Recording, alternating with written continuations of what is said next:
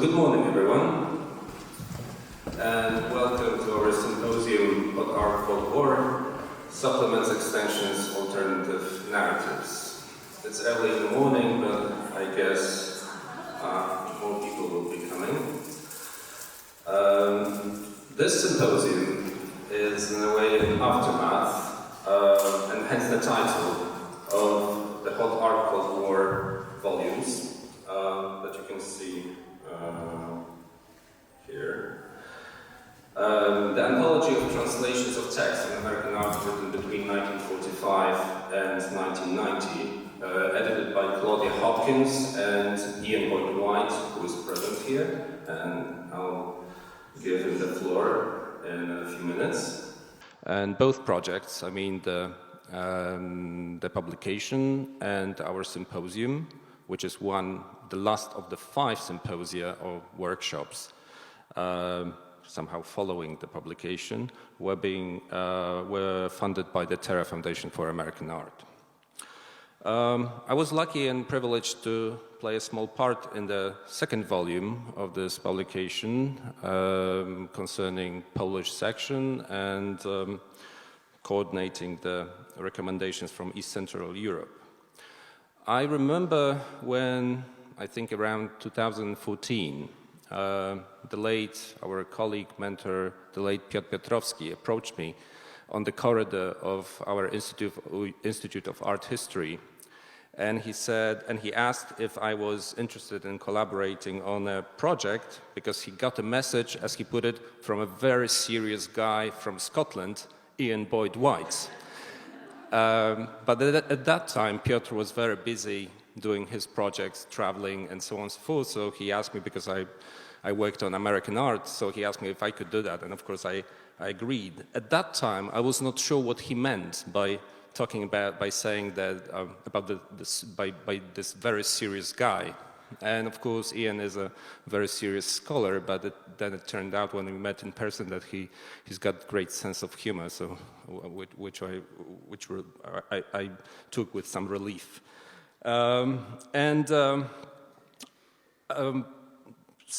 the Hot Art Cold War volumes are by all means a tremendous accomplishment and a stimulus to forward studies and revisions on transatlantic US-European artistic communication, on artistic geography and directions of, as much as I hate this word, of influence. Let's use it for the lack of the better word maybe at that moment. I have to also share that at the beginning I had some doubts about the premise of the publication, because we have one country, one hegemonic cultural power against all Europe, and I thought that it might actually reinforce the widely accepted and canonical narrative about the dominance and superiority of the US art and culture, especially New York during the Cold War, over other countries, regions, and cities. But the translations of the texts and the essays that accompanied them successfully dispel any such doubts, in my opinion, and make any assumption about this dominant narrative quite problematic. They forcefully demonstrate that such a narrative based on predominantly one-sided English language accounts is tremendously simplistic. Hot Art Cold War volumes by all means create an opportunity for a debate that is likely to change the dynamics of artistic geography and make the accounts of the Cold War artistic production more subtle and historically founded. For one thing, it clearly showed that, for instance, that the reception of American art differed considerably from country to country, not only because of censorship, with reference to our part of Europe under the communist regime, not only because of censorship and difficulties of obtaining information, but the sheer urgencies and interests at a given time and place.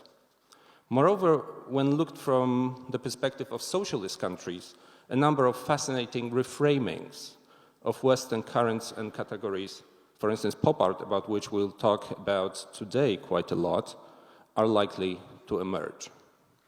With respect to East Central Europe, which is our focus here, the decentering perspective was, of course, trailblazed by the aforementioned Piotr Piotrowski.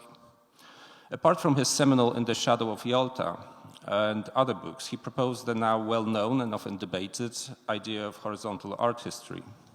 In contrast to vertical paradigm, which hierarchically establishes the formation of artistic canon and trends in cultural centers, horizontal art history narrative would be relational, multi-directional, offering voice, perspective, and agency to the so-called peripheries. It also does away with the equation of Western narrative with a universal narrative of art history. Instead, it points to the West as only one source of many possible, diverse, often disparate individual accounts with different geographical starting points.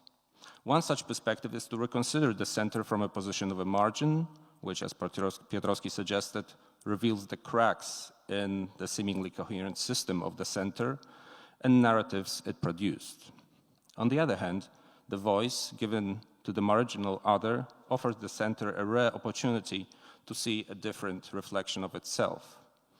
On the other, the margins relating the artistic production to the canonical mainstream accounts, instead of developing an inferiority complex related to a degree of absorbing the dominant, apparently progressive and advanced trends, may actually notice their own cultural subjectivity and historical specificity. I hope this symposium, in the wake of Hot Art Cold War volumes, which it aims to draw on, supplement and expand on, will provide us with discussions complicating the canonical narrative, here related to the too often taken for granted one-dimensional impact of American art and culture. Our East Central European case is, of course, even more complex. It is not just the consideration of the familiar Paris-New York transatlantic transfer, which stood for Western Europe and the United States.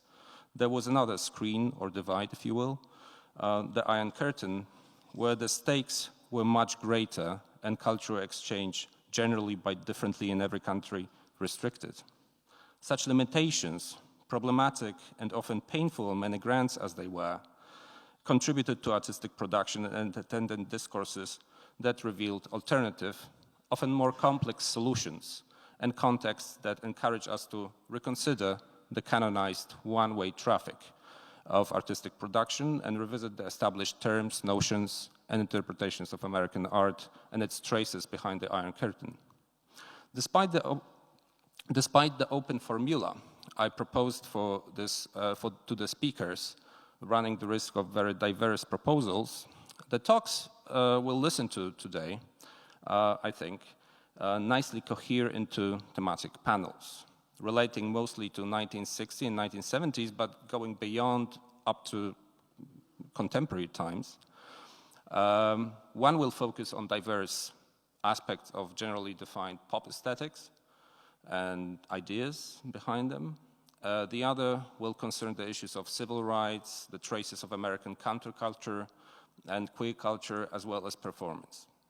I'm really looking forward to these talks and our discussions that follow. Finally, well, not finally, almost finally, this event would not be possible without the generous, as I said, funding from the Terra Foundation for American Art. Our partners are also Cultural Center Zamek, our host of the host of the symposium here, Art and Translation Journal, and Piotr Piotrowski Center for Research on East Central European Art. And finally, I would like to welcome and also introduce, I would like to welcome our speakers, who will be introduced in more detail in due time. Our guests, friends, and colleagues, including those from other cities, which I really appreciate. I also welcome those who listen to the and watch the symposium online. I hope there are a few, at least, at this moment.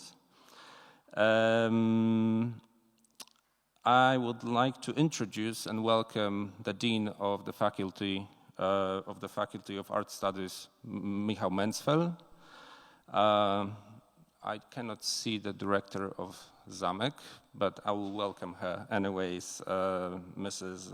Anna Hryniewiecka. And I would like to also welcome and introduce, some of you know her, the head and co-founder of Piotr Piotrowski Center, Magdalena Radomska. And now, finally, I would like to give the floor to Ian Boyd-White. Ian Boyd-White, Professor Emeritus of Architectural History at the University of Edinburgh, the editor-in-chief and founding editor of Art in Translation, and in fact the spiritus movens of all these events, the publication, the symposia. Without him, nothing would have happened. So, Ian, please, the floor is yours.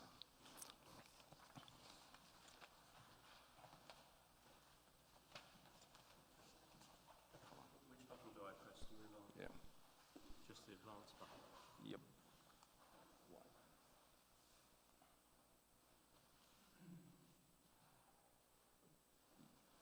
Yep, that'll do. Just hold on. We'll do that. There you go.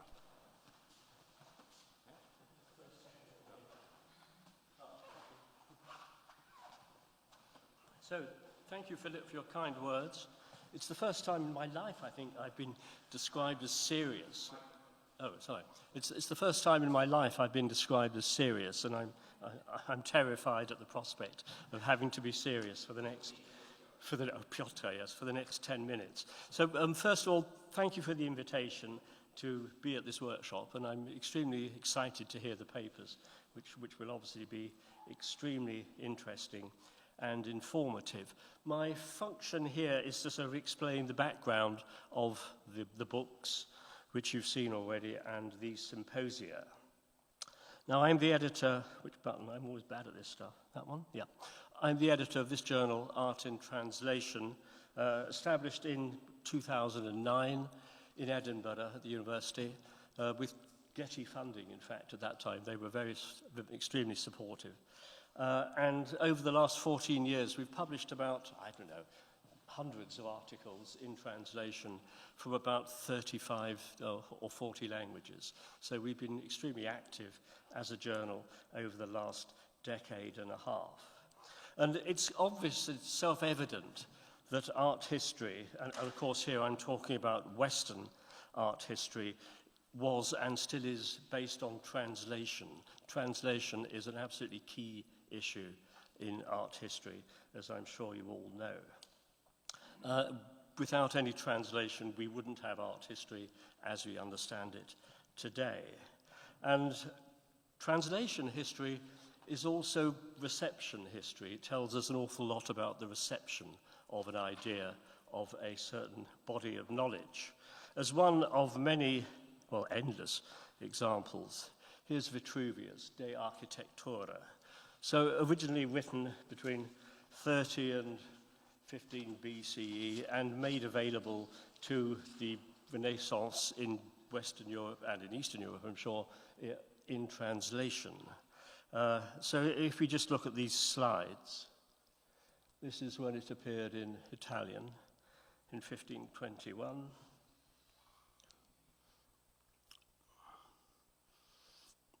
Later in German, later in English, and even later in France. So we have an enormous span of time between these ideas appearing in Italy and these same ideas appearing in French to the vernacular readership. And this, as I say, is a reception history.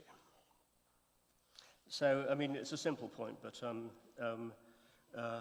in recent times, of course, English has emerged as the dominant language, which is, you know, a good thing and a bad thing. And art in translation is sort of fighting against that tendency, if you like, by bringing things out from, or into English from outside of English. Now, I mean, very simply, what is translation? It's various things. It's interlingual. You take one thing from one text to another, and, you know, that's what most people would regard as translation. It's also intermedial, which is always extremely interesting. It goes from books to films and from poems to paintings and perhaps from films back into poems, who knows. But I mean, that's also an area we're extremely interested in art and translation, and it's intercultural in that ideas moved across. So, I mean, everything's a translation, of course, in a way. I mean, I'm speaking here now and you're thinking of what I'm saying as a form of translation. So, I mean, a very simple point, translation, art history, and visual culture deserves to be foregrounded as the essential, the medium of the discourse. For translation defines the very practice of critical discourse within a common world space. Now, this is all fine and dandy, but of course, and in theory, these things should work in both directions. But as I've hinted already, it tends to work in the direction favored by the dominant power.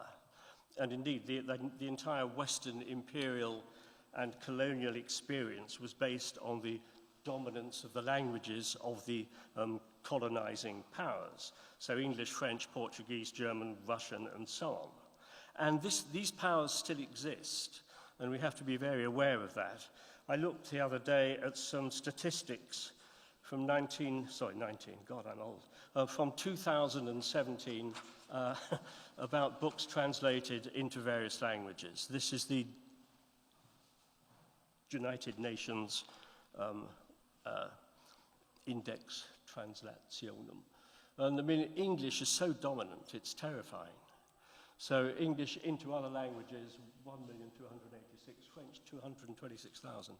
It's a tremendous imbalance, which, I mean, in certain ways favors English speakers terribly, like myself, but at the same time is a dangerous imbalance, if you like, in the discourse.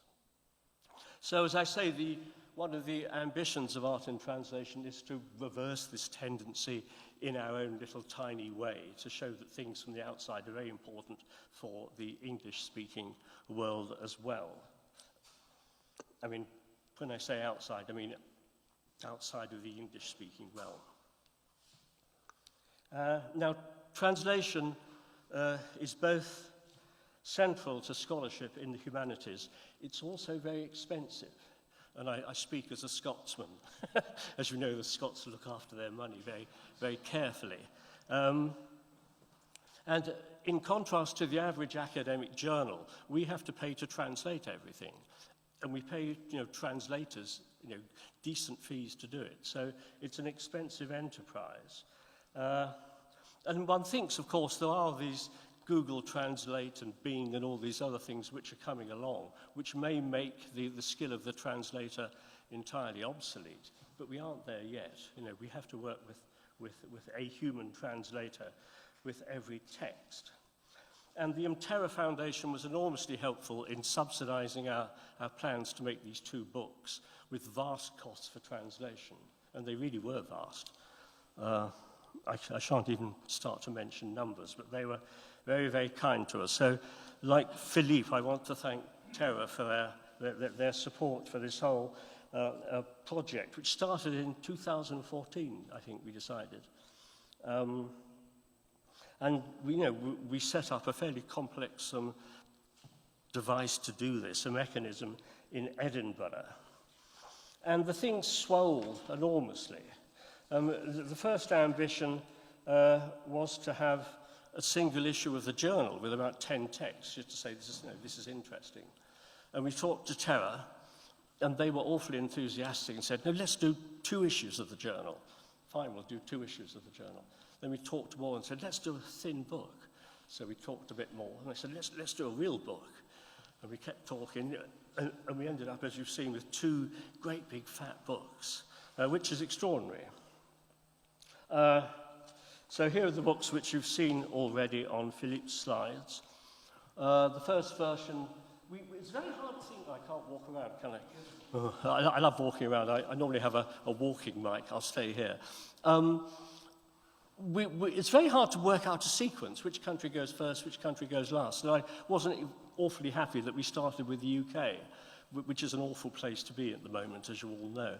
But we sort of went in circles around the continent, and so it went from United Kingdom to Ireland to France, Belgium, and so on. We sort of circled around country to country, going across borders each time when possible. So that was the first volume on the western and northern dimensions, and this is the second version. Portugal, Spain, starting in Portugal, Spain, Italy, Greece, Yugoslavia, blah, blah, blah, ending up in the DDR, which I quite liked because we had a sense we got to the Berlin Wall at the end of the sequence, yeah, and sort of peered back to the west in volume 1. Just for your interest, here are the Polish titles. Those of you who have extremely strong eyesight can read what we had in the Polish section. Starting there with Philip. So it's a bad slide, isn't it? And it's a terrible slide. In fact, ignore that. We'll spin on. Buy the book instead, and you can read it more clearly. So as we saw with Vitruvius earlier on, let's go back a bit. I wasn't expecting that slide. As we saw with Vitruvius going on, we can see translation as a history of the reception of an idea. And this sort of comes across in the books. If we go back to the final volume of the first volume, the final part of the first volume in Sweden, right towards the end, we find the pop art articles coming out of the exhibition in Stockholm, which Hulten did, Pontus Hulten curated in 1964. So this was the first sort of stirring in these books of the idea of pop art, I think, in Europe. I mean, not the very first, but certainly a very early exhibition on pop art in 1964.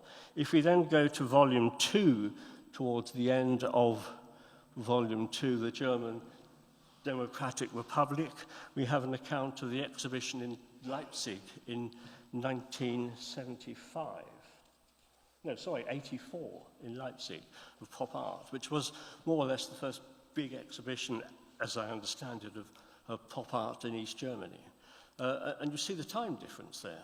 You know, it's extraordinary. So we do have a history which is sort of horizontal, of the same idea working over decades, and the extraordinary sort of time lapse, if you like. Okay, so we organized, after the books were published, 5 workshops. First one in Portugal, the second one in Spain, third one in Dresden, Bucharest fairly recently, and here we are in the last one now. And the intention is to publish texts from these workshops in the journal in the fullness of time, yeah, in art and translation. Now, we've talked a lot about Piotr. He was on the board of art and translation when it first started, and we're extremely happy now that Philippe is on the board as his successor. So thank you, Philippe.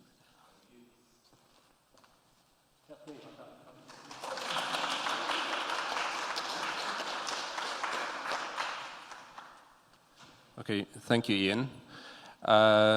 So I just wanted to say that also, especially to those who are listening and watching the conference online, that the chat is enabled, and you can also, if you have any questions or comments, if we have time during the discussion, we'll be able to address them. But, we cannot promise that we have time, but if we do, we'll read out the questions and ask them to ask the speakers. Okay, so please bear in mind that there is such a possibility.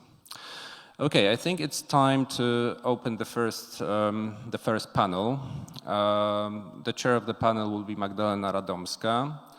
And unfortunately, John J. Curley got sick right before getting on a plane, but he will connect with us right in the smack in the middle of the night, and he'll connect live So we really appreciate that despite any discomfort, he will be here with us online at least. So Magda, please take over, and we can start the first panel, which will be devoted to, generally speaking, to pop art. Hello, thank you very much for inviting Piotr Piotrowski Center, being a partner of that symposium. And I would like to, I have a great pleasure to welcome here John J. Carley, who is an associate professor of modern and contemporary art, but also Rubin Faculty Fellow.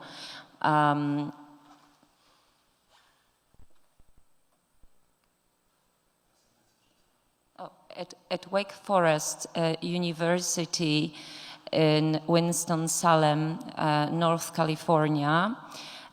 He has published widely and largely on post-war American and European art, and I would like just to mention two books of that wide scope of publications. First being the book entitled Conspiracy of Images, Andy Warhol, Gerhard Richter, and Art of Cold War, published in 2013 by Yale University Press, and second being already iconic position, published only in 2019, entitled Global Art and Cold War.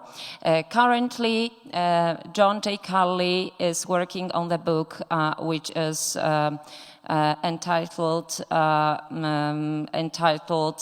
which is on the presence of Black American artists in Europe from 1958 till 1968. Welcome.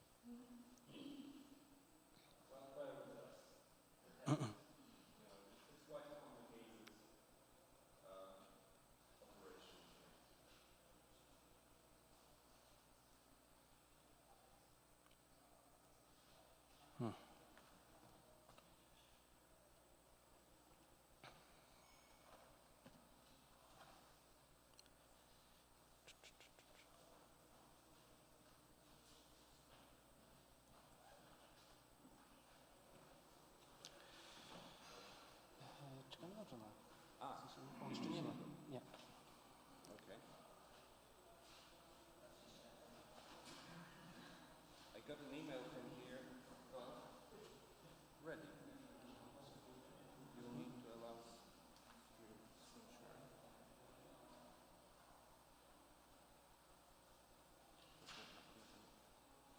Sam link był wczoraj, tak? Pan ma ten link. Tak. Ten co wczoraj. No. Okay. To nie, bo miał drugi link. A dobra, okej. Okay.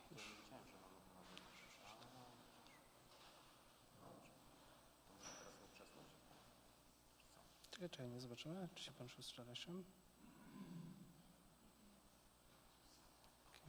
Okej.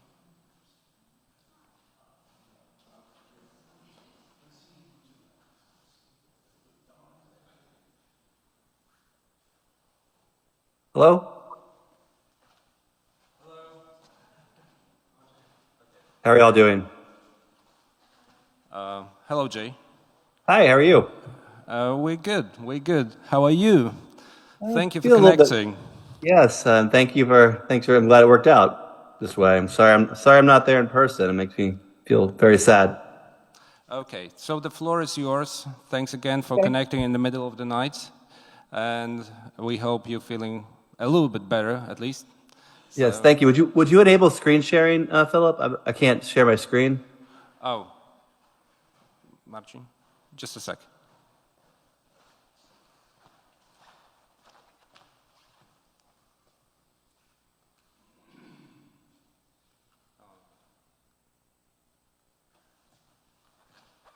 Now it should be fine. Try now. Okay, yes, thank you. Can you all see that? I guess I don't hear anything. I'll assume you can see it. Well, first of all, I'm sorry not to be there in person, as I mentioned. Stomach virus has gotten the better of me the last 5 days or so. But thanks to Philip for the invitation and Julia for all of her organization.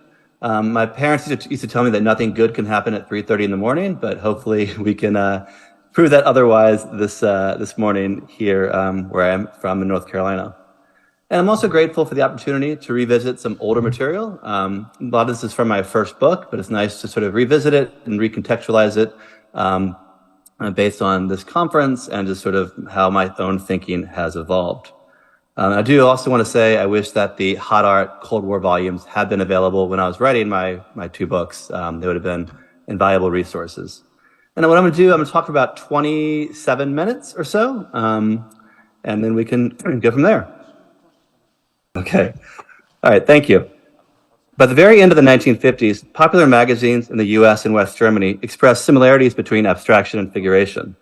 In an article with the subtitle, Analogies with Nature Help Explain Abstract Expressionist Works, editors in Life magazine positioned color reproductions of the paintings of Clifford Still, Willem de Kooning, and others alongside color photographs of recognizable phenomena. The most striking example juxtaposed the floating rectangles in a classic 1950s Mark Rothko painting with a photograph of a stratified sky at sunset. The West German magazine Magnum, known for its photography, also frequently made such comparisons at the end of the decade. The most memorable being the most memorable is a 1959 feature comparing paintings from Documented 2 alongside photographs. Examples include a Pollock drip painting next to a photograph of a crowded beach, as well as a Wohl's painting juxtaposed with a photograph of a mushroom cloud, seen here. While such gambits ignore Rothko and Wohl's importance to formalist or expressionist histories of post-war painting, they are not something one can dismiss as merely cheap editorial attempts to make difficult abstraction legible for a large audience. Instead, they dramatize, on a public level, on the cusp of the 1960s, the anxious and contradictory condition of images. Abstraction can be located within the photograph, and the photographic, or figurative, can reside within an abstract painting. They also provide a fitting terminus to abstraction's dominance of Western art in the 1950s, demonstrating to a mass audience that abstract paintings could not be controlled through dominant American-centric strategies of interpretation, namely Clement Greenberg's model of formalism or Harold Rosenberg's action painting. In 1953, the young art critic Leo Steinberg published an essay entitled Painting, the Eye and the Mind in Partisan Review, the small but highly influential American journal. And the essay anticipated such figurative understandings of abstraction. So better known for while his later writings about Robert Rauschenberg and the flatbed picture plane are far better known, this early essay radically challenges established artistic boundaries of the Cold War. For Steinberg, photography could serve as a kind of encryption key, enabling abstract paintings to accept reference in the real world. In the essay, Steinberg begins by discussing the limitations of Greenberg's and Rosenberg's models of interpretation, without mentioning either critic by name. He then proposed a third interpretive model that is the focus of the article, writing that, quote, modern art, including abstract art, has not, after all, abandoned the imitation of nature, and that in its most powerful expressions, representation is still an essential condition, not an expendable freight, unquote. While Steinberg differentiates abstraction's dependence on a mimetic practice from the tendencies of Soviet socialist realism, the implications are nonetheless remarkable for collapsing Cold War binaries at a historical moment often noted for its rigid distinctions. So how does Steinberg understand abstraction as mimetic? Disregarding older ideas that these paintings offer, quote, imitations of mere sense perception, unquote, the critic nevertheless argues that the new, seemingly abstract canvases, quote, continue to apprehend and to express reality, unquote. Discoveries by physicists and psychologists, Steinberg suggests, have undercut a belief in a world of known entities in solid forms. Abstract paintings, therefore, can give viewers a glimpse of these imperceptible surroundings. He writes, wittingly or through unconscious exposure, the non-objective artist draws much of his, iconography from the visual data of the scientist, from magnification of minute natural textures, from telescopic vistas, submarine scenery, and X-ray photographs, unquote. It is therefore imaging processes, primarily photographic technologies, that have brought the new science into visibility and underpin Steinberg's rationale for abstract painting. In what follows, I will merge Steinberg's notion of the fluidity of abstraction and figuration with a specific interrogation of art in divided Germany in the 1950s and early 1960s through the figure of Gerhard Richter, born 1932, who was trained in both East and West Germany. A painting like Tota, as we will come to see, emerges from Richter's search for continuities across the visual cultures of a divided Germany. Part 1, Gerhard Richter and the GDR. Before his defection to Düsseldorf, West Germany in 1961, Richter appeared to be a committed socialist realist wall painter in Dresden, East Germany. He completed works that mythologized the state and its repressive policies, and he painted them in styles consistent with the mandatory tenets of East German socialist realism. Two examples are on the screen. While many artists in the GDR challenged artistic and political boundaries in their works, often resulting in apologies, loss of state support, or even censorship, Richter steered clear of negative attention during his decade of practice there. However, in 1961, he chose to emigrate to the West, the ultimate expression of dissatisfaction with the East German regime. How can one account for this marked discrepancy in Richter's early artistic career, the good soldier versus the dissident? Richter's formal training at the Dresden Academy was socialist in its politics and traditional in style. He eventually chose a concentration in mural painting. This choice was significant, as it is emblematic of his own conflicted status as a painter in the GDR. The practice had significant political importance, as murals were intended to play a key role in the decoration of various new buildings in the socialist reconstruction of East Germany after World War II. However, wall painting was also a contested space in artistic debates in the GDR, due to the fact that artists often had to forego the level of detail usually demanded of socialist realist paintings, streamlining forms for the sake of the decorative scheme and the efficient communication of the painted message. Murals then could escape the commodity status of easel painting, delivering a political message in a public space, but could also work against the strict stylistic doctrine of socialist realism. One newspaper critic in 1948, for instance, condemned certain types of mural practices in the GDR as, quote, figurative abstraction, unquote. And these debates continued. In 1955, critics denounced a mural in Richter's hometown of Dresden by Wilhelm Lochnet for its embrace of quote-unquote formalism. One can see how the chess players organized the large painted space as much as they expressed the cerebral activity of the game. It was described in the press as a work that enticed viewers in the way that, quote, colors of flowers attract insects, unquote, robbing the act of looking of its intentional human quality. Considered as an anxious yet necessary compromise between socialist realism and formalism, the very practice of mural painting could question the Cold War's rigid artistic positions of abstraction and figuration. For the American pop artist James Rosenquist, for instance, it was also the scale of the mural. He painted large billboards in Times Square in the 1950s that led him to explore the relationship between abstraction and figuration in his works of pop art. This kind of figurative abstraction is dialectically related to Clement Greenberg's idea of homeless representation, an idea first coined as such in 1962, but with roots in his criticism of the 1940s.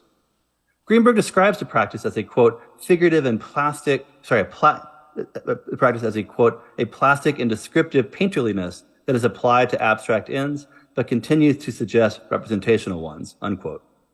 The critic, for example, takes issue with the mid-1950s paintings of Willem de Kooning, like Gotham News from 1955. Seemingly completely abstract, they're slashing and contrasting light and dark forms, quote, grope for, unquote, a model in nature, as they suggest deep space. In some ways, wall painting in East Germany can be described as the dialectical inverse of what Greenberg's phrase describes, a sort of homeless abstraction, where figurative styles flirt with a more explicitly abstract aesthetic. East German leader Walter Ulbricht spoke out against what he called, quote, unbounded realism, unquote, in 1964, lamenting that socialist realist painting had been increasingly incorporating modernist styles, as murals like Richter's have been doing for over a decade. For the leader, unbounded realism is, quote, nothing but an attempt to merge realism and abstract art in order to get rid of the methods of socialist realism, unquote.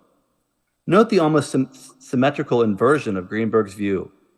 For Ulbricht, a realism that becomes unbound from the traditional mimetic function of art is the problem, rather than an abstraction that continues to suggest figurative models of interpretation. Greenberg and Ulbricht offer their respective critiques in similar terms, attempting to control, indeed contain, the ambiguity of painting from opposite sides of the Cold War divide. Richter completed 2 murals in Dresden's Hygiene Museum in 1956.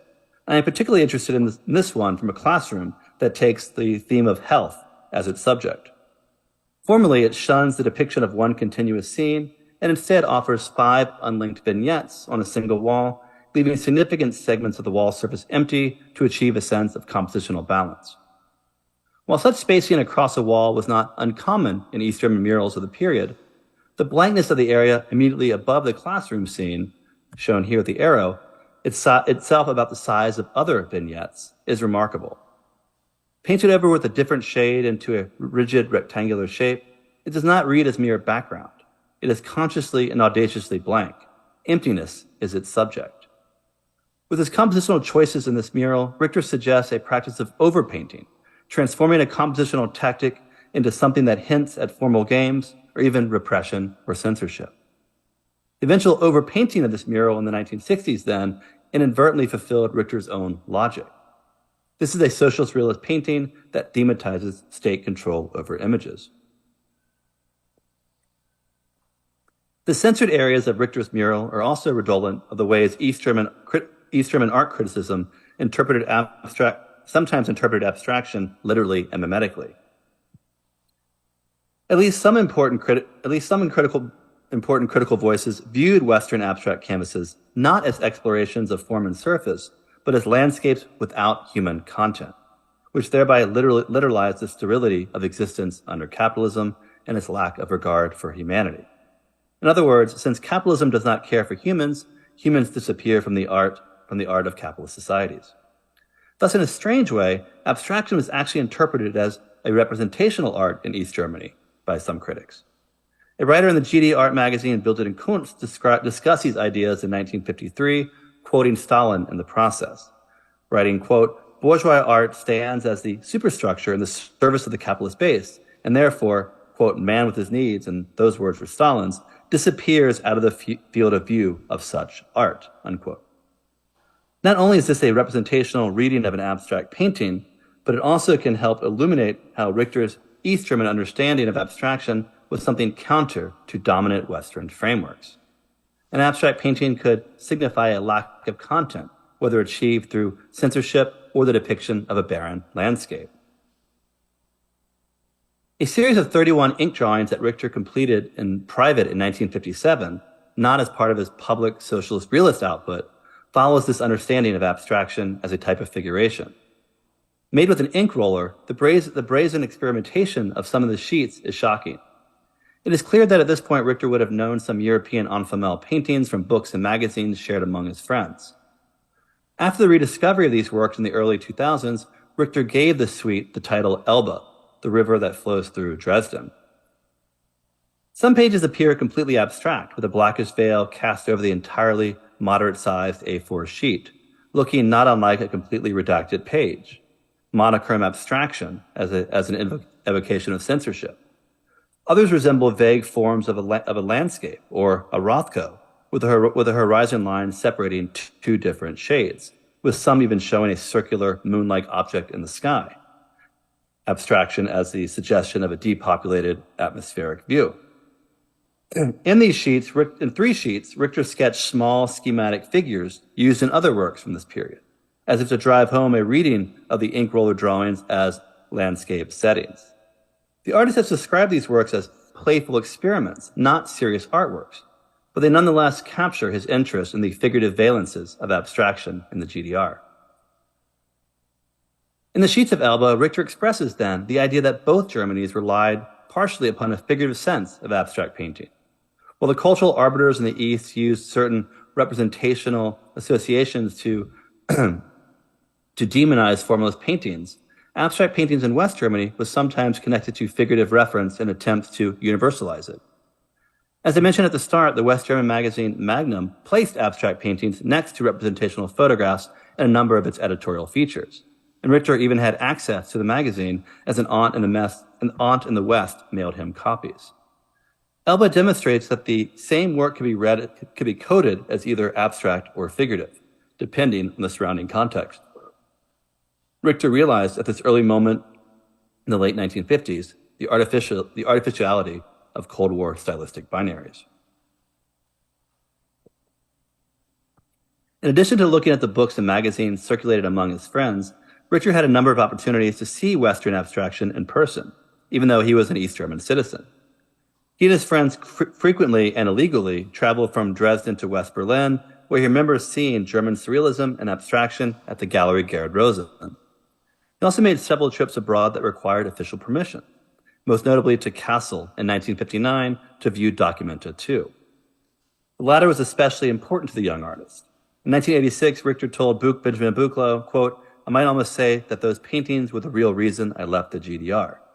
I realized that there was something wrong with my whole way of thinking," unquote. Richter remembers being particularly shocked by the work of Jackson Pollock, especially since he had no artistic context in which to understand the artist's strips. Richter took many photographs of these paintings for his own use and to show friends back in Dresden, therefore reducing these large, colorful paintings into small black and white images.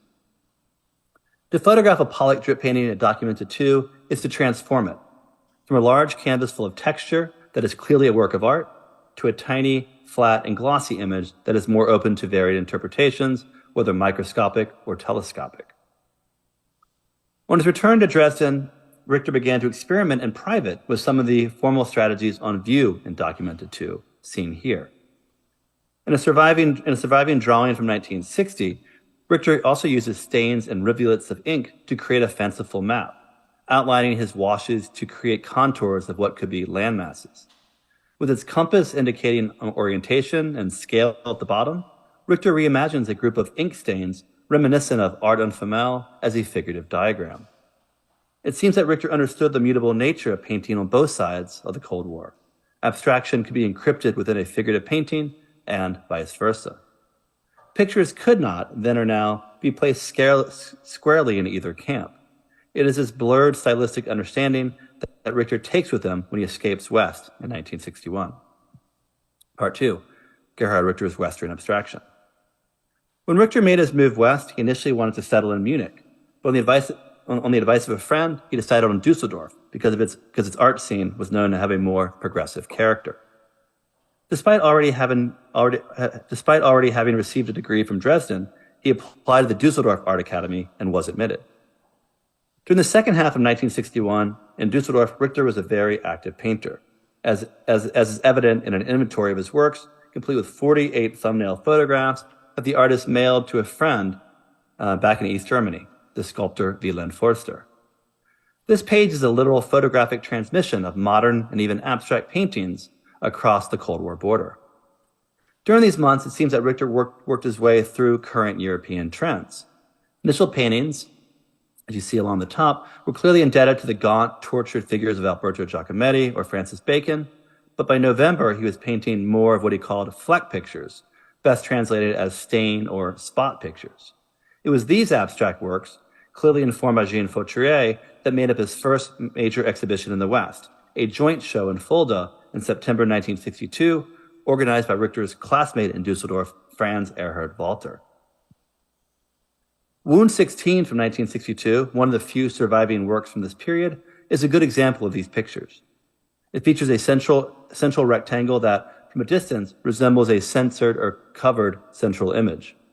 The differing facture between the outer edge and the central area, as well as the canvas's strict rectangular outline, strongly suggests such an interpretation. A closer look confirms such a reading. Richter affixed a piece of cloth, perhaps a kitchen rag, flush with the masonite surface.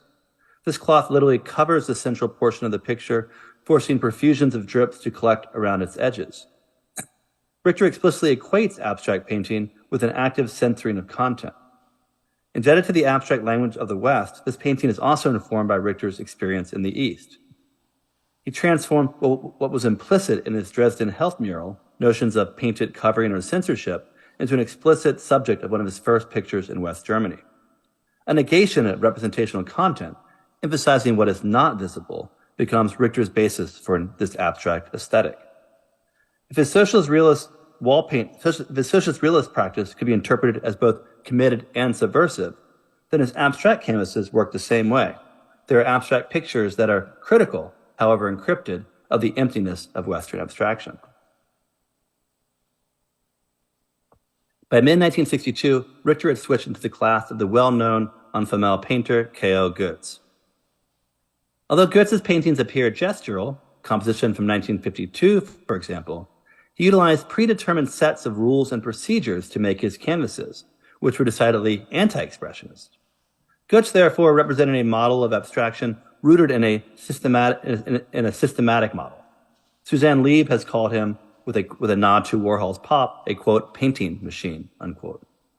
For Richter, his teacher's practice demonstrated abstraction could be located in another mechanical process, that of photography itself, especially when the results are systematically manipulated. Following this realization, Richter used photographs from illustrated magazines for some experiments in 1962. In a letter to friends back in Dresden, he writes, quote, I cut out photos from illustrated journals and dissolved them with a chemical solution and swipe and smear them, unquote. The only surviving examples are 3 blurred photographs from pages of the influential Italian architecture and design magazine, Domus. In one example, the original page features 2 photographs of an architectural model of a Milan skyscraper designed by Gio-Ponti. Richter released the page's dried inks and then blurred out most of the photographs with painterly brushstrokes. He thus finds a way to locate abstraction's obfuscation and erasure within the photographic form itself. Furthermore, Richter and Marx confused the space, blurring the 2 photographs into one and dissolving the border between them. The act of painting thus encrypts the image, transforming an architectural model into something vaguely abstract or something open to varying interpretations. Could it be window blinds or a shelving unit, for instance?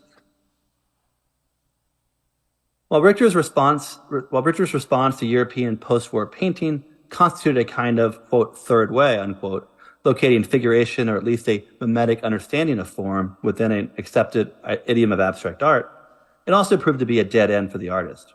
He destroyed the vast majority of his Enfamel-inspired paintings in a 1962 bonfire in the courtyard of the Düsseldorf Academy. Perhaps looking too much like an accepted form of Western art, these paintings did not adequately convey Richter's ambivalence toward abstraction. Their criticality was nearly invisible. This early phase of Richter's career in Düsseldorf culminated when Richter subsequently decided to, in his own words, start from scratch, and he began painting imperfect copies of photographs.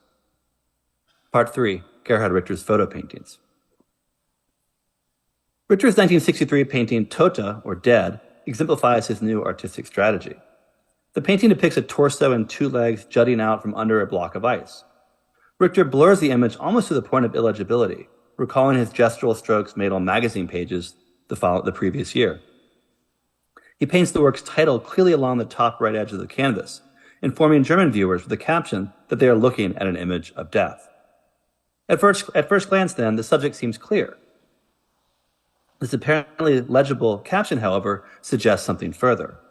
While the viewers read the text along the top as Tote, an interpretation suggested by the title, Richter cropped it on his canvas so the word actually looks like lota, a verb that can be translated as to plumb or to examine closely in order to understand. The artist seems to give viewers a textual clue in this painting. He He invests his works with conspiratorial meanings whose depths must be explored. Richter does this in a way he can readily deny, with tota repressing the more elusive lota. Richter is likely drawn to the simplicity and unintelligibility of Tote's source image. Originally published in a two-page spread in a 1963 issue of the popular West German picture magazine, Quick. The original photographic reproduction is only slightly more intelligible than Richter's painted version, but still provides a corrective. The dead body is not under the ice block, but rather in front of it. Clues in the magazine and the painting itself confirm this interpretation. The small chunk of ice in the right foreground, for example, gives the picture a sense of depth. And a stretch of line, or a stretch of sand lies between the body and ice block. By softening the contours in the painting, especially where the block of ice meets the dead figure, Richter heightens the illusion that the ice crushed the body. Indeed, viewers must plumb the canvas's pictorial depths to grasp its internal complexity and visual contradictions. In his photo paintings from this period, Richter often chose subjects whose appearance was already ambiguous and hard to decipher, thereby allegorizing photography's interpretive difficulties in paint. His canvas Forest piece from 1965, for instance, is a figurative work whose painted subject seems only designed to mislead. Only its title keeps it in the realm of a photo painting with discernible iconography. Camouflage and undifferentiated landscapes of plants, of snow, or sand or other Richter subjects from this period that thematize the misleading properties of painting and photography. Tota is a fitting ending for this talk, as it is a kind of artistic culmination of Richter's experiences up until 1963. While the work is clearly certainly in dialogue with the themes of American pop art, painting blurred and ambiguous versions of photography appropriated from mass media sources, Richter arrives at this aesthetic through his specific experiences in East and West Germany.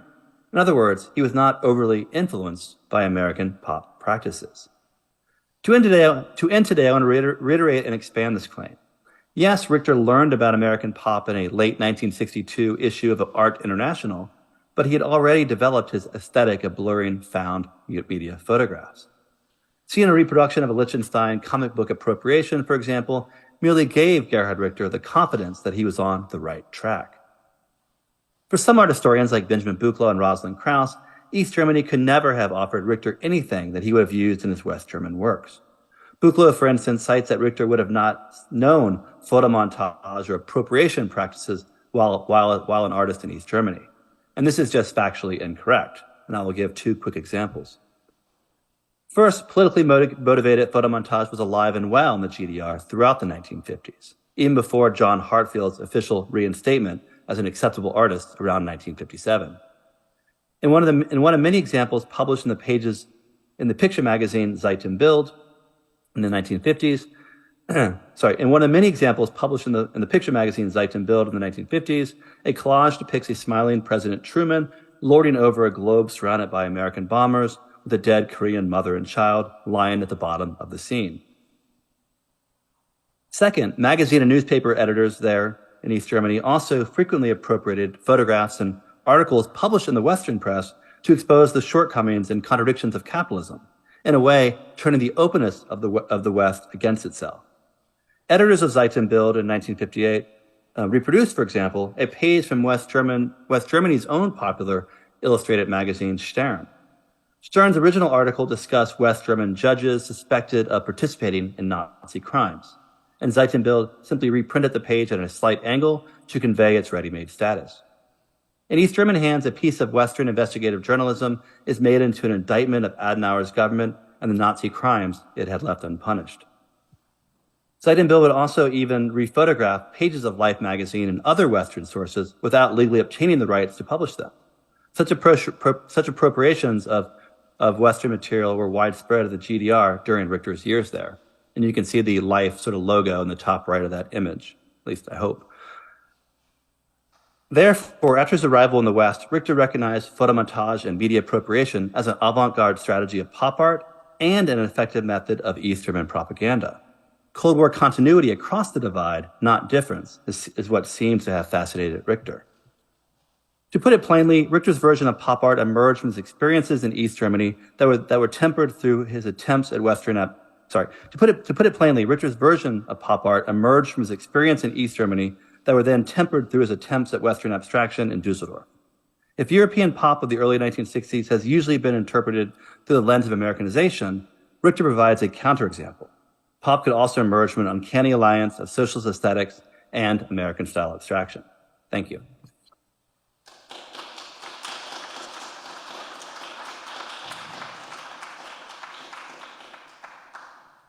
Hi, hello. I'm chairing Hi. the panel, Magdalena Radomska. I was very enthusiastic about your paper, and pardon me my enthusiasm despite the late time, you know, in your time zone. But I would like to ask you a question and to then introduce the audience to ask you several questions because in order not to keep you with us during the panel. I would like to really thank you for structuring your paper in such a dialectical way. I had the privilege to write an afterword to the last book of Piotr Piotrowski, which has two chapters. One of them is on pop art, and the other is on the socialist realism. And my point was quite similar to yours, actually. So I noticed that despite the fact that Piotrowski advocates for abolishing of formal analysis, which I think is something that sustain the binaries that we use to, you know, discuss both pop art and Cold War, he also is very traditional regarding the estimation of what he considers as pop art and socialist realism as well. So I use a different notion, a different artist as an example, namely Laszlo Lachner, the artist, Hungarian artist who was both engaged in pop art and socialist realism. But I know your great book and also that you give a great example of Christo and his Orient Express space around the rails, along the rails. But here I would have two questions for you to just initiate the discussion. Just remaining in this oppressive tradition of formal analysis, I would like to my impression of your paper is firstly that the work Wound 16 is somehow the result of the operation you perform of this on those binaries. As an effect, that painting can be interpreted as the result of your operation and the result of the operation. But another question I have regarding the work Tote, because despite that it seems to be constructed on the basis of contrast between black and white, what we in fact see is the predominance of grayness. And I would like to ask you, do you think that this grayness might be interpreted as synthetical, a form of synthesis, considering the tool of dialectic that you use here? And what would be the relevance? Because if we see, so the very word tote is the only word, is the only part of the image that really operates with black and white contrast. So can we assume that the death is indicated here as a death of binaries that are somehow, you know, presented as lethal for this structure? And that would be my question. Thank you. You meant to clarify your first question in a moment, but I'll answer the second one first. It's a great point about the color gray, and I hadn't really thought about that idea that the text itself is the only black and white part of the painting. I love that idea. And it's interesting too how Richter's very first gray abstract paintings were actually failed photo paintings. So the way that, you know, even his first purely monochromatic, you know, paintings that have no figurative reference, you know, start off as these sort of, you know, ways of blurring the black and whites of his photo painting. So I think it's really interesting, how he also talks about gray as a sort of third space in his writing. So I think you're very perceptive to pick up on that. And also love this idea too, how it's very Richter to have the text, in that crisp black and white, but then again, have it have this dual meaning, dead, but also something that means like, lota, to, plumb the depths in order to understand. And so, this idea of having something so final and so final as death, and so, concrete as death, on the same time as having a word that means, something very elusive, but in that very stark black and white text. And so, I think Richter's use of gray is, for him, always been, sort of about sort of this almost third path, or this sort of way of keeping the dialectical tension of figuration and abstraction intact in his work. Thank you so much. I really wish you were here so we could continue over lunch. But now I'm going to take some questions from the audience, possibly. Are there any?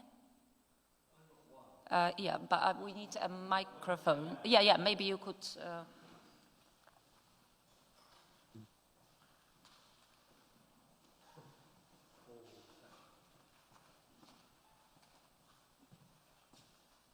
Hi, John, it's Ian here.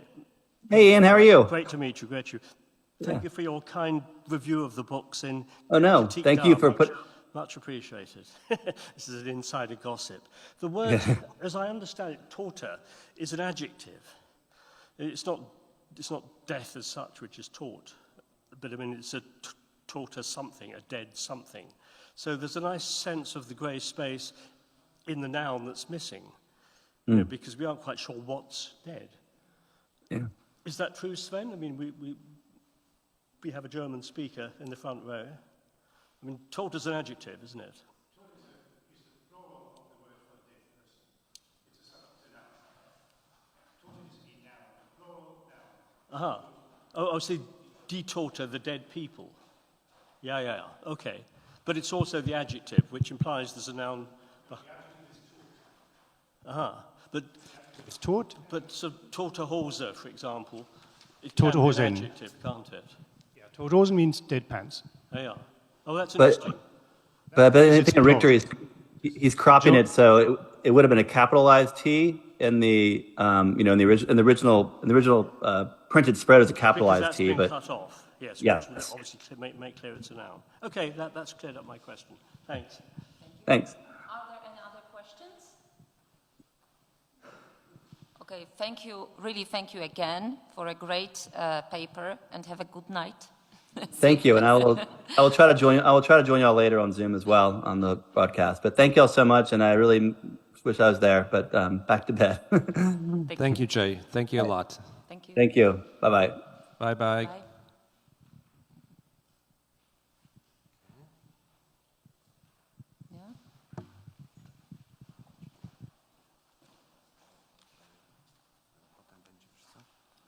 Musimy zmienić to. Ja nie umiem tego zmieniać. Dobra, zostawmy. Okay. And now I have great pleasure to welcome Tomasz Pospisil. I think that your paper will go well with that previous one. In fact, Tomasz Pospisil is art historian, curator based in Prague, and the chair of the Department of Art Theory and History at the Academy of Fine Arts in Prague. And I would like to just mention two projects of yours which are equally important. One book, which is already super iconic, edited in 2002, by MIT Press, that is entitled Primary Documents. We all use them as source book for Eastern and Central European art since 1950.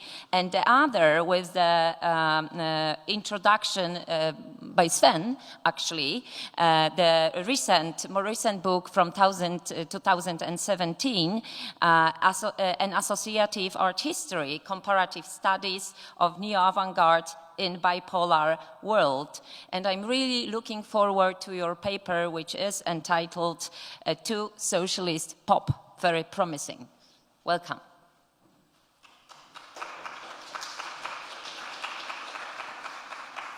Thank you very much.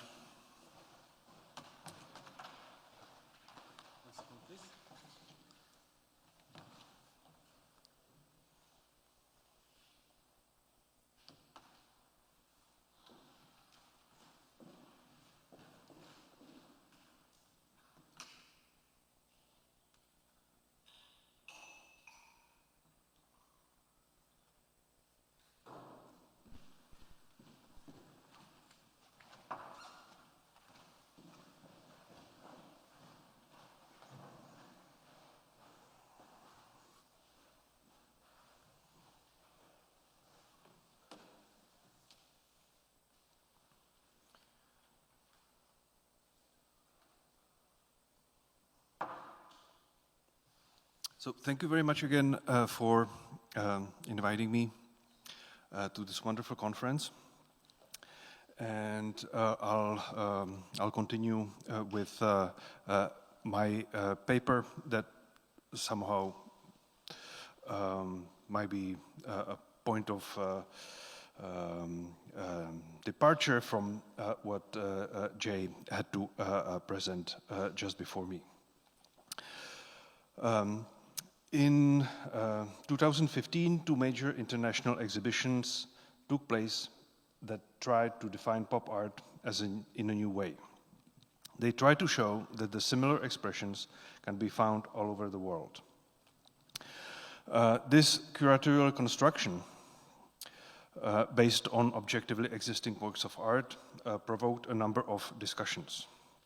Doesn't the label of global pop distort the specifics of cultural peripheries? Doesn't it make it impossible to interpret work of art created outside of great centers of the West? Some art historians, nevertheless, have the impression that it serves to confirm the global hegemony of Western art. Popular culture had a different character in capitalist West, a different one in socialist states. Not all artists classified as pop were influenced by Rauschenberg's combines or screen-printed image montages.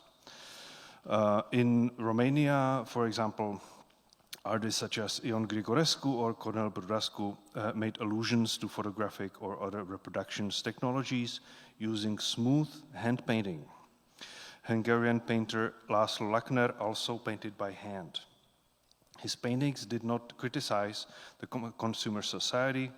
According to some theorists, they rather expressed an unfulfilled desire for consumer goods and the Western way of life. In a connection with Lackner, several waves of discussion took place in Hungary. In 2002, art historian Katalin Timár was convinced that although Lackner's paintings are formally related, they differ from pop in terms of content. According to her, looking at these artists from the perspective of pop is a prime example of self-colonization. 15 years later, David Feher reaches a similar conclusion. According to him, true pop art can only exist in capitalism. In Eastern Europe, one can only talk about echoes of an art style or about a form of cultural transfer, not about local variation. Polish art historian Piotr Piotrowski also devoted one of his last texts on the relationship between Western and Eastern pop. His approach was even more critical. According to him, Eastern European art history should not use the term pop art at all. We can only talk about echoes of pop in the works of individual artists who worked with its style, but without the possibility to understand why it was developed and what it actually responded to. The image of global art of the second half of the 20th century was shaped by the divided world. The arts of the socialist East and the capitalist West represented a mirror image, for the understanding of which it is necessary to know both parts. In socialist states, art was required to agree with the state ideology, while in capitalist states, on the contrary, individualistic art, freed from social tasks, was valued. Eastern art idealistically glorified socialist man, while Western art portrayed the crisis of humanity. However, this division ended in the year 1989. And what do we know about the art of socialist countries today? The art of the East was created in the environment of state socialism, an authoritarian political agreement in which the state, controlled by the Communist Party, is the legal framework of everything and has a monopoly on legitimate violence. At the same time, the state concentrates all and controls all ownership. The state socialist mode of production, which gradually dominated the entire field of culture after 1945, was based on state ownership. The state was the sole patron of art. I consider it unfortunate to call art under state socialism by vague term socialist realism. It became rather a tool for caricature. I believe that instead the term socialist realism might be more convenient to work with the broader concept of art in the period. It can include all public artistic production created under the conditions of the socialist system of culture, regardless of the formal look. More important than the chosen means of expression is the content, reflecting the mutual acceptance between the patron, the socialist state, and the artist. The artist under socialism was a professional in depicting the socialist way of life. He created visualizations of its values. And mostly today, as my prime example, is an artist, Theodor Routledge, the artist whose monograph I completed and published last year. And I consider it an interesting example of socialist artists, also connected with this discussion about Eastern pop art. His career in the 1950s and 1960s was influenced by his identification with communist ideals. The turning point for Routledge was 1968, when he critically reflected on the invasion of the Warsaw Pact troops into Czechoslovakia and, despite his Marxist worldview, was labeled as an enemy of the state. He was shut down from artistic activity for 10 years. Routledge's isolation from the mainstream art continued after 1989. At the time, his anti-imperialist and anti-American paintings became artistically and mostly also politically unacceptable. So this artist is virtually unknown in the field of Czech art history.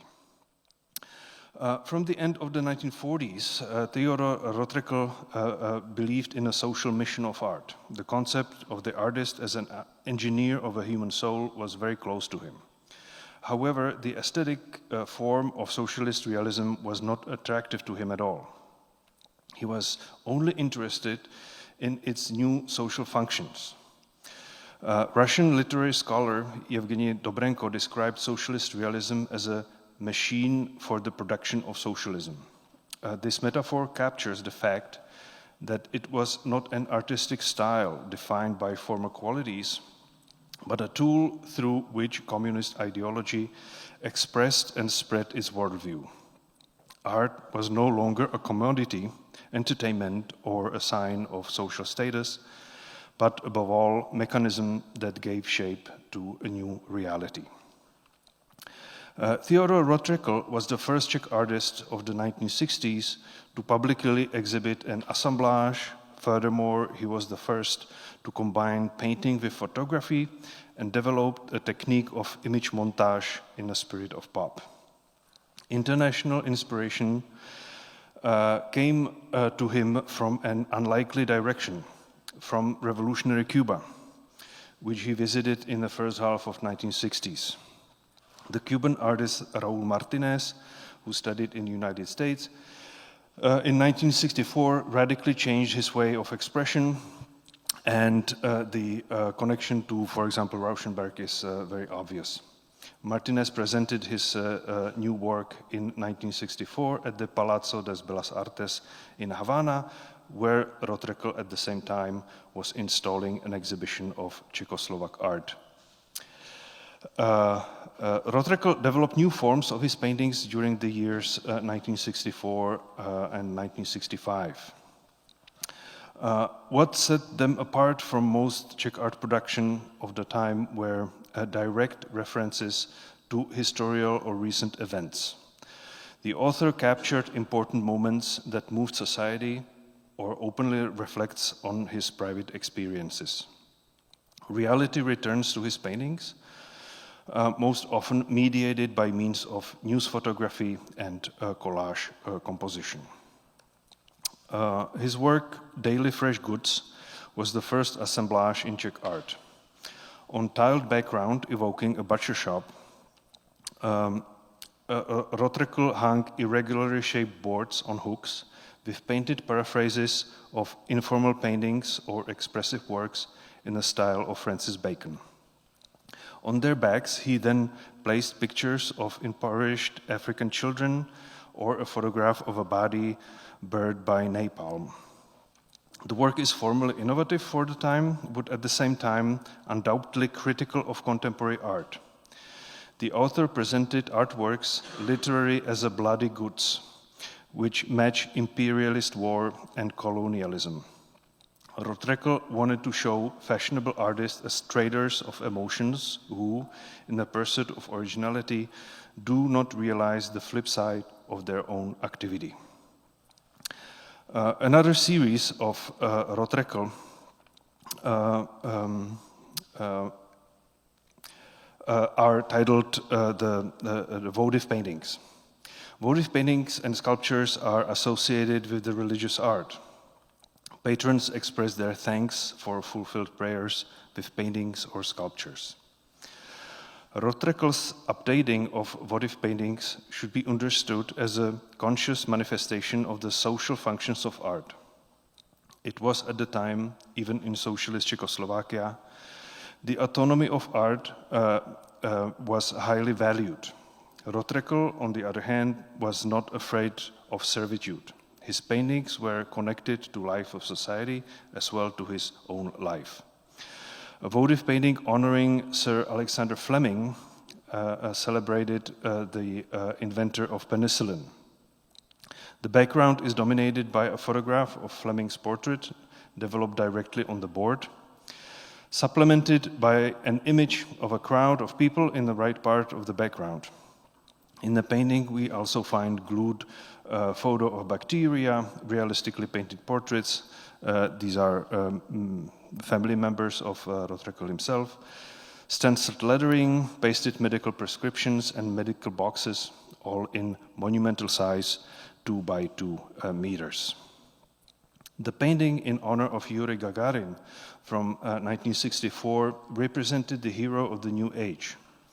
For the painting, Theodore Routledge chose the iconically known photograph. It is clear to the viewer that the artist did not paint Gagarin's portrait, but merely reprinted it. These practices had a troubling effect on viewers and contemporary critics. In his review, Miroslav Lamač evaluates Routledge's paintings as excellent panel for an exhibition, by which he meant educational or industrial exhibition, not an art exhibition. Robert Rauschenberg's pop art was far from just a cynical play with the symbols of consumer society. In his works, the artist acted as a witness or a direct participant. However, he left the viewer free to interpret what he saw in his works and what it might mean. Rauschenberg's Retroactive 2 from 1963 with a portrait of President Kennedy can be seen as an unconventional monument to the murdered politician and his legacy. Routledge chose a similar kind of pictorial celebration and humanistic ethos.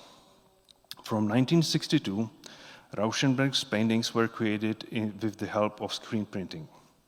The author represents its viewers with visible traces of techniques used. The silk screens are imperfect, the photos are out of focus.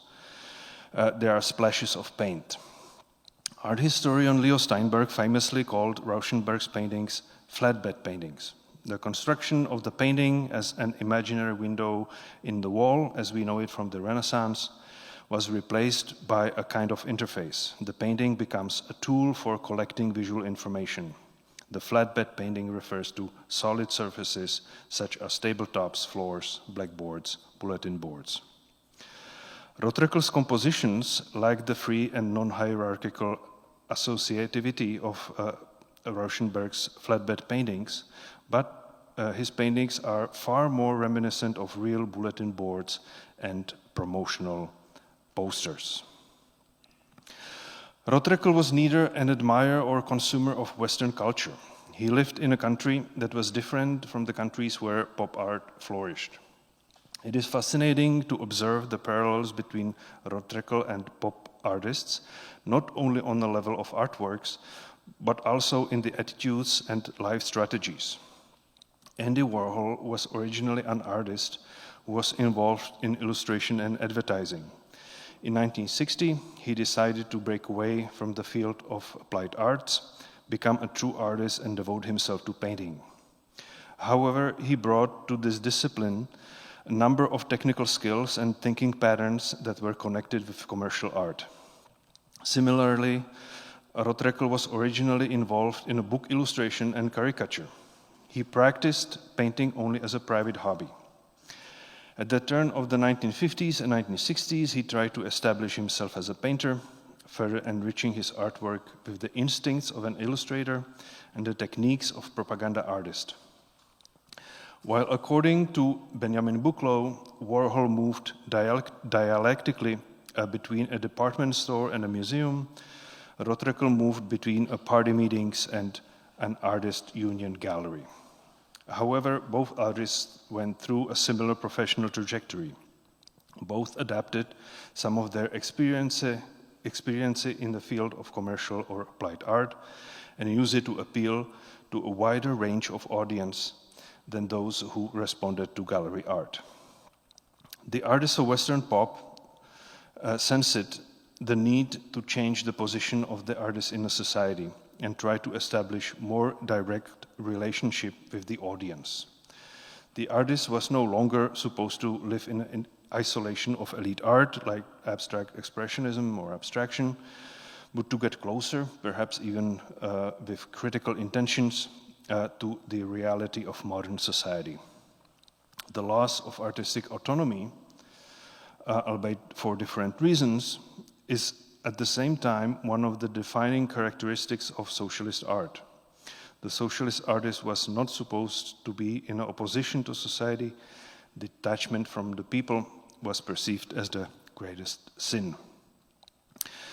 There are several reasons why Theodore Routledge's work should not be associated with pop art.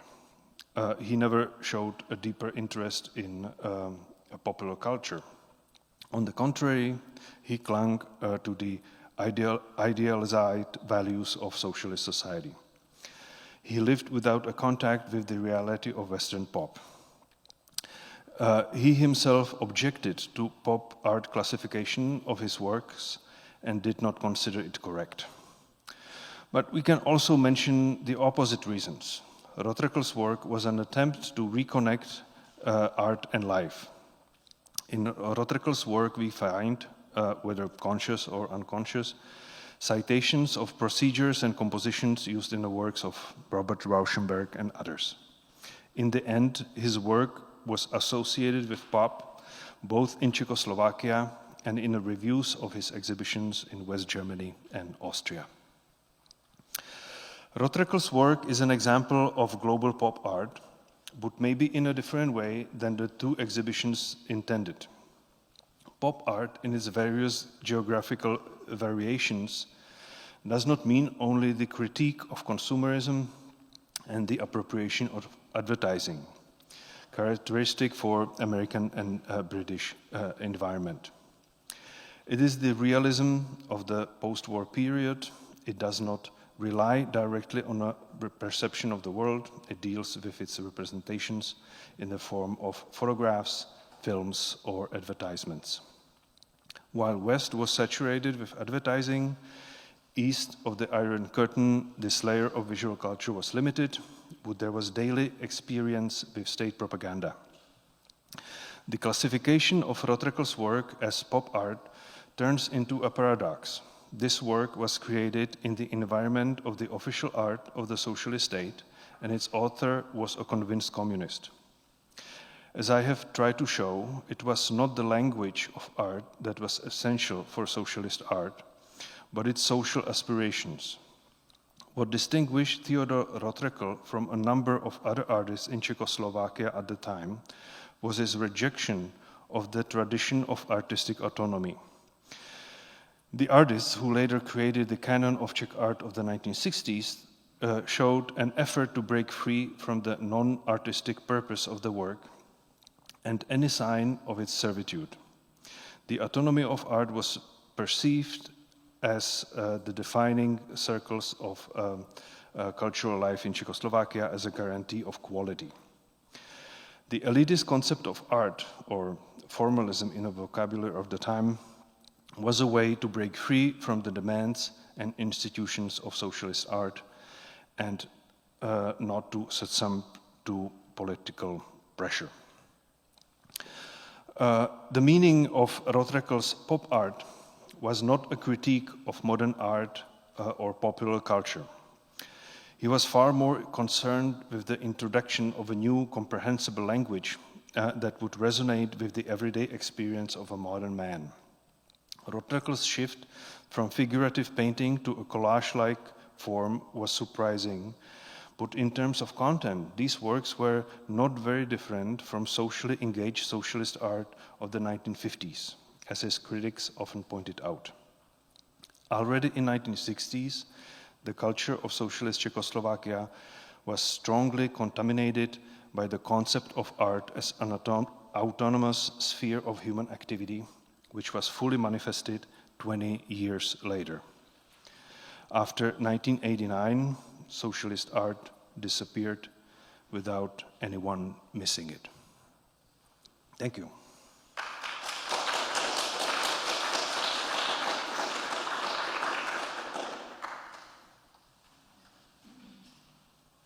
Thank you, Tomasz, for this fascinating analysis.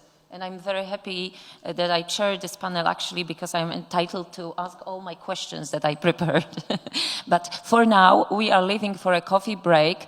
Is it also 15 minutes, Philip, despite the delay that we have? And then we are returning for the paper of Edith Andras, and we are going to have a panel discussion after the end of the first panel. What? Yes, of course. That's obvious. Yes, sorry for not mentioning the obvious. Formally, Edith Andras, who is a great scholar but also a dear friend of mine, the Piotr Piotrowski Center, and used to be a friend of Piotr.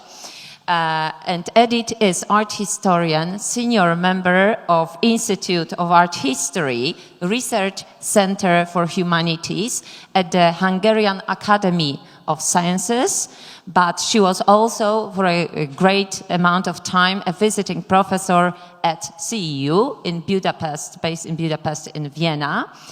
And I would like to mention her books, which are published in Hungarian, but the recent one, I hope we are going to have it soon in English. So I start with the recent one, which is entitled Contemporary Art and Critical Theory in Eastern Part of Europe, that was just published a month ago, freshly, and it's really a very interesting research and approach that I know. And previous books are Dense Rope, Essays on American Art and the End of Millennium, 2001, and Cultural Cross-Dressing, Art of the Ruins of Socialism, from 2009. Welcome, Edith, and the floor is yours. Thank you. I would like also to say my gratitude for inviting me to this conference, especially because long, long ago, American art was my main topic, and it is so good to get back to it. So, and also because so many nice people are around, so many familiar faces. There you go. Okay. Maybe you want to start. Once again? I don't know. You did not hear what I say? You did, okay. Then I will not repeat, okay. So, pop then, pop now, and I added pop there, pop here. In 1998, Louis Komnitzer recalls his first encounter with American pop art and tries to reconstruct his understanding of the movement back then. Quote, I read it as perceptual revolt within consumer society. I projected into pop art my own political reaction. I was totally baffled when I found out that there was no overt political stance in the production of the pieces labeled as pop. And he interviewed Oldenburg, who rejected any politics in his work, while Rauschenberg replied that Dada has a political attitude and I don't. 30 years after, while reconstructing his first reaction, Komnitzer is still eager to comprehend his projection onto pop as being critical of consumer society, though the lenses of pop art's perception through the lenses of pop art's perception in other countries, especially in Latin America. This comparison allows for a deeper understanding of the movement by forcing us to look beyond the surface. Quote, from outside of American consumer society, pop art's most evident, understandable contribution was the change of rules of composition. The more complex issue of the relationship between the US consumer and the available commodities seemed out of reach of the outsider comprehension. And one can't agree more with this statement, as the approach is characteristic even today in exploring the so-called international pop art. Many scholars are still content with the à la manière du pop, or formal tricks of the aesthetic, as Komnitzer names the influence of the visual repertoire of pop art. Retrospectively, he reached the conclusion that although the politics is not in the criticism of consumer society as he first thought, there is nonetheless something more beyond the poor formal elements. Komnitzer's approach, who came from a periphery, Uruguay, to New York City, is also a gentle warning that we should not ignore the locality of the centers of the art world when encounter its art production, which is also frequently the case in the margins. What is happening in the center is taken for granted as universal, totally overlooking the local dynamics, intergenerational rivalry, discursive elements, and local meaning of certain phenomenon in center. At this point, I would like to honor Piotr Piotrowski and dedicate this paper to him. Now, when Piotr Piotrowski, in his theory of horizontal art history, argues for localization and provincialization of the center, in order to allow the local context of the peripheries to prevail, he means to deconstruct the hierarchy between them, which is based on innovation, originality, novelty of formal elements, and the order of their appearance in the timeline. However, if the formal elements are not decisive, which is a hidden agenda, as I believe, of horizontal art history, we can consider them as part of a toolbox from which to draw for different purposes in different locations. Thus, to be accepted as equal partners in horizontal art history, the first step is to consider the original meaning of the invention and then to look for the purpose of the transfer. Otherwise, we just affirm the secondary derivative position of the margins, regardless of the rhetoric we use. Don't get me wrong, there is no problem with embracing some elements and ignoring others, but one has to be aware and search for the reason behind this selectivity. Komnitzer, from his marginal Latin American point of view, does exactly this. As a bonus, he makes us also understand that Piotr didn't want to belittle the achievements of the center and put the aggrandized peripheries in its place while localizing the center, as it is interpreted in Matthew Rampley's review, but offers a method, which we actually can see in practice in Komnitzer writing.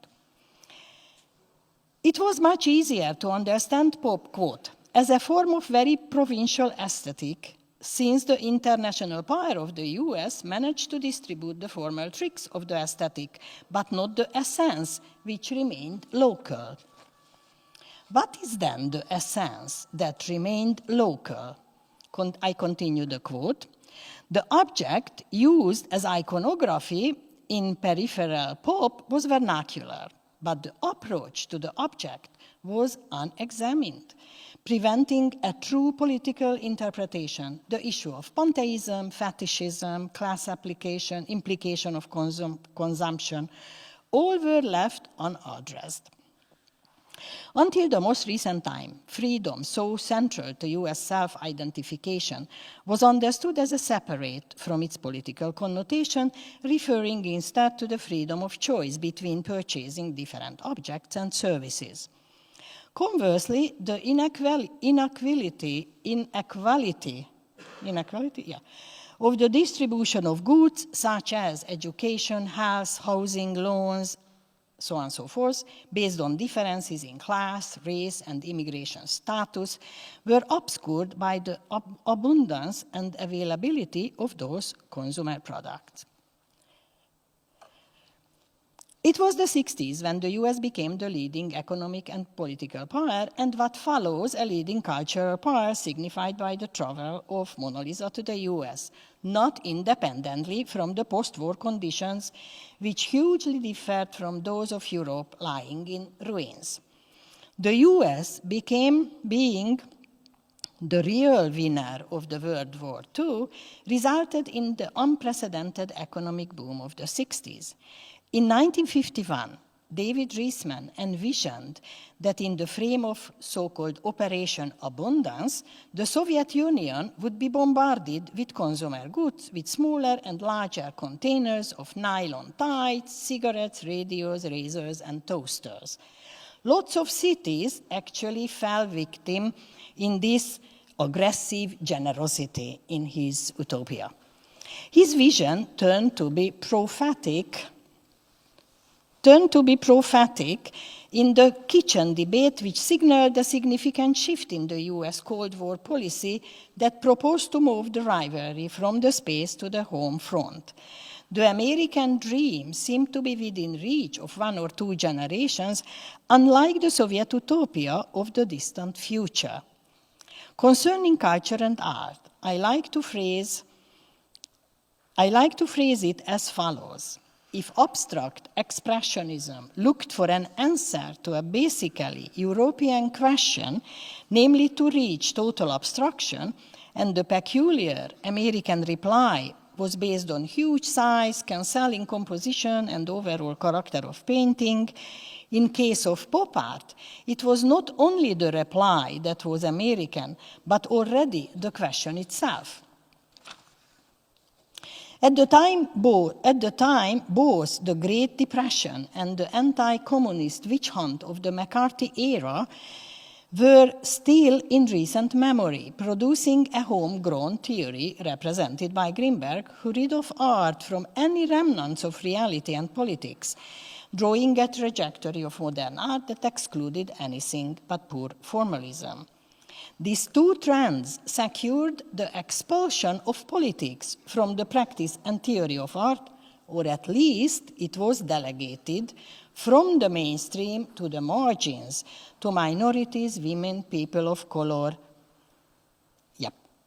As Komnitzer's narrative goes on pop art, the painterly atmosphere had been practically abolished, putting the depicted object, and to a great extent the art object itself, into the same hedonistic void in which everyday consumer objects seem to exist. Which means it was not only the everyday object that got into the core of this new materialistic religion, but it came with an attachment to, a desire and longing for, and obsession with the accumulation of the object, that is consumption. To stir up longing, new mediators were pushed in between the product and the consumer, like mass media, advertisement, packaging, design, fashion, so on and so forth. It could have been a love-hate relationship, but the love affair with the object is undeniable. This ambiguous relationship was demonstrated by the huge retrospective exhibition of Andy Warhol in Whitney Museum in 2018 and 19. Emphasizing one aspect at the expense of the other does little to aid a profound understanding of pop art and its huge influence.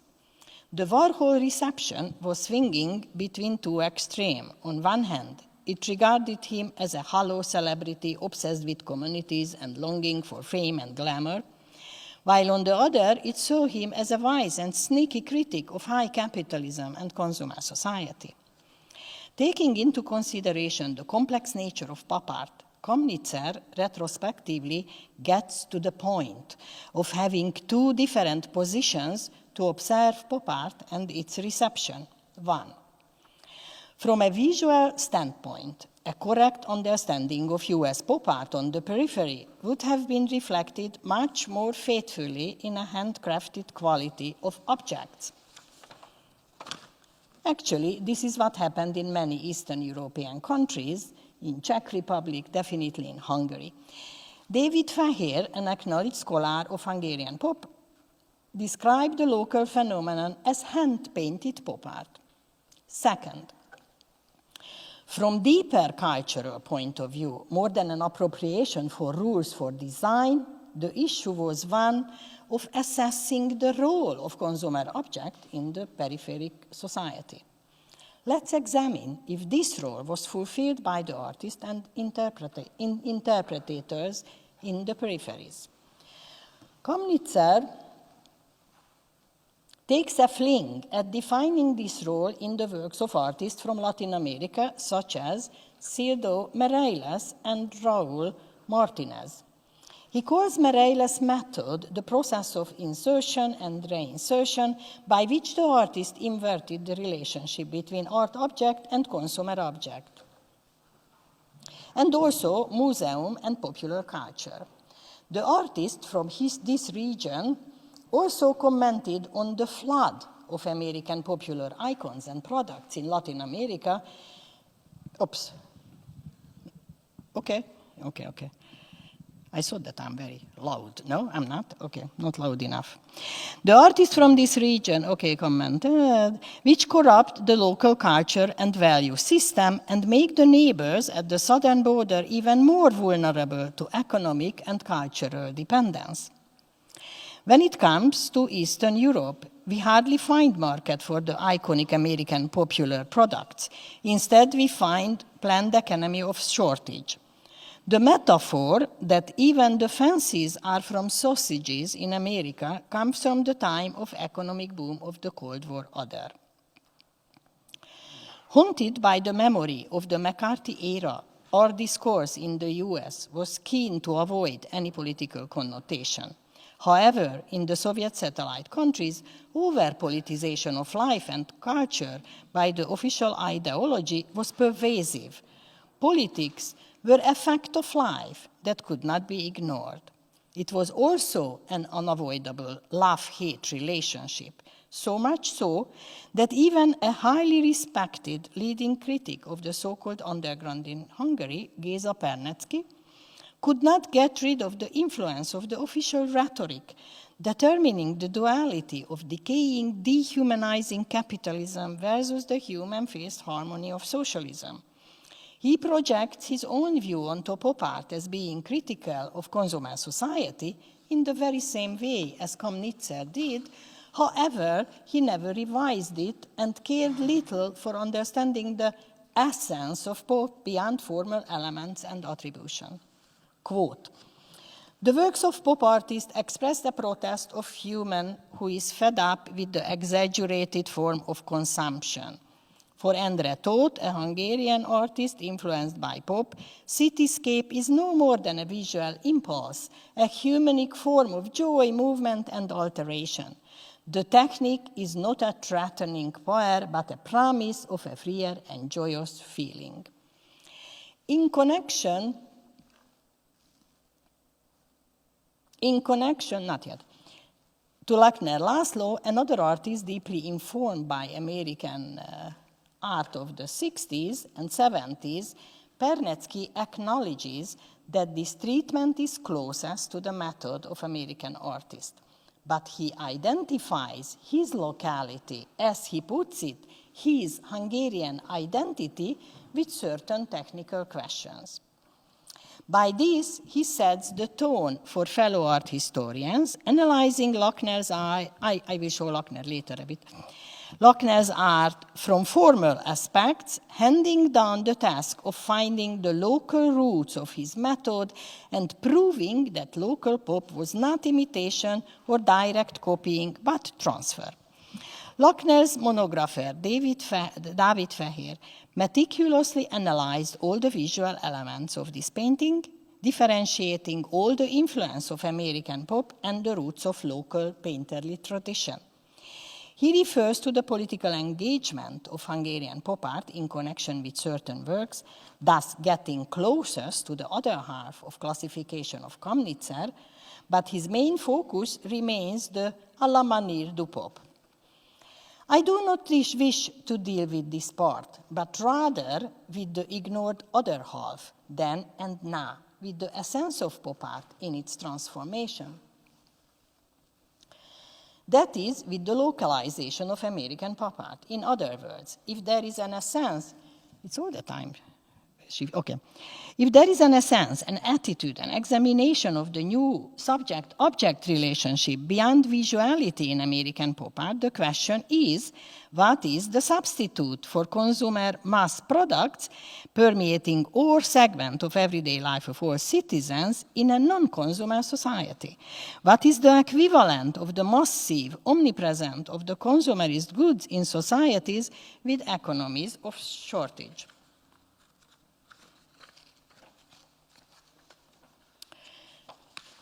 Consumer object make the American landscape, according to Rauschenberg. Heroes of the revolution and the people make the Cuban landscape, according to Raúl Martínez. In agreement with Piotrowski, with whom I discussed the issue many times, what the consumer object is to Western society, politics are to the Eastern Europe, infiltrating life on all levels in socialist countries and structuring all the relations within. If the capitalist consumer, bombarded with the abundance of products that provides the basic of his social value system, in socialist societies, it is the constant challenge posed by politics that postulates the maze of existence. Furthermore, if pop art in affluent Western societies is about crawling down from the ivory tower and opening up towards the mundane everyday life, then behind the Iron Curtain, one can't help but be confronted with politics in everyday life. Even the artist cannot avoid it during the process of climbing up to the ivory tower with the very hope of leaving the dirty politics behind. If so, it is quite obvious that for artists with social and political sensibility, it will be primarily Rauschenberg, his collages and newspaper clippings, accompanied with a sensual way of painting, who strongly resonates in eastern part of Europe, and less likely those who have a more concentrated focus on the nature of the object, like Oldenburg, or who analyze the invasion of object through advertisement and billboard, like Wesselmann and Rosenquist. Concerning Warhol, the objects he used were substituted by socialist symbols and slogans, and the formal affinities of his works were echoed in socialist countries. However, his ambivalent approach, and especially the complexity carried out by his series, reflecting on the issues of contemporary American society, remained hidden for quite a while. In my reading, as compared to Kamnitzer's immediate reaction, His reconsideration of the political nature of pop art lies in a more nuanced understanding of the concept of political. Instead of expecting a direct political message, that is, the denial of consumerism, he accepts the deeper and layered excavation of pop art into the totally transforming nature of the new popular culture as a result of consumerism. What Warhol provides is a thorough analysis of the texture of consumer society from within, and this is exactly where its politics like, x-raying the society he lives in. His method and the meaning of his work, but especially the still generative potentials carried by them, were understood and employed much later. But before getting to the pop na pop here part of the paper, let's visit the pop then part in Hungary. Disregarding the formal aspects, we should instead explore the approach of the artist to the everyday reality that has been invaded by the socialist politics and the meaning of insertion of all-pervading political object into the very place of Western consumerist objects. Just to provide some example, when Jasper Jones painted the American flag an oxymoron, he laid out a flag blurring the border between the object and its representation. And retort tricolor deals with the taboo object in the time of socialist internationalism. Lochner's obediently, in the left upper corner, obediently created 10 years after the defeated 56 revolution refers to the condition of the 60s within the most cheerful barrack. It reveals a skeleton in the closet. The face of the victim, oops, it's all the time, okay.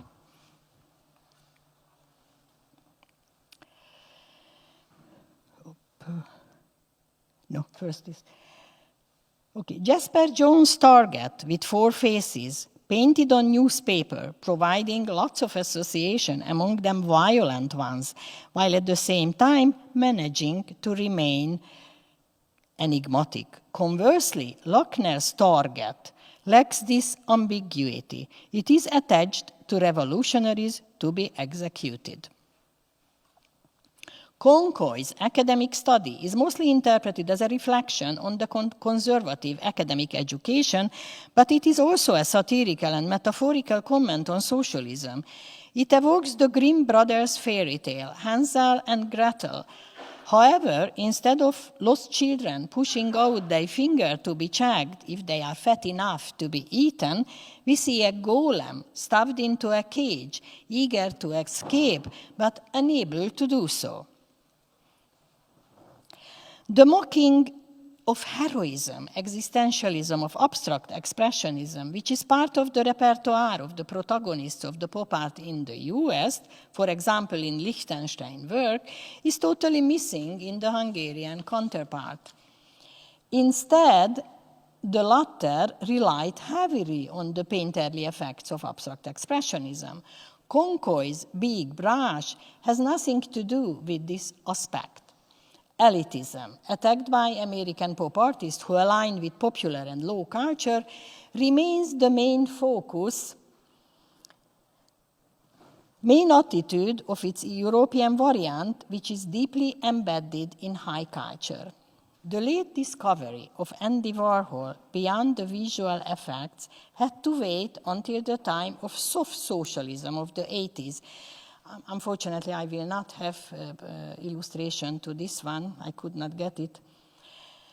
Laszlo Nosek's identification panoptics in the 1980 presents a series of bold men by adjusting Rákóczi, the historical Hungarian national hero, and Bader, member of the German far-left resistant group, to Rákosi, to local Stalinist dictator, by making all of them bald. The full blossom of consumer and celebrity culture reached the East Bloc after the political transition and the collapse of the Soviet type of socialism. However, one still can hardly find reflection on the new consumer culture, but rather on the political social context of predatory capitalism clashing with nationalism. The reason that Krista Nagy made a huge iconostase entitled Portrait Painters for Hire, containing 57 portraits of Viktor Orban, is, as she explains, the Prime Minister's, I have no problem with this, okay. The Prime Minister sleeps in our bed, he is in our tablecloths. So she feels that she has no other option as a painter than to paint the leader on bedsheets and tablecloths, as you can see. It is the everyday routine of nationalism, redundancy, and repetition that is appropriated. By the method of clooning the powerful politician, becomes the product of an assembly line, much as the same way as consumer goods.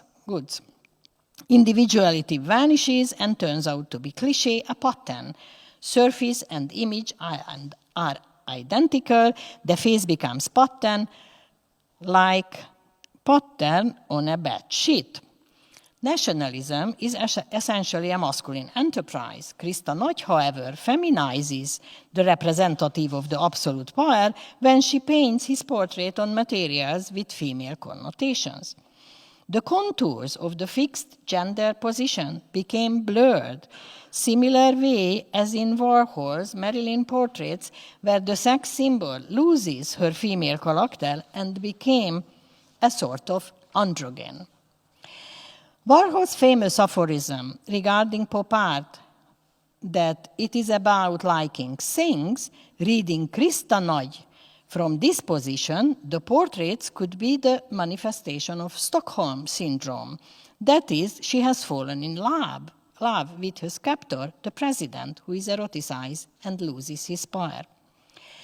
Jennifer Dyer regards Warhol an icon maker, in whose iconophilia, like huge quantity of images made by patterns, ex nihilo effect, frontality, motionlessness, simplicity, empty space, timelessness, meant to take over sacrality and substitute it with the everyday and fetishizing the mundane object. In the series of Krista Nagy, it is politics, namely the infamous politician, that substitutes sacrality, and the celebrity, the leader, substituting God in ethnic nationalism. Getting to the conclusion. When Kamnitzer conceived pop art as a revolt, he was angry as he thought that the task and sensitivity of the margin was stolen by the center.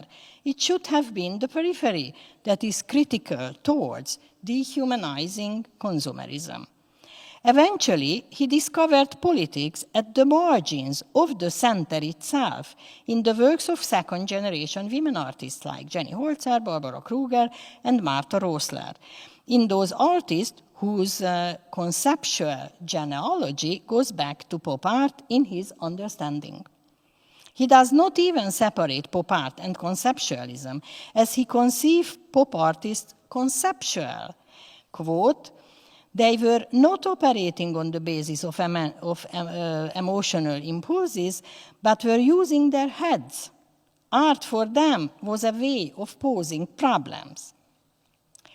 If New York stole the idea of modern art from Europe back then, and if the idea and politics were squeezed out of the mainstream of the center, it is the repoliticization of art that New York stole now from the periphery. To appropriate the deeper cultural and political meaning of pop art during the transfer, what Hungary required was an illiberal autocrat, while in the US, it was his bedfellow who triggered the necessity of bringing politics back to art. In Josh Klein, there is recently a huge retrospective, not a retrospective, huge exhibition in Whitney Museum, New York. In Josh Klein, dystopic, post-pop, post-conceptual, you name it, works, it is not the American dream and its down-to-earth utopia that is visualized with its basically cheerful and hopeful attitude. On the contrary, it reveals its hidden and devastated dark side. The message of the show could be summarized as follows. The price for the triumphalist self-image formulated in the 60s had to be paid by today's America. Politics could not have been more explicit in his works. The power of pop art is manifested in its resurrection, not just as a formal toolbox from which to handpick tools for different resolutions, but as a large, untapped potential to interpret and comprehend the world of global capitalism we all live in. This could have been the essence, I believe, Komnitzer so desperately missed in the local variations of the so-called international pop art. Thank you very much.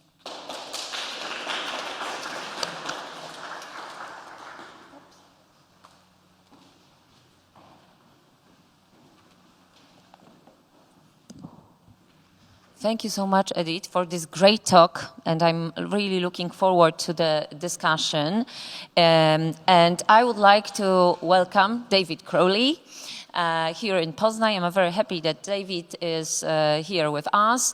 He teaches at the National College of Art and Design in Dublin, and he also curated some exhibitions that are crucial for the domain that we discuss here. And I would like to mention from 2009 the exhibition Cold War Modern at the Victoria and Albert Museum in London, and also two curated with Daniel Muzyczuk, namely Sounding Body Electric from 2012, and they were in 2012 in Łódź, and then they moved to Calvert 22 in London in 2013, and also Notes from the Underground, Music and Alternative Art in Eastern Europe from 68 till 94, which were presented in Łódź, Muzeum Sztuki in Łódź in 2017, and then in Berlin a year later. So welcome, the floor is yours.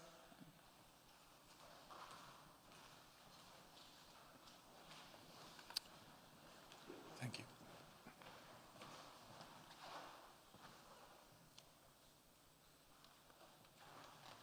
Super. Thank you very much. Very kind introduction. It's lovely to be here.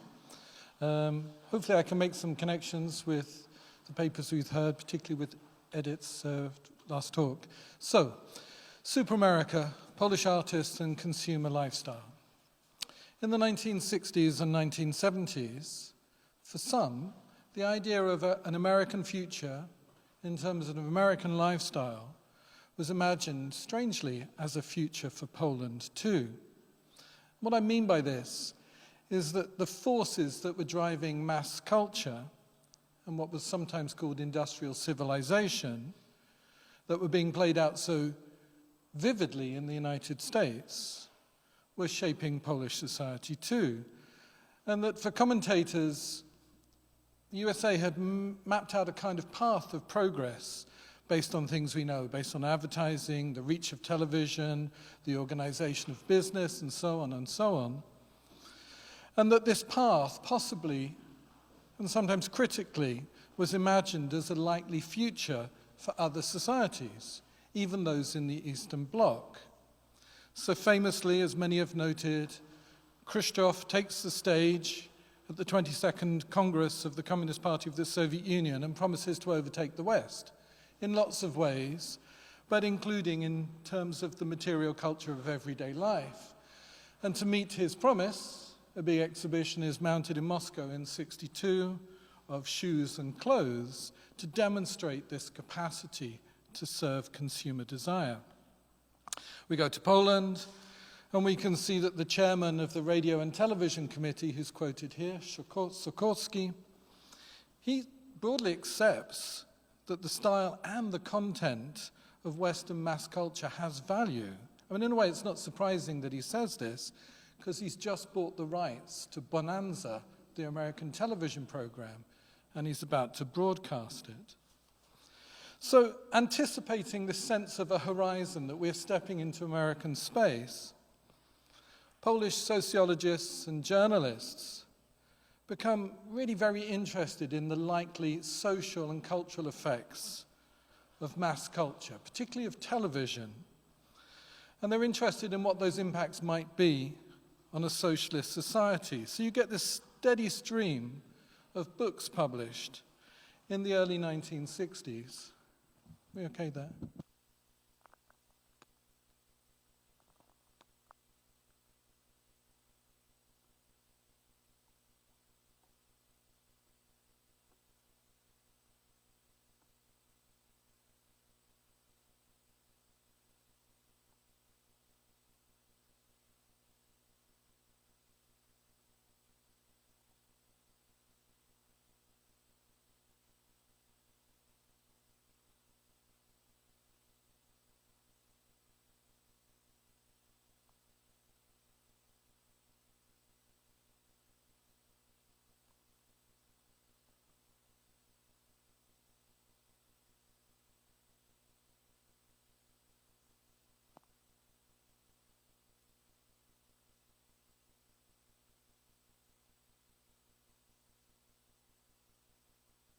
Sociologists publishing these kind of reports and these books reflecting on American society, reflecting on capitalist economics, not just simply as an ideological enemy, but as the future. And many of these scholars, really interesting people, Rakowski, last communist leader in Poland, was one of these scholars, writes an amazing diary of his time in America. Many of them visit because they're guests of the Ford Foundation. So the one I'm particularly interested in is Strzelecki. He's one of those guests. And he makes a familiar kind of argument. He says that materialism, consumerism, it produces social fragmentation. It produces the breakdown of community, the loss of the self. And he asks, why being so rich? Why are Americans so unhappy? He's reading a lot of Erich Fromm, which is not surprising, right? He's reading The Sane Society. The book, on his return, it gets passed by the censors. I mean, after all, it critiques American life, right? So it's ideologically in tune. But it also asks questions about alienation, anomie, human individuality, creativity, and it asks those questions of Poland. Strzelecki directly addresses Khrushchev. He says, if we want to overtake the West, Khrushchev's claim, let's not overtake the West in the production of anxiety, right? So let's try and find a way of tempering this kind of industrial civilization. Now, Strzelecki's kind of interesting. He's a Thor intellectual. He's a loyalist in many ways. He'd been very active during the Stalinist period, but he tries to join this sort of movement to humanize socialism during the thaw. He's in the debating clubs like Krzywe Koło in Warsaw, which will be very famous to the Polish scholars here. Much later, in the 80s, he's active in the opposition. He's imprisoned. So there's an interesting journey there. There's another one of these observers, rather different. He was a hardliner. He was involved, Cossack. He was a journalist. He was a specialist in film. He works in the Department of Culture in the Central Committee. He's a hardline loyalist right through to the 80s. And he also writes a book which is called The Dilemmas of Mass Culture in '66, another one of these sort of studies of popular culture as the future. And his guides are really interesting. It's a really sophisticated book in lots of ways. When he tries to think about the banality of domestic life, of home life, he turns to Jean-Luc Godard and writes a kind of interpretation of this very brilliant film, A Married Woman. He's really concerned with the impact of things like comics, pin-ups, advertising. He sees all of this as a kind of corruption of culture. And he writes in this book quite sympathetic and fairly expert discussions of American and British pop. And he's struggling. He's struggling to try and make sense of this thing, this ambivalence that you were talking about as well. He's sort of fascinated by this material, and I think Strzelecki is too, but at the same time kind of repelled by it. So kind of drawn to something, but also having his own sense of disquiet about it. And I think this is a kind of characteristic dichotomy for these kind of thought intellectuals. Whether it's dialectical, I'm not sure, but it's certainly a dichotomy. What's really striking is that neither Cossack or Strzelecki build their critiques on Soviet sources. They're not reading the literature coming from Russian. In fact, what they're doing very strongly is they're reading American home. Some of them, like Fromm, are on the left, but others were highly conservative public intellectuals in the USA who were worried about the attrition of commerce on traditional forms of life. And Cossack goes further. Sorry, forgive me, I'm missing my slides. In 1970, with another co-author, he edits an anthology of these writings, often publishing these highly conservative American voices. This book is called Super America, Essays in Translation, right, which connects right with where we started with Ian first. And these conservative voices, as you can almost guess from the titles of these works, they bring a kind of psychological or even a kind of psychoanalytical analysis when they do their diagnosis of American life. It's a kind of pop psychology, right? But like Philip Wiley writes this essay that says the problem with America is the mother. Right? So it's got this complete kind of Freudian apparatus around Oedipus and so on. And there's a hint of this sort of pop psychology in the title too, because Super America is, of course, superhero, but I think it's also super ego. And of course, in psychoanalytical theory, alongside the id and the ego, the superego acts as a kind of moral compass or a conscience. It's the thing that drives us to behave rationally, that it makes us aspire to positive virtues. And then in a way, these super conservative intellectuals, people like Randall Jarrett, they're attempting to school America. They're trying to be the super ego of America and telling it not to be so susceptible to its instincts and its desires, but to somehow be this positive, aspirational America that it could be. So we've got this really interesting set of material being published in Poland, in the People's Republic, which is authored by these American conservatives. And then accompanying this kind of psycho-sociological diagnosis of the effects of mass consumerism, we've got this other thing happening, which is the steady creep of commercial imagery. That there's a kind of second Americanization happening to do with the kind of import or sometimes sort of homegrown production of images of America. It's okay, I've got a blank slide here. So in the 50s, we would know this to be the image of America. I don't really need to say too much, but highly ideologically framed by the sort of narrow ideological precepts of the Stalinist era. But after the thaw, we get a very different kind of image of America starting to appear. You know, it's not a surprise that there's a kind of love story here, a love story between Poles and Americans perhaps as well. Polish film distributors start to distribute many of the kind of popular products of American popular culture in Polish cinemas and of course on television too. Popular magazines start to feature fashion spreads, maybe not specifically American, but broadly within that sort of consumerist frame of the West. Sometimes that imagery is directly borrowed from Western sources. This is from a well-known Polish magazine, TIA. It's a monthly. It publishes on its pages these sort of images of plenty. Interestingly, it also features advertisements.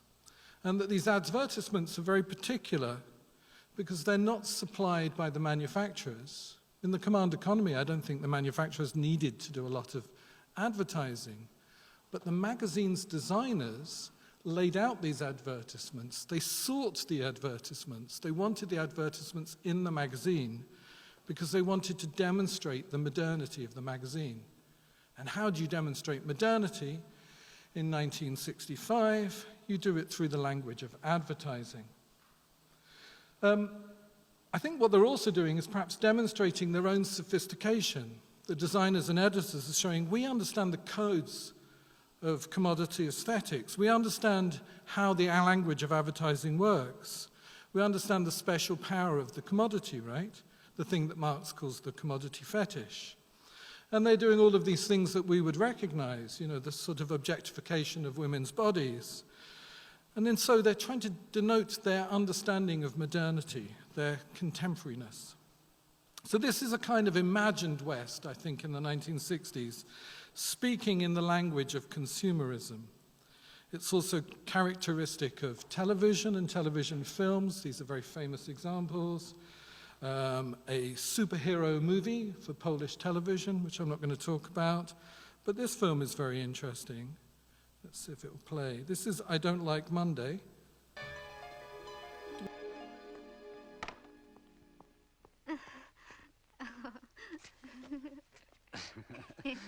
Oh. Can can la la la la la la la la. Twist.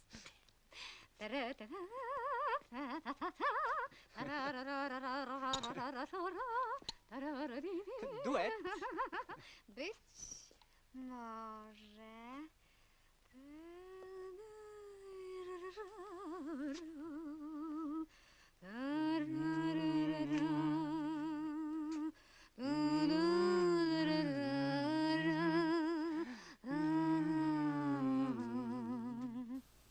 So you can probably read the subtitles there.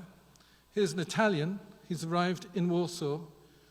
He's flirting with this woman. She's flirting with him. They don't speak a common language, but they find that the Polish products, the perfume, is called can, or maybe być może, they're able to kind of conduct this kind of flirty dialogue back and forth. So there's a kind of sense in which, here in this film, we've got this sense in which branding, marketing, somehow is providing a kind of common vocabulary of sorts. Okay, we'll keep on going, and I will sing at some point. Now, I think this is a quotation. If you know Pierrot Le Fou, this is a Jean-Luc Godard film from 1965. In it, there's a famous party sequence where the partygoers just speak to each other just in the language of advertising. So this is about a certain kind of anomie and reification. And of course, in Godard's terms, I think what's happening there is it's a kind of critique of the penetration of the language of advertising into French culture. I don't know if that's the same in this Polish film in 1970. I think maybe it's more like Promise at that point, right? And there's a kind of ambivalence, particularly from around 1970 with the Polish authorities, in that they're equating America with imperialism, and yet at the same time there's this sort of deep Americanization from below going on. That young people's interest in pop music and in fashion is being sort of stimulated or managed by the command economy, that it's being licensed through the production of things like jeans, fashion houses, boutiques, rock albums, and so on. It's highly ambivalent, and this ambivalence is really played out most strongly in this strange phenomenon of what's called socialist advertising. That advertising is increasingly recognized by the authorities as a necessary feature of the socialist economic management of Poland. It's a way of managing desire, right? We can manage the economy because we can manage desire. So advertising is legitimated through manuals, through a magazine which is for the advertising trade called Reklama. And there's a kind of strong kind of discourse which is about how to promote services and products without triggering desire. This is about trying to produce expert, well-informed consumers. This is rational consumption. This is advertising as the superego, right? But of course, there's a massive discrepancy between rhetoric or ideology and effect, what's happening, and there's many different registers of these discrepancies. But let's take one. We'll go to Gierek. Particularly after 1970, when Gierek takes power, after a crisis in the economy, rioting over shortages and price hikes, he promises to satisfy consumer demand, a sort of pent-up demand. And he announces the construction in 72 of a second Poland, a Druga Polska, a spectacular program of industrial expansion and of grand urban projects and of trade deals with Western manufacturers. Poland basically mortgages itself to the West in the expectation that it would become a kind of industrial powerhouse selling its products around the world, and develops a specific form of advertising. What we're about to see, but not here, I fear, is a Polish advert that's designed to promote those products around the world and to draw in the currency that Gierek's looking for. So this is an advertisement for Polish cosmetics.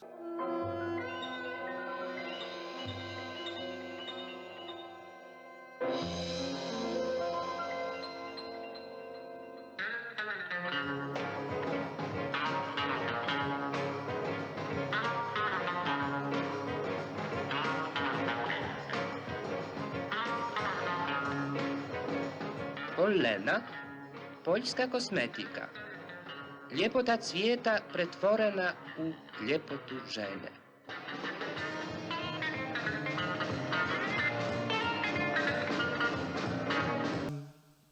And what we have here is a Polish advertisement designed to sell the products of Polena, which is a cosmetic company, into Yugoslavia. And what Poland's clearly doing here is representing itself in terms of its expert understanding of the languages of this kind of consumer modernity that I'm talking about. So it seems really clear to me that by about 1970, sorry, am I going backwards? Yeah, by about 1970, the Poles are being hailed. There's an appellation that invites Poles to imagine themselves as consumers, as the consumers of consumer goods. And of course, there's something phantasmagoric about this, right? It's a kind of fantasy. I'm obviously entertaining all the Poles here very much. And I don't even want to talk about this, but there's obviously also a gap. There's a gap between the availability of these objects and their representation. That's important, but it's not what's on my mind today. It's the fact that the ordinary Poles are being appellated or being hailed as consumers that's important. That interests me, and I think it interests quite a few artists at the time as well. So I'm just going to give you a few little snapshots, and then towards the end I'll do a little kind of case study. So we can find lots of artists in the mid-1970s that seem to be in response to this kind of commodity aesthetic which is washing over Poland. This is the artistic duo Kwiakulik, who in 1972 began a series of portraits, quite well known, called America. It's a kind of ongoing series, and when they present it, and when they've sold it to museums recently, they present it as something I think a bit like a photo spread. So you've got these images which are accompanied by captions that are organized as if they're sitting on the pages of a magazine. This is the opening image, which is given this caption. I'm not going to read it, but you might want to read it through. It's slightly melancholic. It's not quite as euphoric as one might imagine from the image. And I think what it's pointing to is a kind of performance by the artists and a kind of recognition that they understand something of the codes of consumer cultures, that consumer cultures are highly narcissistic, that our bodies are something to be adorned, to be managed, that they perform gestures, and those gestures speak of our understanding of that consumer modernity, that a body is something which can be used to market goods and services, but it's also a kind of consumed object in its own right, and that consumer societies require this kind of split in subjectivity. And when they show this work, they put their own collective photos, so we see the spread here and then on the bottom left. They include a copy of a United States Information Agency publication known as America. It was a glossy magazine produced in different languages. It was produced in Russian, produced in Polish, distributed across the Eastern Bloc, and has a kind of propaganda function, which is to show everyday plenty. It very often focuses on the everyday life of ordinary American citizens. So here we have the everyday life of the Polish citizen on the far side. I think this is kind of one of a series of works that seems to be in this kind of dialogue. I'm not going to talk about the next, but it's so well known that you could put this in the discussion, which is Natalia L.L.'s consumption art series, but we could also look at this film work by Rytka, who's a really interesting artist, which is made in 1975. He becomes fascinated with this small Polish Fiat, which has been made under license from Fiat, the Italian company. He's producing a kind of advertisement for this car as an artwork. There was no need for an advertisement. People were queuing to buy this car, right? So it's not doing a marketing job, but it seems to be really obsessed with the kind of language of car advertising, the relationship of a woman's body to the spaces of the car. And as you see in the photo spread here, there's this sort of crude Freudianism that runs throughout the thing. In the film, I won't show it, but the male driver is always clutching at the gear stick, right? So its symbolism is kind of heavy-handed and clear. I think these works could be called critique. If they are critique, it's something like kind of over-identification. It's a drawing attention to, it's an exaggeration of the codes of advertising which are penetrating into Poland. He makes lots of other forms of media dissection at the time. He makes a sort of superhero character in this photo series called Bluff from 1976. He also does this thing of recording Polish television. And it's really interesting as a kind of diagnosis of what Polish television looks like on the eve of Solidarność. Right, it's 1979. We might add to this list of artists Teresa Gierzyńska, who was shown very recently in Zachęta, an amazing show, wonderful work.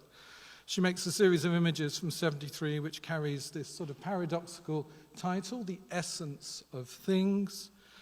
They're used by using a kind of chemical agent to make a kind of transfer from a West German magazine to produce these sort of reverse images. Of course, the title's very paradoxical because the series features images of humans, but now they are the essence of things. So when a human becomes a thing, when a human becomes reified, seems to be the point here. And there's really quite a lot of this work, I think. Łukasz Ronduda's written about it very well.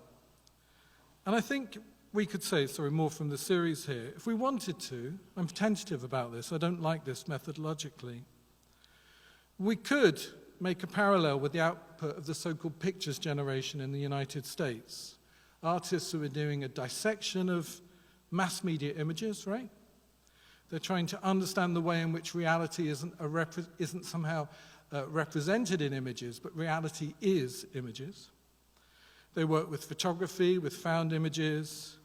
They make a critique of the idea of originality. They're interested in appropriation.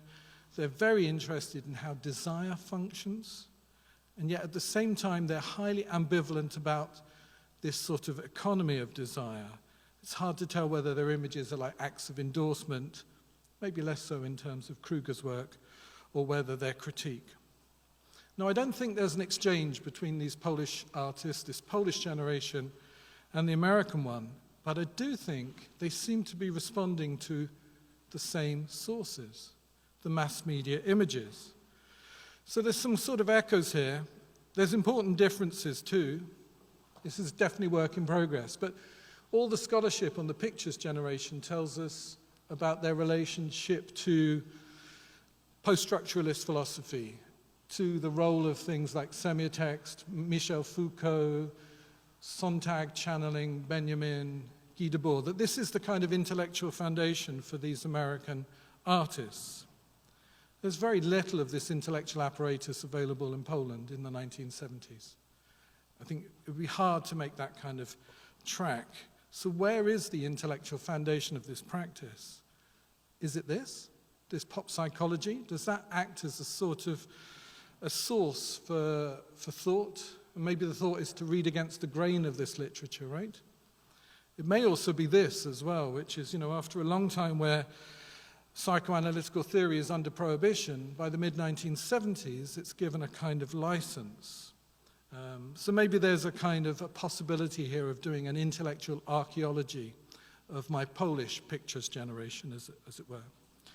So with all of that in mind, just to end, what I'd like to do is offer a reading of the work of two of these, let's call them media artists, Sosnowski and Tyszkiewicz. Really interesting, work as a couple and then work independently in the 1980s. These photographs here were taken during the production of a film. They're not film stills, but they were made whilst they were performing for the camera, a film which is about a kind of intimate and rather playful portrait of erotic love. So that's them as a couple. And just to say a little bit about their intellectual formation, when we read their words, they really make a strong declaration about the contemporary nature of mass media, and it's imperative that artists respond to this culture. They're reading people like Podemski.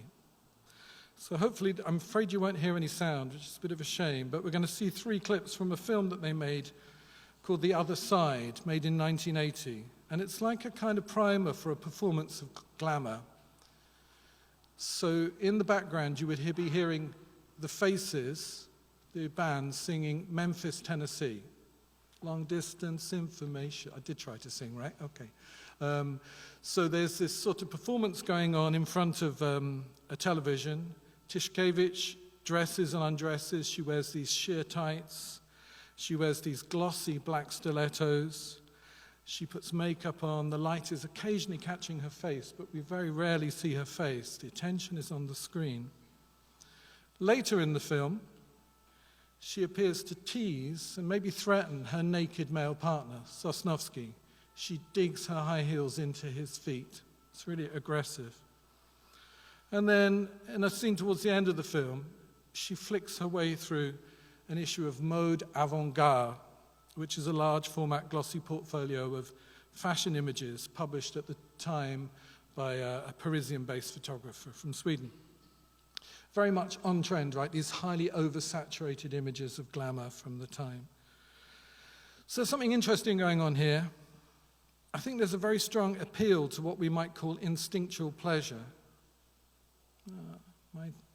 Now the computer seems to have jammed, I'm afraid. Oh, here we go. Great. So this appeal to instinctive pleasure, which I appreciate is coded as glamour, right? But has this very strong set of associations with sensation, with touch. She's always touching herself, touching her garments, touching the furniture in the room. In this film, we very rarely see her face, so she doesn't return a gaze, but we see this body engrossed with itself. The sound design, which unfortunately we can't hear, is this, it's very haptic. It's the kind of sound that makes the hairs on the back of your neck stand up. It makes you feel creeped out, uncomfortable. So this sort of desiring of herself, of her garments, of the inanimate objects around her, it's almost as if she's got this strange compulsion, a kind of a repetitive action, endlessly going on. And of course, one could imagine that we could think this through, and just touching upon it really, we could think about the psychoanalytical concept of the fetish here. You know, that Tiszkiewicz seems to be aroused by things and not by the proper sexual object, right, the phallus. And it seems to me that this is a really kind of problematic film as I just end up. How are we to make sense of this in the context of Poland in the 1980s? This engagement with the erotics of fashion, of commodity aesthetics, sometimes from America, but often from the West, right, or from Paris. Well, I think one answer might be this emphatic interest in pleasure. And I think there may be an element of critique about this. The so-called sexual revolution that had occurred in Western Europe somehow by the end of the 60s seems to reach Poland in the course of the 70s. But it's only rather faintly and within limits that have been set by the state, by censors. You know, so feature films feature a lot of imagery of female nudity, sex scenes, and pin-ups become a regular feature. This is the major student magazine, which has a pin-up on the back page in every issue through the course of most of the 70s. And this was a kind of licensed permissiveness. I think, as others have argued, it's that claim to be modern again, right? In the modern world, this pornography is evidence of modernization.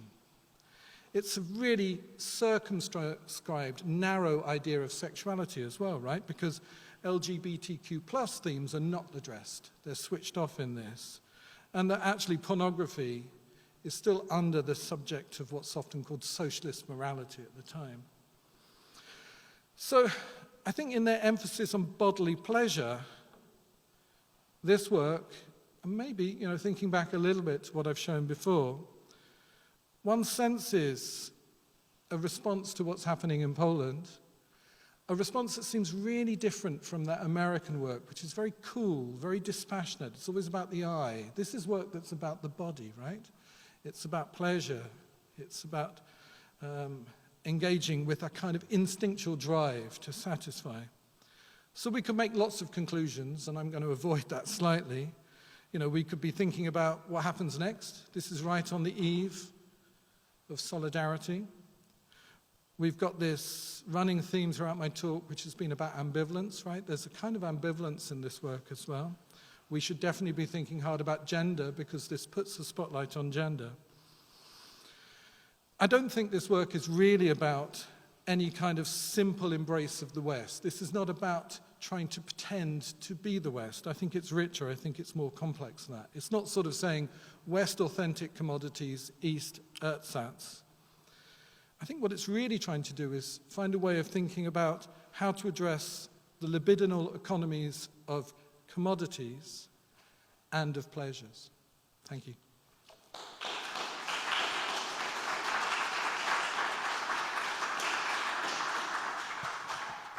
Thank you so much. Now I would like to ask you for the discussion to join us.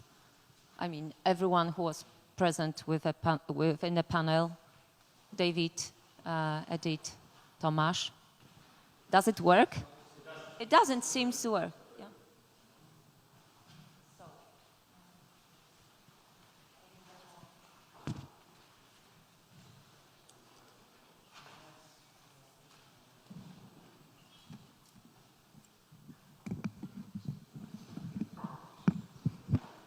Okay, this one. No, not really.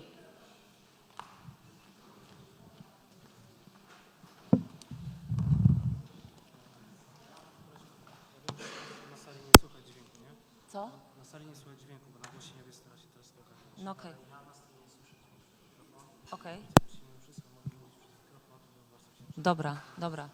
Czyli mamy już zacząć? Filip, mam zacząć? Philip, do I start the discussion already or wait for equipment? Do I start the discussion or do I wait for equipment, better equipment? Okay, okay, so sorry.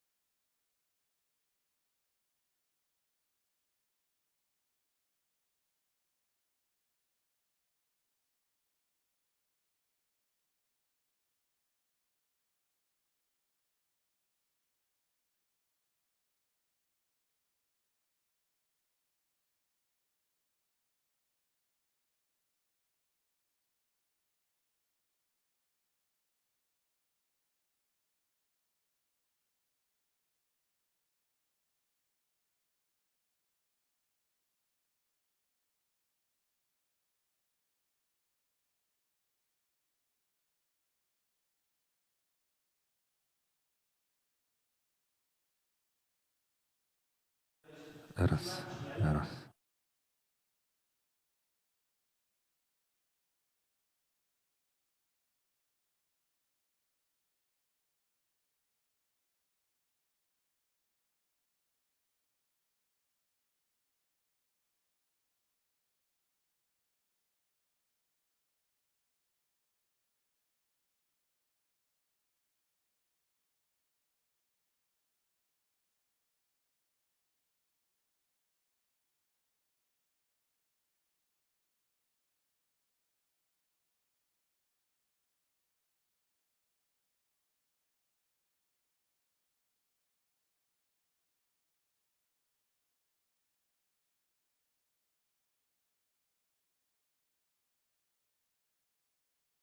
We have the second one. So Okay, now this one works as well. this one as well. Okay. So we're good. Okay, so let me start by a commentary that will transform into 3 questions to every of those great authors of those great papers. So my impression, especially after Edith's paper, which never had occurred to me before, was in a way the impression that pop art was in fact the most effective weapon in the Cold War, namely because it reappropriated the means of production of the criticism of consumerism. So it was like commentary, don't you think in the East that you have Marxism on your disposal, that you have copyrights for the criticism of capitalism? Now we introduce pop art and it will kind of, you know, be the main game in the town. So, that led to, I'm referring to your text and Kamnitzer, and that led to several following mistakes, namely the one that Tomasz noticed when you were discussing in your paper the case of the Routledge, is my pronunciation well? Good. So Routledge was not a pop artist. I would reverse that question and ask whether or not he was a socialist realist artist, because, well, Piotr advocated for abolishment of the form analysis on the favor of what he called more material one.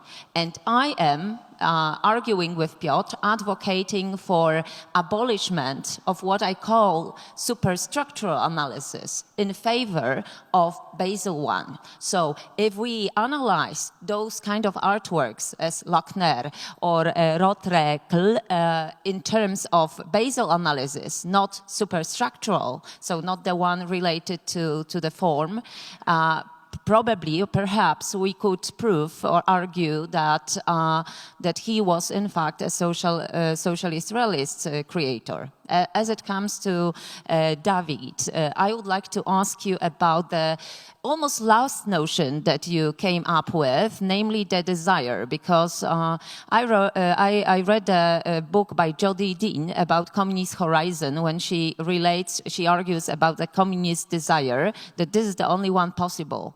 And I was thinking about the possibility that if we assume that the West hacked tools of the East to form the criticism of capitalism or consumerism, so perhaps the East somehow hacked the West tools to produce desire, and this is. Maybe we could look at it as a part of the world where the production of desire due to communist utopia is possible.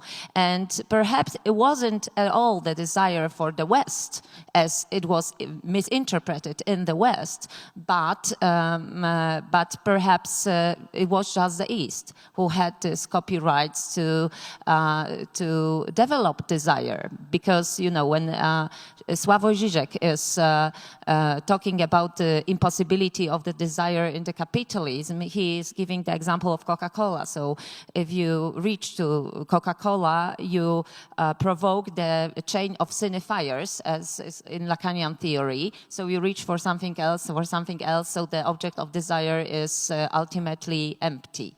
So that would be my 3 questions, and then after answers, I can take questions from the audience. Okay. So, okay. I was thinking about pop art as a kind of game changer, in that meaning that totally different problems were put on the table. And what I wanted to show that how this problematics is used in different contexts. So, and the other thing with Kamnitzer, it was truly very interesting for me because it is the self-reflection of as we are seen by the others. So he thought that yes, critique has to come from the periphery. It is our privilege something like that. Yeah, this is it. So I do think, for me, it is much more, and that is why I didn't want to deal with the formal elements. It is somehow already elaborated very deeply, but game changer in the very same meaning as, for example, this last documenta. So somehow different kind of art perception is got into the center. And yeah, I do not know whether I replied to your question. And I believe that our papers are very well as if we would speak about it, how to adjust it, because we are speaking very similar thing from a different angle. So, and for example, this whole ambiguity, it's so very important for me, because to get rid of this binary, it is the common denominator, this ambiguity, and it could be different in the West and the East, but still this is in the core.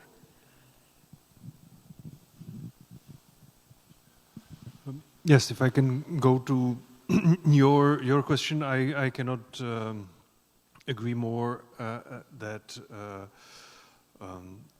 formalist art history is sort of at the end here, and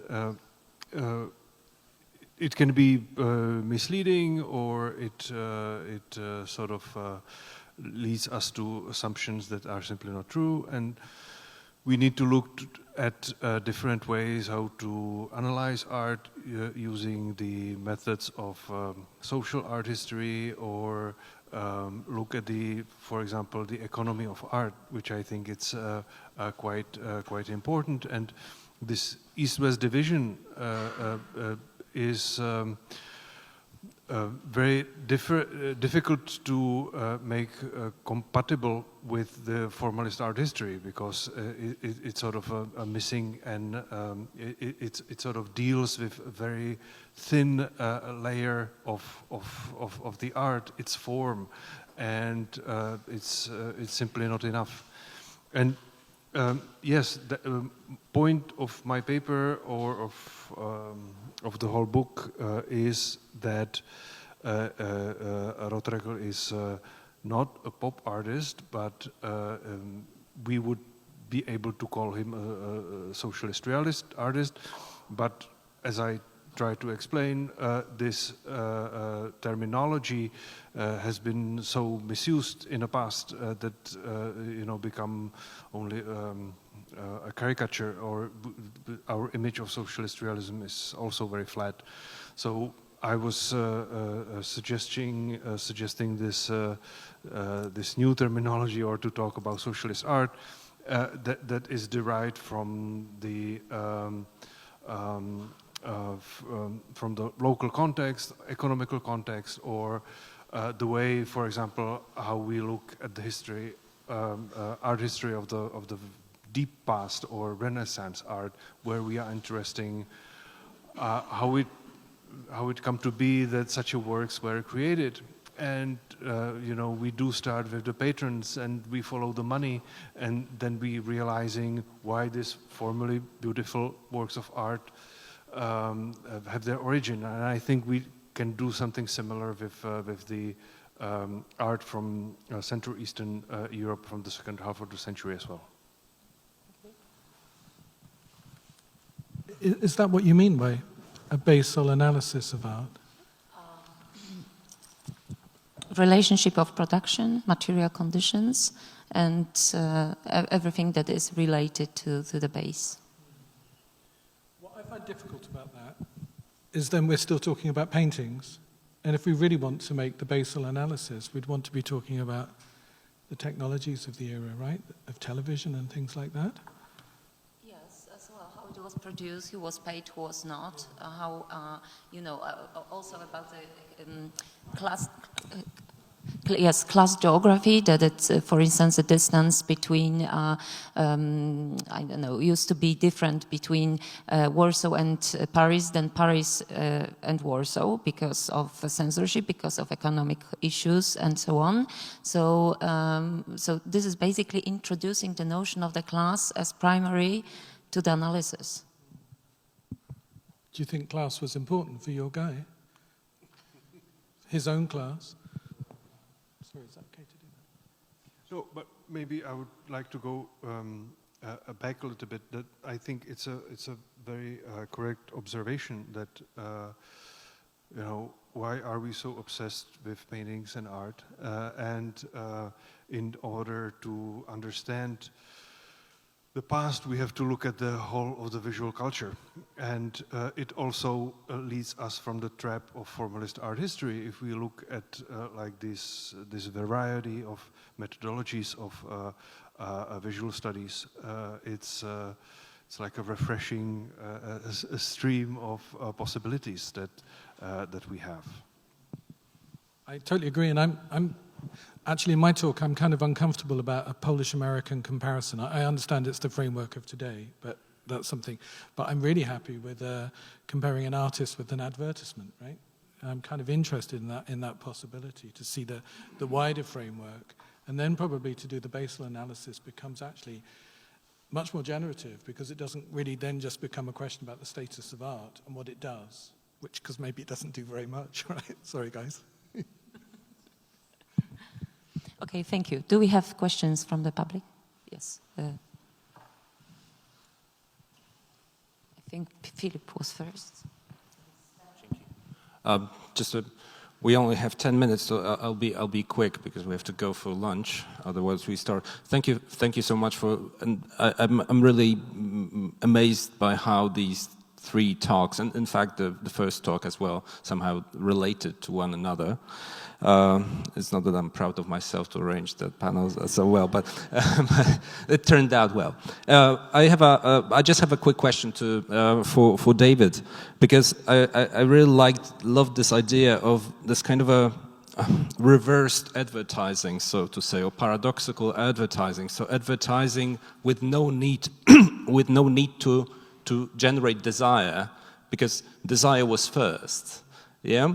So if I understand correctly, your idea is that the advertising, that the examples that you showed in Poland, was a kind of a providing form for the desire for consumer goods and other things, and for the, well, even more bodily kind of a pleasure in most general terms. And at a certain point, if I remember correctly, you mentioned that it was a form of, maybe I misunderstood that, but it was a form of management. So would you say that the images, so like when you referred to picture generation, it's like providing pictures for the desire in a way, the advertising worked that way.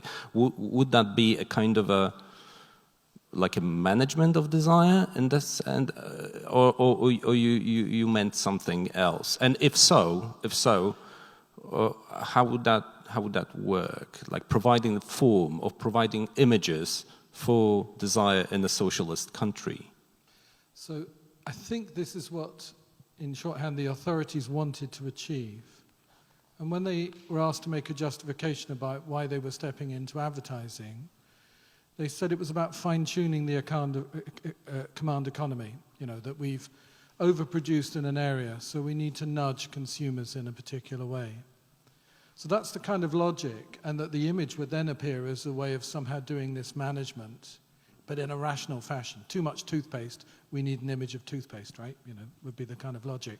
But you look at the advertisements, and they simply don't do that. They promote all sorts of other desires that are beyond this sort of rational superego framework.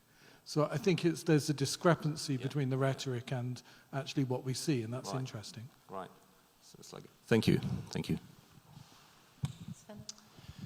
Yeah, thank you for these illuminating talks. I have a question for Edith and Tomasz in particular, although to some degree, David, it might concern you as well. I wanted to ask you if you could be pressed to speak a little bit more to the problem of global pop and what that might mean. To some degree, it's a methodological question. I recently went to a talk by a South Asian curator about pop art in South Asia. And this particular curator didn't show any American images whatsoever during his talk. I was really struck by that. It seemed as if in your presentations, probably for good reason, the desire to delineate what Eastern European versions of pop art might mean still required the foil of American pop art all the time. So I'm curious about this, about the need or the lack thereof of using American pop art as a foil in order to understand what Eastern European pop art might mean. Then a related point about politics. So I think it was Boris Groys who, and not surprisingly in the context of Soviet art, first talked about the need to, if you were to transfer the notion of pop into Eastern Europe, which in his case included the Soviet Union, then it would be necessary to speak about consumption in terms of political culture, that is to say, ideology and its material manifestations. And he was speaking about this phenomenon in Soviet art that goes by the name of soc-art, which of course reminded me of Tomasz's mentioning of socialist art and, you know, the possible relations between it. However, I wonder if that's a suitable model to explain the presence of pop art in Eastern Europe. And here I come to David's talk, because you so memorably, illustrated the fact that it seems as if in Eastern Europe, pop art did operate with notions of desire and commodification and fetishization that were to some degree at least drawn, if not from a specifically, American, then certainly from a sort of global neoliberal context. And I'm wondering in other words, I wonder if we should reserve the idea that, in Eastern Europe plus the Soviet Union in this particular case, to speak about pop art requires, the consumption of ideology. That for the Soviet Union makes a lot of sense for me. I think it makes less sense for Eastern Europe, and David really illustrated that, because there is this very powerful discourse of desire and commodification paired with, fetishization and so forth that operates in countries like Poland and probably in Hungary and others as well. However, I wonder if it's necessary here to really single out America in the way that we're used to. It is a global context. It is global neoliberal commerce and its way of, creating desire, in ways that really run around the world, that to some degree may be specific to the United States, but it isn't exclusively. So, looping back to my initial question about global pop, I wonder what the implications might be for our ability, to speak about global pop and the role that Eastern Europe might play in it.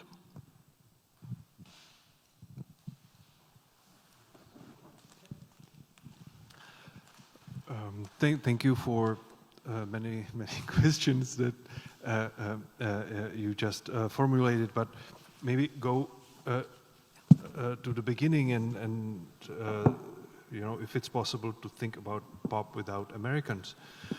My intention was not to criticize those two exhibitions. In fact, the organizers of International Pop had invited me to a round table when the exhibition was being prepared.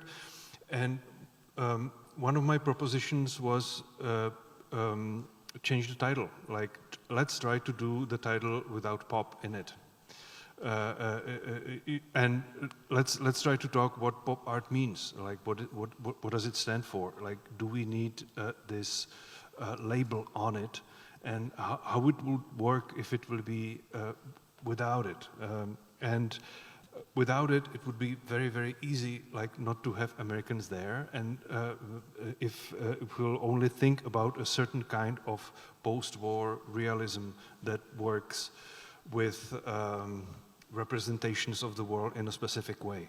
And I think that that might be a way how to sort of bypass the Anglo-American understanding of pop art as an art style.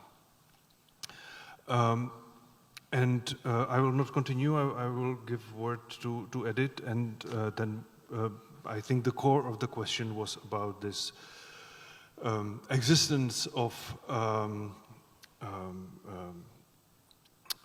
the consumer culture in the East and in the West, and how does it relate to artistic production, but maybe only to the lifestyle of in those different parts of the world.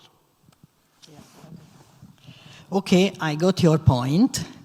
And first of all, I had different aims with my presentation. One was, which I encounter many times, that the center historically, not today, not that much, but historically definitely, taken for granted. So, and I simply wanted to show, and I confronted with it many times when I lived in the US, that there is this inner dynamic as well. There is this inner dialogue in the center which is totally ignored. This is one thing. So, and if it is ignored, then it opens a door for formal analysis, that here is a big brush, there is a big brush, there is a gesture, here is a gesture. So this was one, let's say, sub-issue. So that is why I needed American pop art as a reference point. But at the same time, those artists of the so-called great generation of the 60s and 70s in Hungary, they absolutely refer to them. So they visited the show, Frauschenberg in Venice Biennial. They went to the FASAC, which was a very good library, where they read all those magazines. So I think, I do find very illuminating the approach from totally leaving out and examining how did it look like in the Eastern, Central Europe, but still they looked for them. So then we do not have to deal with those paintings which absolutely referred, and they wanted to get into a dialogue with them, with the American pop art. The other thing is that politics. Sometimes I do think that we would like to get rid of this political aspect of Eastern Central Europe. But sometimes the artists, even though they hated it, to be surrounded by it, they took it much more seriously than the rhetoric, than the official rhetoric. For example, your artist, for me, was the perfect example for that they wanted to have, that they shared some of the ideas of this communal lifestyle, as opposed to individuality, and so they seemingly took seriously some basic statements of socialism, but not in that way as it was sold or as it was sold to them. So that he wanted to, as it seemed to me, your artist wanted to keep the basic idea of socialism, but not on that way as it was propagated. And when I dealt with, for example, women artists and tried to analyze whether this personalist political slogan is valid in Eastern Europe, I did find that all those artists like Sonja Ivekovic, like Zofia Kulik, they didn't want to get rid of socialism. They wanted to take it much more seriously than it was realized. So politics is trickier than just here is politics and there is consumption, because if there is a desire towards consumer goods, there is a desire also to realizing the dream which went wrong. So it is, if we leave out politics, then we will reconstruct the same binary, but not along politics and consumerism, but yeah, I do not know whether. And one more thing concerning Russians. Sometimes I do feel that that soc art and the use of icons by those artists also remains on the surface, could remain on the surface, and does not go deep. For example, a work which I do find very strong, and speaking about Russian reality, Soviet reality, is Yankilevsky Elevator, if you do remember. And this is, for example, never appears in this context. So I'm very hesitant about substituting the consumerist goods with icons or images of politics. When I spoke about politics, is deeper a little bit than just the formal iconography of it. And I do not know whether it was clear or not.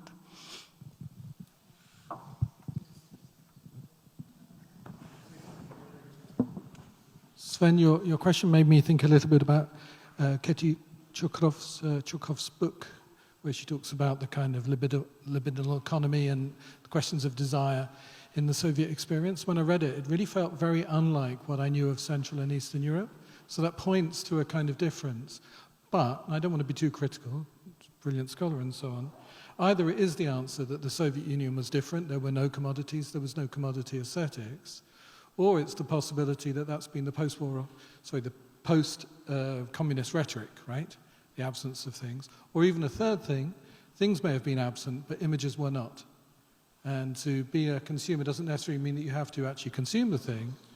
It may be that you have to have an awareness of it, and Soviet citizens certainly had that kind of awareness. So those desires, kind of whatever judgment we make, they kind of percolate through. And then one tiny little thought, just a small observation. I'm quite struck after hearing your comment that my authors who know America well in the 60s, those Polish guys, their books are translated into Russian.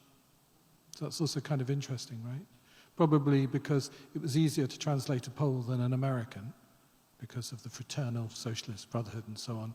But it's also because they'd been and they'd experienced, which is kind of interesting.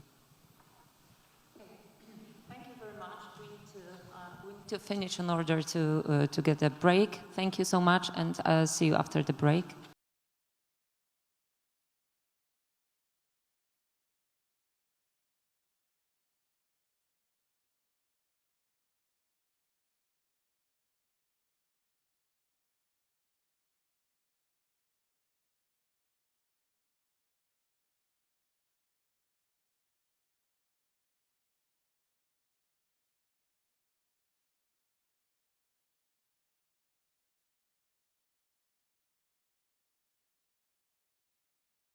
Hello, welcome back.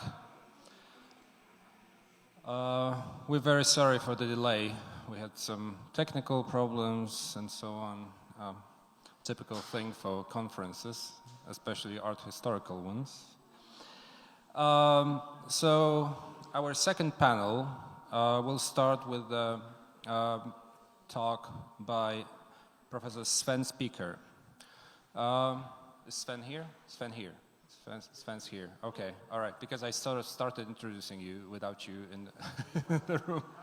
Sorry for that. Sven Speaker teaches at the Department of Germanic and Slavic Studies and Comparative Literature program at the University of California, Santa Barbara. He is a specialist in modern and contemporary art, aesthetic and critical theory, as well as global and transnational art and art history. He's the author of many books and articles which were translated into Korean, Spanish, Russian, Swedish, Albanian, and Polish. Translated into Korean, Spanish, Russian, Swedish, Albanian, and Polish. He's a co-founder of the working group Cultures of World Socialism and the founding editor of a journal you're probably familiar with, Art Margins.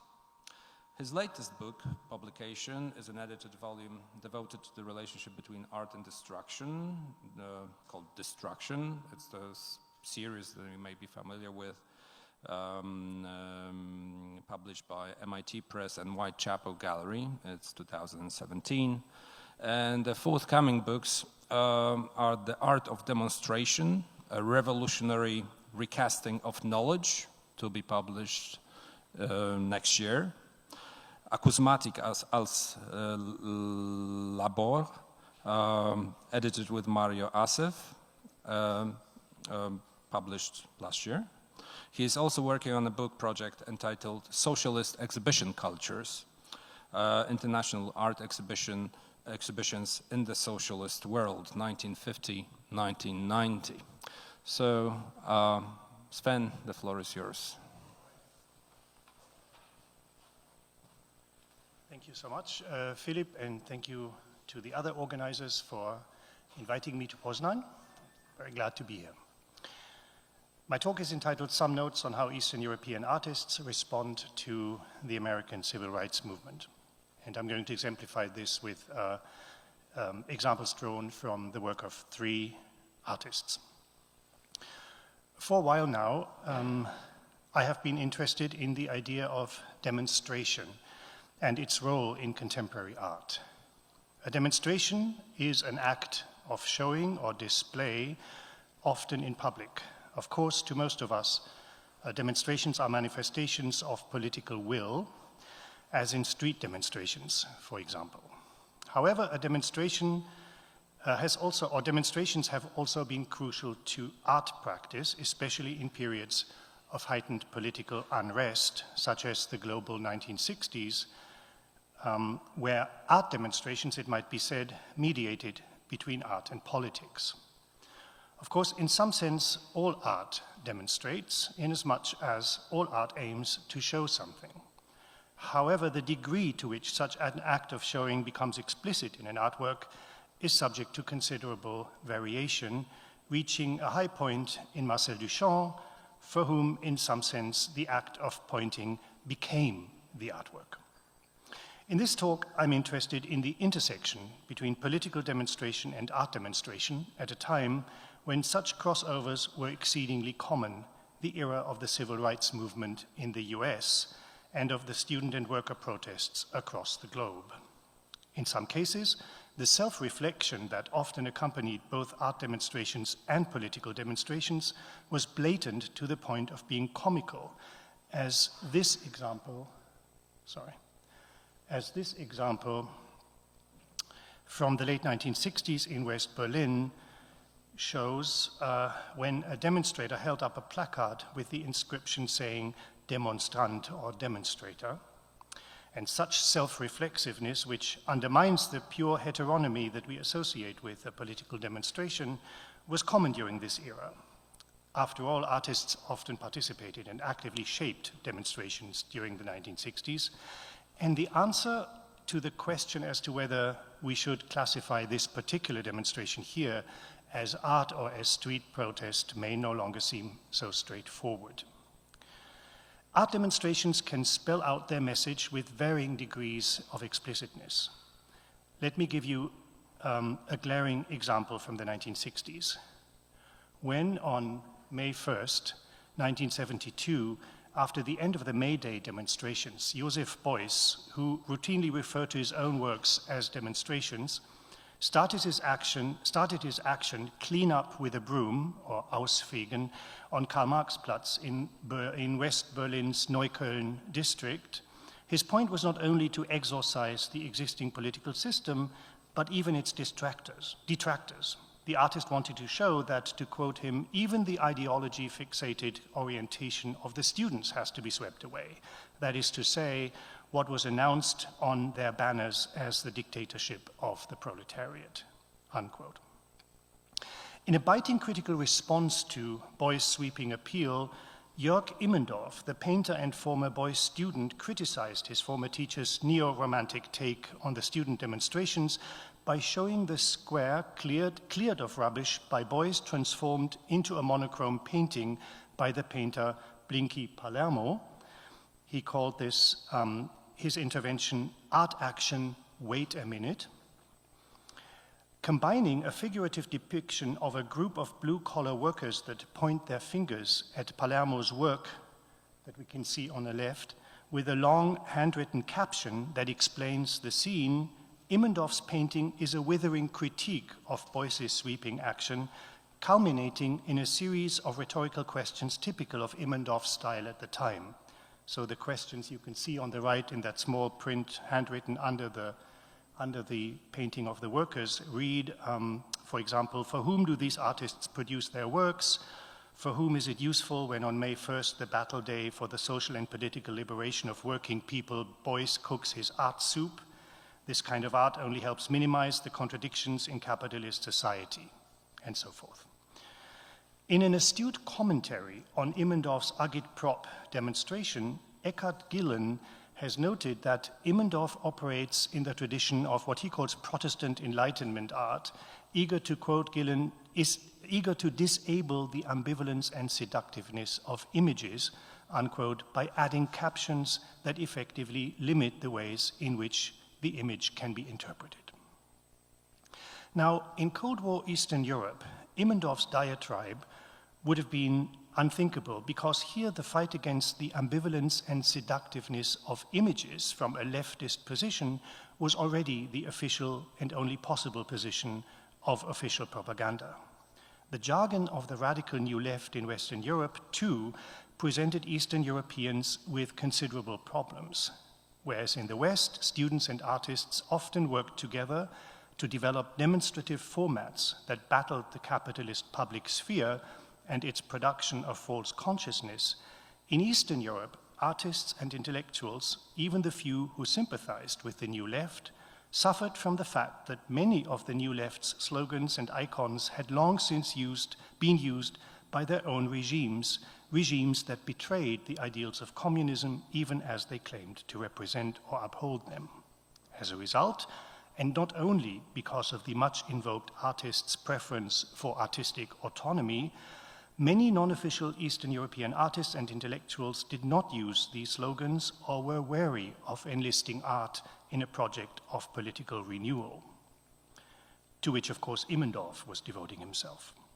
As Slovak art historian Andrea Batorova has noted of the reaction by one of Slovakia's most important performance artists, Alex Mlynarczyk, to the 1968 invasion of Czechoslovakia, she writes, basically for him as a citizen of a socialist state who knew all the consequences of a totalitarian system from experience, it was very difficult to get worked up about the revolutionary ideas in the West, unquote. As a result, artists in Eastern Europe oftentimes used demonstration less in order to return to Gillen's quote, disable the ambivalence of images, but on the contrary, to amplify such ambivalence, thus unlocking its subversive potential. To give an example, when in 1976, the Moscow-based art group Gniezdo, in an unprecedented action and in a country where such actions were both forbidden and unheard of, briefly took to the streets of the Soviet capital with a red banner held up by two artists, what that banner showed were not slogans, but instead a rotated painting by the US abstract expressionist Franz Klein entitled Accent Grove from 1955. Whether or not the Gniezdo's art action should be interpreted politically or not, and if so, in what way, remains more or less unclear.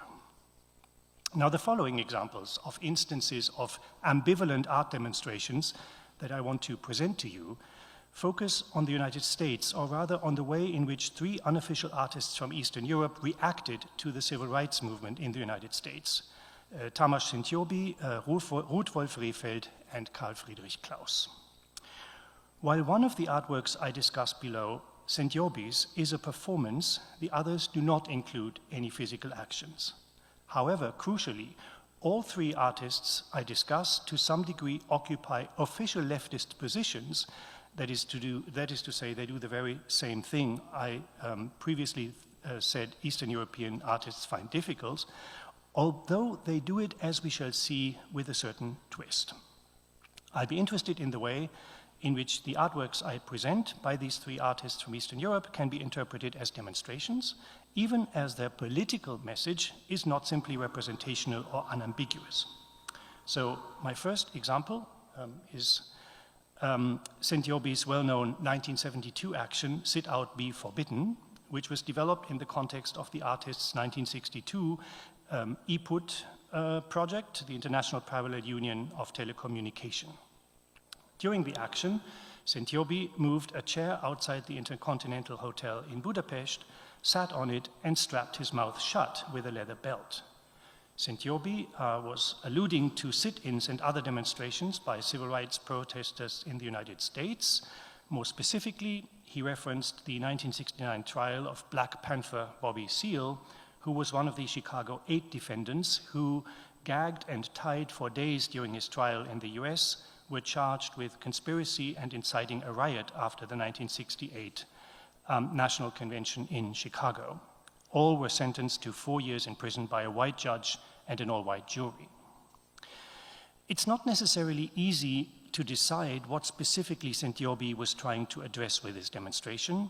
3 possibilities come to mind. First, the oppressive reality of the US justice system. Second, official Hungarian solidarity discourse that denounced racial injustice in the US. And third, censorship and the absence of freedom of speech in Hungary.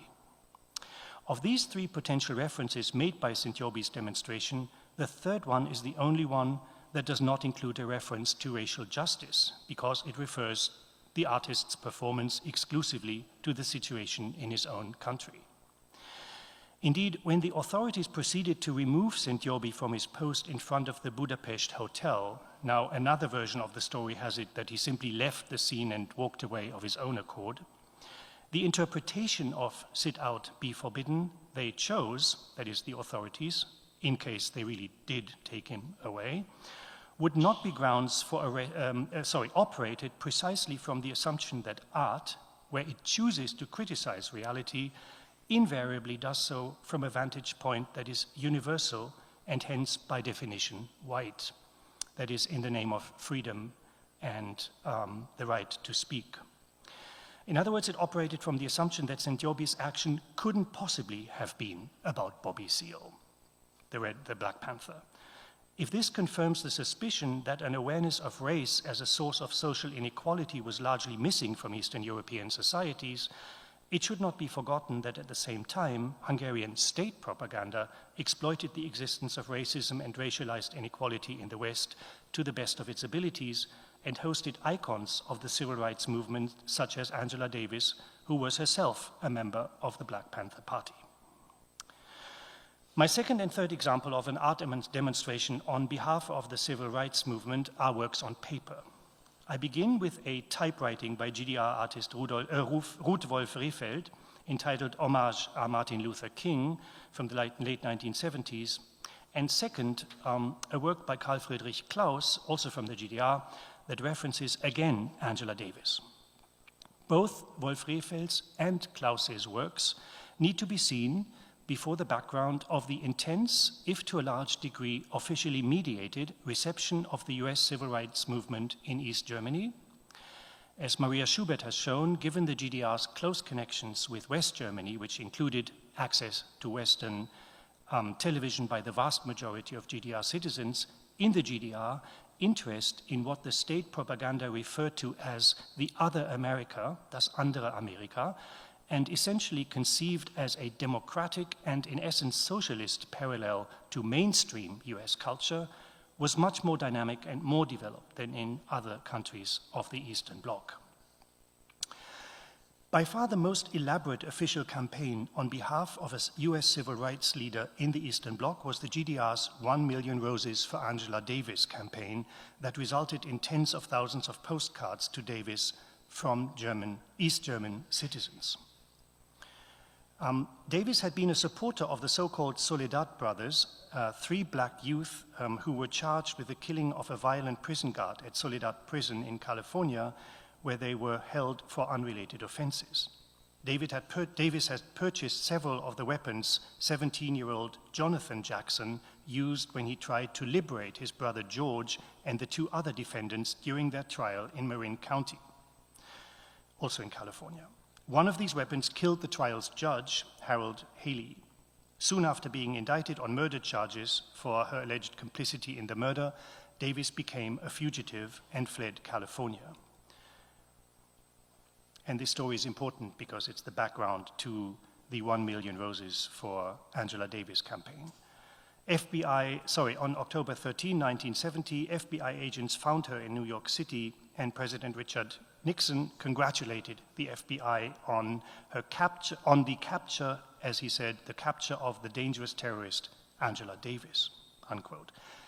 When Davis visited East Germany after her eventual acquittal, 500,000 people greeted her at East Berlin's Schönefeld airport, while the GDR government prided itself on having freed her from the clutches of a terrorist state.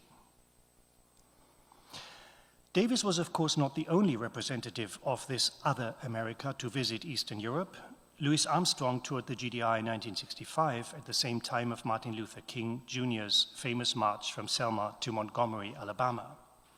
Among earlier visitors who were closely connected to the US civil rights movement and visited Eastern Europe was the legendary singer and activist Paul Robeson, who visited the region together with his wife multiple times.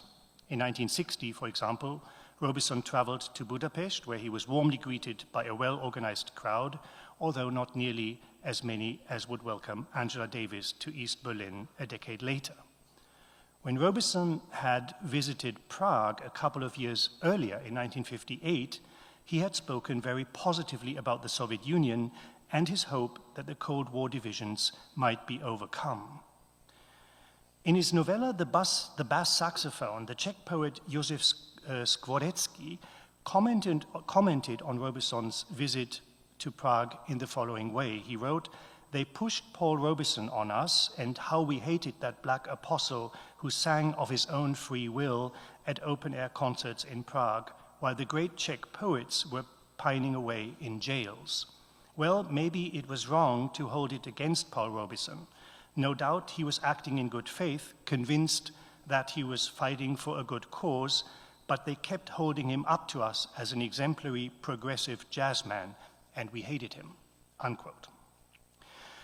This racially inflected resentment in Skvorecki's statement may suggest that perhaps Kata Krasnahorska is right when she argues that Eastern European artists and writers, wherever they did not cling to artistic autonomy or adopted the broadly humanist discourse of apparently universal human rights to which Western propaganda appealed, invoking instead a diverse pantheon of alternative and leftist thinkers that included Mao, Ho Chi Minh, and Che Guevara, among others, this did not necessarily happen only in the name of racial equality and justice in the spirit of the civil rights movement. Now, the 1 Million Roses for Angela Davis campaign that I mentioned previously has recently been the subject of a remarkable exhibition in Dresden, curated by Kathleen Reinhardt, that included not only examples of the postcards sent to Davis by GDR citizens, but also portraits and other artworks by official GDR artists such as Willy Sitte, as well as contemporary works by a variety of German and international artists. The historical interpretation of this unprecedented Davis mania in the GDR has tended to oscillate between two poles. On the one hand, official paraphernalia such as stamps, banners, and postcards, and on the other, references to the fact that the very same GDR that worshipped Davis brutally silenced its critics or took away their citizenship. What has been forgotten, however, is the fact that shows of solidarities for David or for the civil rights movement more generally were not limited to artists who could be relied on to deliver art that conformed, broadly speaking, to the aesthetic and ideological precepts set by the GDR and other Eastern European regimes, but that such displays, in fact, also included non-conformist artists such as Sentiobi, Wolf Rehfeld, or Klaus.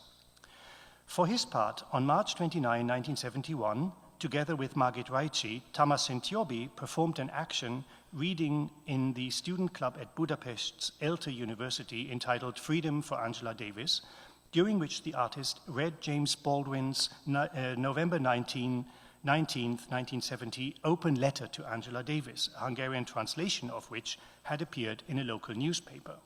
In this letter, in which Baldwin reacts to Davis's acquittal of the murder charges that I had mentioned before, Baldwin writes, among other things, we know that we, the blacks, and not only we, the blacks, have been and are the victims of a system whose only fuel is greed, whose only God is profit. We know that the fruits of this system have been ignorance, despair, and death, and we know that the system is doomed because the world can no longer afford it, if indeed it ever could have. And we know that for the perpetuation of this system, we have all been mercilessly brutalized and have been told nothing but lies, lies about ourselves and our kinsmen and our past, and about love, life, and death, so that both soul and body have been bound in hell, unquote. During St. Jobi's action, Raichi, his collaborator, deliberately attempted to prevent the artist from reading the letter to Angela Davis, by trying to knock it out of his hands with a broom, pouring a glass of Coca-Cola over his head, pushing lipstick into his nostrils, and starting a small fire at his feet. It is clear that the action reading was designed as much to celebrate Davis's acquittal from murder charges, an event that was greeted, as I mentioned before, by Eastern Bloc governments as being the result of their publicity campaigns, as it was designed to bait the Hungarian Secret Service, who reliably sent an informer. According to Kata Krasnohorsky, the informant went on to describe the action as, quote, a tacky demonstration that purposefully abused the name of civil rights icon Angela Davis, and St. Jobi was duly banned from performing at the student club ever again. The agent had come to the ultimately unverifiable conclusion that, viewed as a political demonstration, St. Jobi's performance was primarily, if not exclusively, designed as a scathing critique of life in the socialist state, and thus, again, performing the same mechanism I mentioned before of essentially deracializing this critique into an inner Hungarian affair, as it were. As far as Wolf Rehfeldt's typewritten homage à Martin Luther King goes, which was printed on pinkish office supply paper and consists of the repeated phrase, "Someday we shall overcome," organized into blocks of text that are arranged in such a way that they form a V or victory sign. So the line, "Someday we shall overcome," which is likely derived from an old gospel song, became the quasi-anthem of the US civil rights movement after it was performed by Pete Seeger and the young John Baez and other singers in the early 1960s. I should add that both Seeger and Baez, like other US artists, including Harry Belafonte and others, made repeated concert appearances in the GDR during the 1960s, and both made more or less successful efforts to limit the state's censorship and propagandistic exploitation of their respective visits. 4 days before he was assassinated on April 4th, 1968, Martin Luther King used the line, "We shall overcome," in his final sermon delivered in Memphis, Tennessee on Sunday, March 31st, 1968. And the song itself indeed contains a moving line devoted to overcoming racism. It reads, "We shall black and white together, black and white together, black and white together. Someday, oh, deep in my heart, I do believe we shall overcome someday." In the GDR, the use of lines such as "we shall overcome" fulfilled a crucial function inasmuch as it promised East German participation in the American underground scene without at the same time endorsing the US government's policies. Now, homage à Martin Luther King was created at a time, the 1970s, when officially it was Angela Davis and her fight against racism in the name of militant communism that stood in the limelight, while Martin Luther King's Christian values-infused critique of capitalism may have seemed to belong to a bygone era by then. Wolf Rehfeldt, through her idiosyncratic graphic design, makes the perception of the phrase, "Someday we shall overcome," difficult, thus significantly slowing our reading. And this retardation, I argue, has the effect of desloganizing the phrase, which we now read as if for the first time. The second way in which Wolf Rehfeld defamiliarizes the well-known lyric is by subjecting the copied line to a double encoding, inasmuch as the typed words do double duty, both as verbal signifiers and as graphic elements of the iconic V sign formed by them. Now, historically speaking, while the V sign is generally thought to originate with Winston Churchill, it still has a connection to the struggle for racial equality, because the double V was the prominent symbol of the so-called V campaign of the 1940s, which tied the fight against Nazi Germany to the fight against racism and inequality in the United States. As for Martin Luther King, to whom Wolf Rehfeld dedicates her page, he was clearly the most iconic emblem of the fight for civil rights, both in West and East Germany alike. And so, ironically, while right-wing US politicians and indeed the US security apparatus considered King a communist, in the GDR, King was officially revered, indeed, as the revolutionary leader of the US black proletariat, a view that conveniently left out the fact that King had generally based his fight for racial equality on Christian values rather than on Marxist-Leninist ones. However, as Maria Schubert has noted, in the GDR, this officially enshrined view of King was often challenged by what she calls idiosyncratic eigensinnig takes on the life and work of King.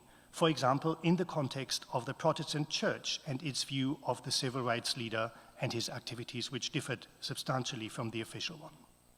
Now, one other such idiosyncratic or eigensinnig take on King, an artistic one, is Ruth Wolf Rehfeld's homage à Martin Luther King, whose most far-reaching expansion beyond King's official portrait has so far eluded researchers, for it seems as if the artist does not merely apply the line, "someday we shall overcome," affirmatively to the V shape that becomes in this way readable as a victory sign, enlisting the line as Martin Luther King did in the struggle for civil rights. When viewed from certain angles, it becomes clear that the graphic representation of this line, with its acute angle pointing towards the viewer, can also be viewed differently, namely as the sharp corner of a three-dimensional wall, composed of letters and anchored by the column formed by the word "someday," as if we as viewers were in a position slightly above the wall. Seen in this alternative way, the phrase "someday we shall overcome" takes on a different meaning, closely related to Wolf Rehfeld's own situation in a world divided by a wall.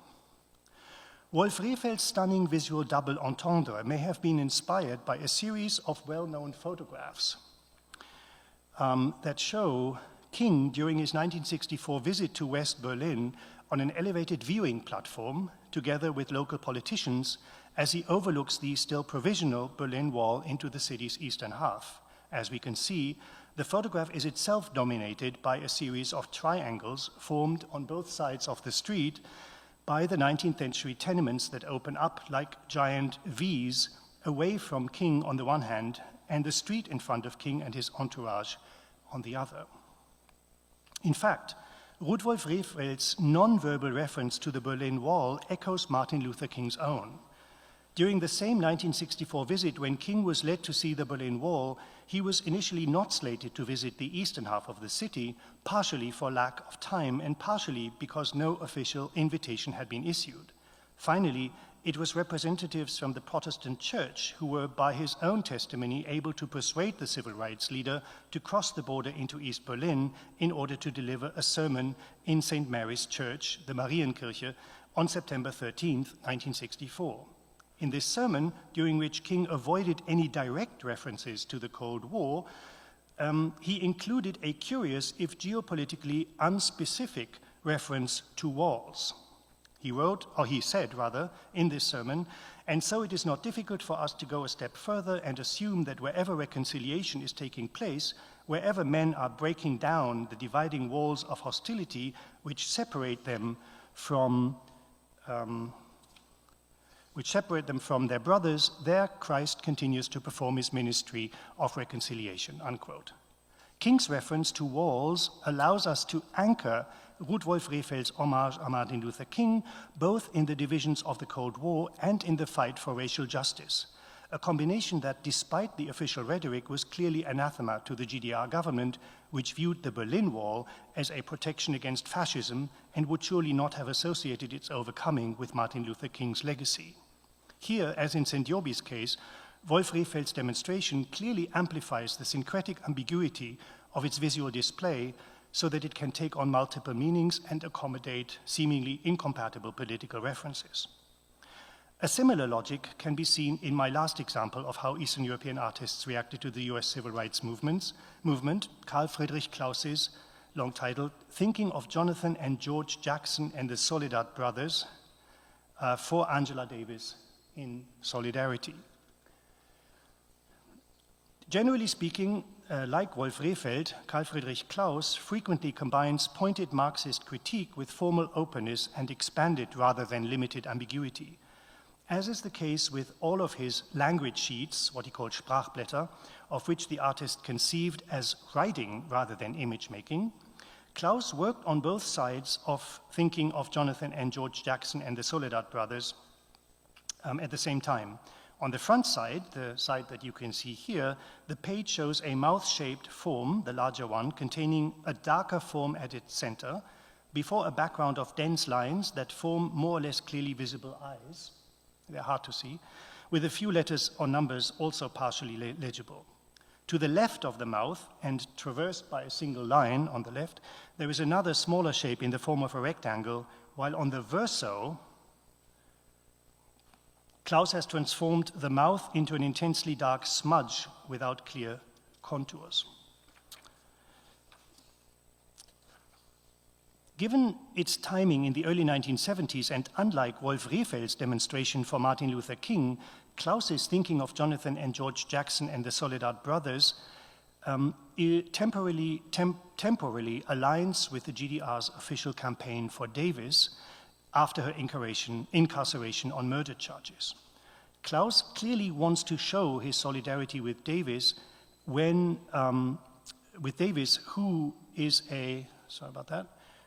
is a communist like the artist also was.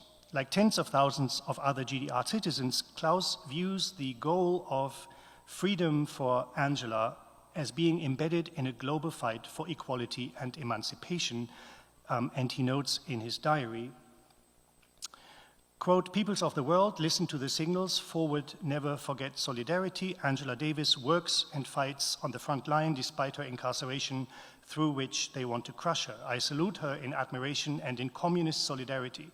Freedom for Angela Davis, unquote.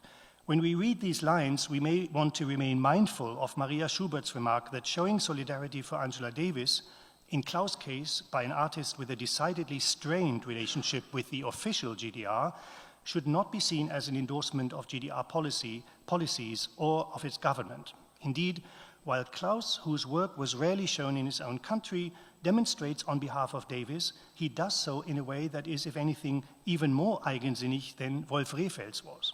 For one thing, the primary title of Thinking of Jonathan and George Jackson and the Soledad Brothers for Angela Davis in Solidarity refers not to Angela Davis, but to Jonathan Jackson, the 17-year-old black youth, and incidentally Angela Davis's bodyguard, who tried to free his brother George and two other defendants during their murder trial for killing a white prison guard in Soledad prison. We can see in Claus' dedication of his work to the Jackson brothers, rather than to Angela Davis alone, not only the desire to honor two young black men who became victims of the US justice system, but also further an effort on the artist's part to identify directly with Davis, who herself demonstrated on behalf of the Jackson brothers in front of Soledad prison. By calling his work Thinking of Jonathan and George Jackson and the Soledad Brothers for Angela Davis in Solidarity, Claus explicitly refers to a process of thinking, highlighting not only the performative nature of his demonstration, but also the fact that Claus's participation in the Davis campaign is anything but a mindless mechanical exercise. It is indeed an exercise of active thought, of which the artist's drawing functions as a kind of transcript. Klaus often gave his non-figurative graphic works titles that presented a syncretic mix of science, philosophy, and politics, while studiously avoiding any impression that they were descriptive representations of what the works showed. So examples include function of a revolutionary struggle, long-distance effect of the Russian October, or psychic engine, homage to Ho Chi Minh, and other such unwieldy titles. Indeed, the fact that thinking of Jonathan and George Jackson and the Soledad brothers refrains from showing any of the characters it mentions in its title counts among the most glaring ways in which Klaus's contribution to the campaign for Angela Davis, just reminding you of that work, or for the of the way art. Sorry, I missed my. So Klaus evidently does not see his work as representing either the Jackson brothers or Angela Davis, for that matter, nor of his or anyone else's solidarity for either one of them. Rather, the double-sided drawing functions as a demonstration of the way art, conceived as semiotic practice, as writing, mediates between a gesture of solidarity and the political reality to which such a gesture aims to make reference. As Klaus comments in his diary, quote, looking at the front side on the far left, and he's describing the image. On the far left, you can see a sign for Jonathan Jackson's eye, the 17-year-old who, through an individual act of desperation, wanted to liberate his imprisoned brother George and the other Soledad brothers, and was shot. His eye outside of the cipher representing a mouth, opposite the sign for George's eye, which can be found inside of this cipher, together with many eyes, smaller ones and bigger ones. If you illuminate the transparency, he goes on, you no longer see the ocular signs that can still be detected on the front side, however, at the very bottom, with an irrepressible force that keeps growing from the very bottom, eyes, consciousness also of black women and of everyone else who is at the bottom, unquote. Instead of creating a fully transparent political demonstration in the spirit of the GDR official Angela Davis campaign, then, Klaus designs his work as a secret message where ciphers replace readily readable slogans and where writing is forever threatened or blessed by illegibility. On the page's verso, the force of consciousness that rises from the bottom, raising with it black women and others, remains to some degree at the mercy of the forced separation between the two brothers hinted at on the front side, a separation that forever divides the gesture of solidarity from the reality it hopes to alter or influence. To sum up, in this talk I've been interested in ambivalent art demonstrations that can be and were read both as gestures of solidarity for members of the US civil rights movement and as commentaries on the situation in Hungary and the GDR respectively. Inevitably, to the extent that these demonstrations expand their referential range, becoming ambivalent, they also by the same token tended to weaken their unilateral commitment to the fight against racism and to solidarity with its black victims. Here we return to a deracialized philosophy of universal, hence white, assumptions and values that, it may be said, characterized Eastern European societies in general. Thank you.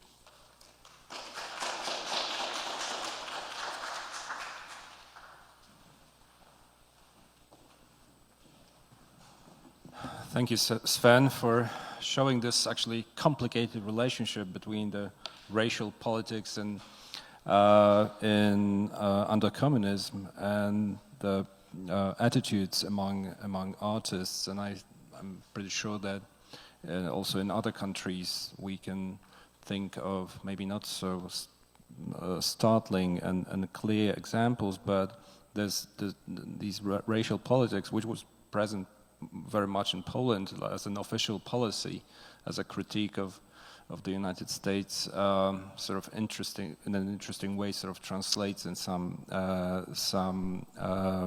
artistic gestures.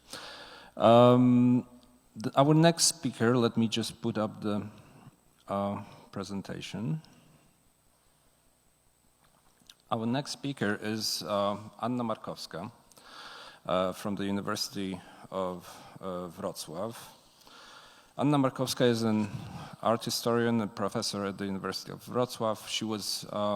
She's also a member of the board of ICA from 2020. Her publications focus on American art, but not only, Polish art. The book on American is called Comedy of Sublimation. It was published in Polish. It's an English translation in 2009. She wrote extensively about Polish 20th century art, especially after the Second World War.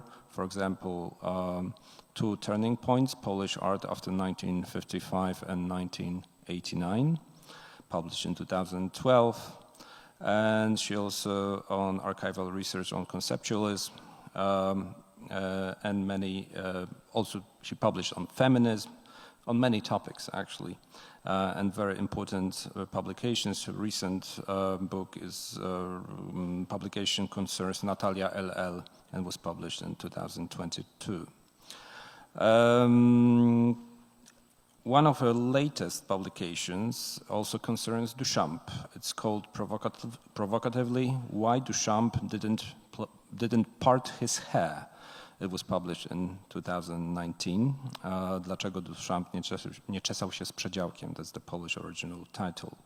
And it deals with the divisions and taxonomies that lead to unlearning and deskilling strategies in the field of art.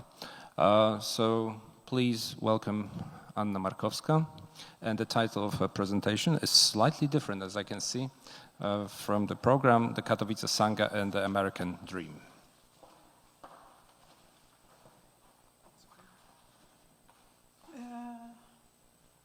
Which one? How should I? Okay. So I will try, yes, it works. Hello, nice to be here. Thank you for invitation, for inviting me. Yes, I have changed the title a little bit. It is about American Dream. And it is about Buddhism and about King culture. Very strange combination, in fact.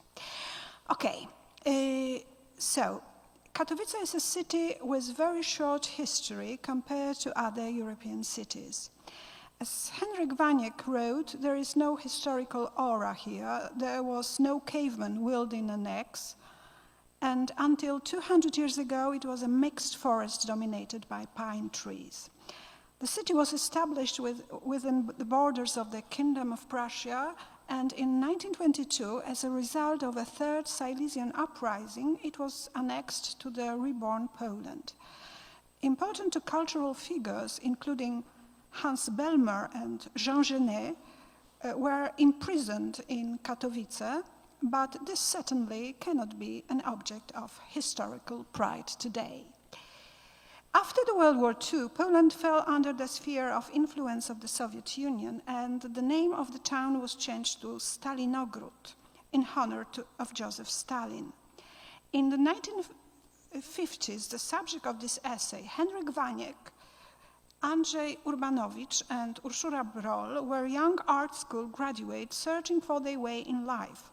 They reflected on art history, the heritage of the avant-garde, anthroposophy, theosophy, Silesian mysticism, and Buddhism, interested in going beyond the limits of their education, the skills they had acquired, and the socio-political restrictions. In the 1970s, they formed a Sangha, a Buddhist community. Alongside their mutual spiritual quest, they created art and a circle of supportive friends. Their interest in Buddhism began in the late 1960s. It intensified with the arrival in Poland of Philip Kapleau, an American Zen teacher.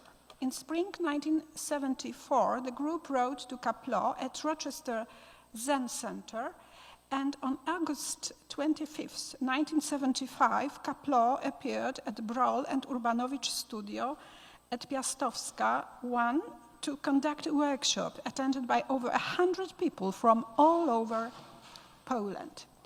Kapleau also officiated in weddings when he returned to Poland in 1979. One something is going on, yes, with this mic. Okay, thank you so much. One of the interpreters in 1975 was Jacek Dobrowolski, who years later recalled the fantastic Zen adventure, quote, in the imperial Japanese-American style, as a dream of power and freedom without borders in an enslaved country. Translation of Buddhist texts were also undertaken by Tadeusz Sławek, a prominent essayist and later rector of the University of Silesia in Katowice. In the Poland of the real socialism, Buddhism was one of the countercultural movements of the opposition.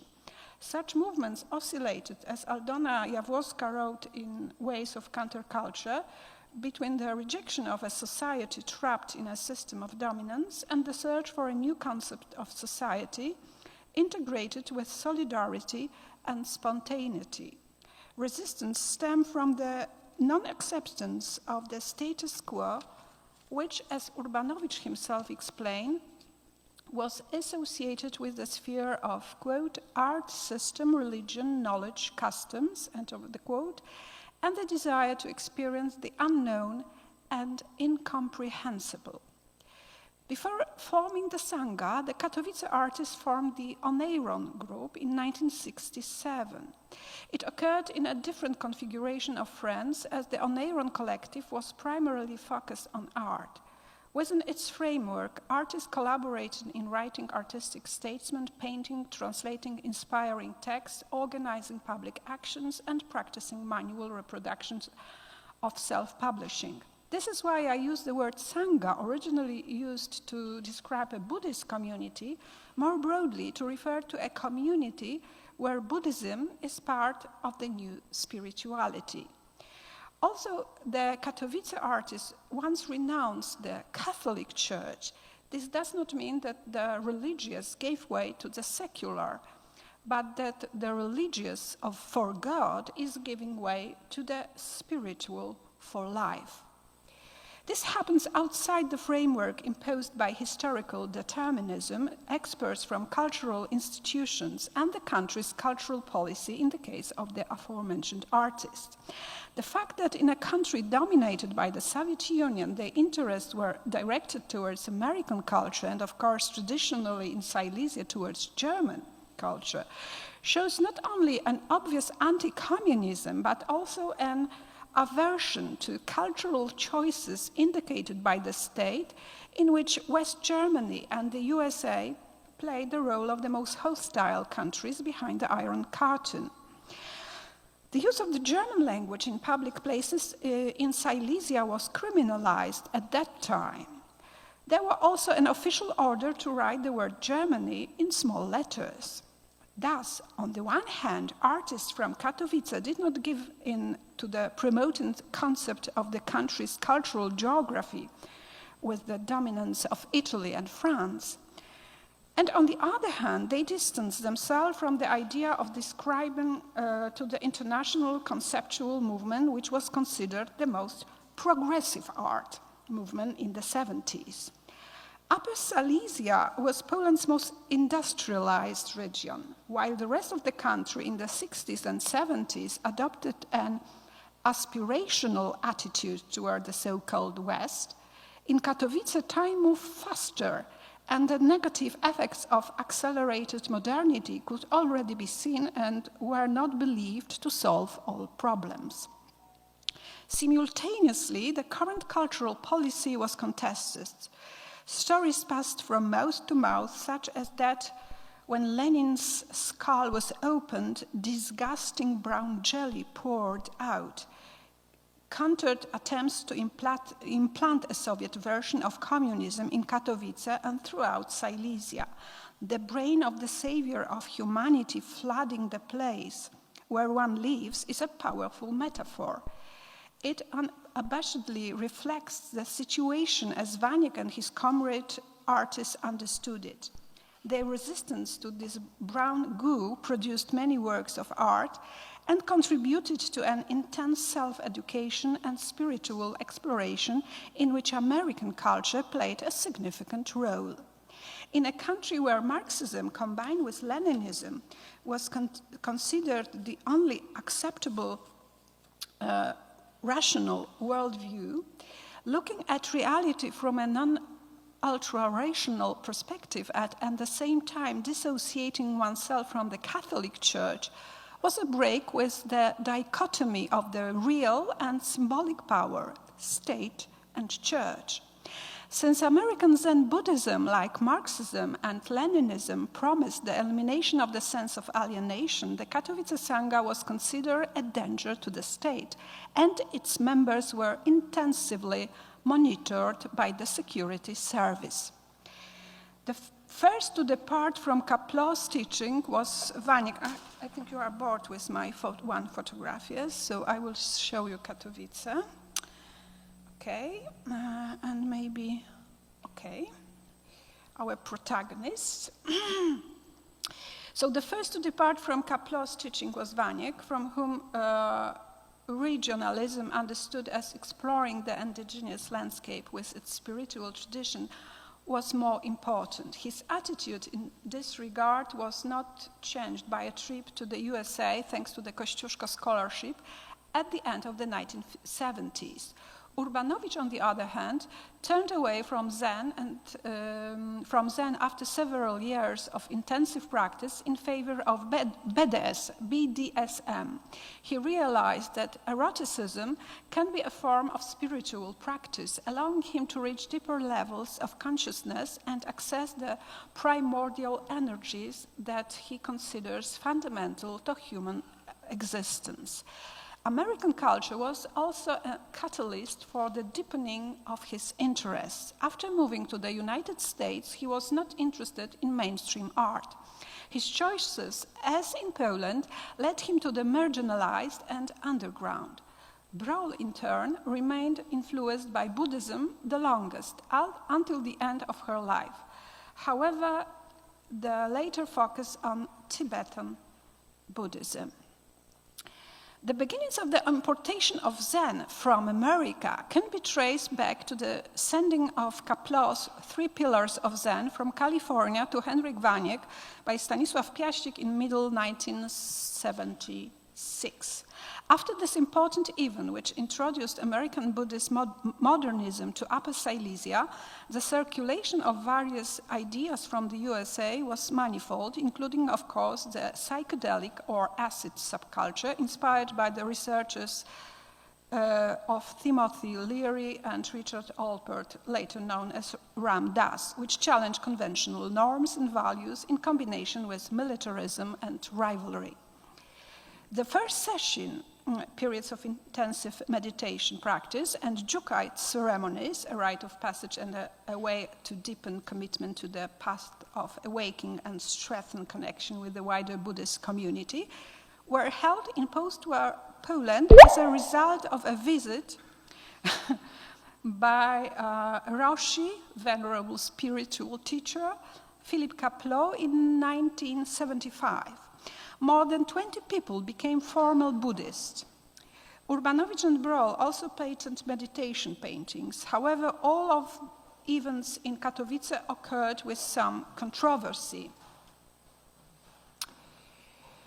As Waniek wrote, a Buddhist priest who came a Buddhist priest who came from Canada at the time and pretended to be Japanese already made an impression on me as a sucker seeker. In addition, the official registration of the Buddhists encountered difficulties and was only achieved in 1980 when Andrzej Urbanowicz, the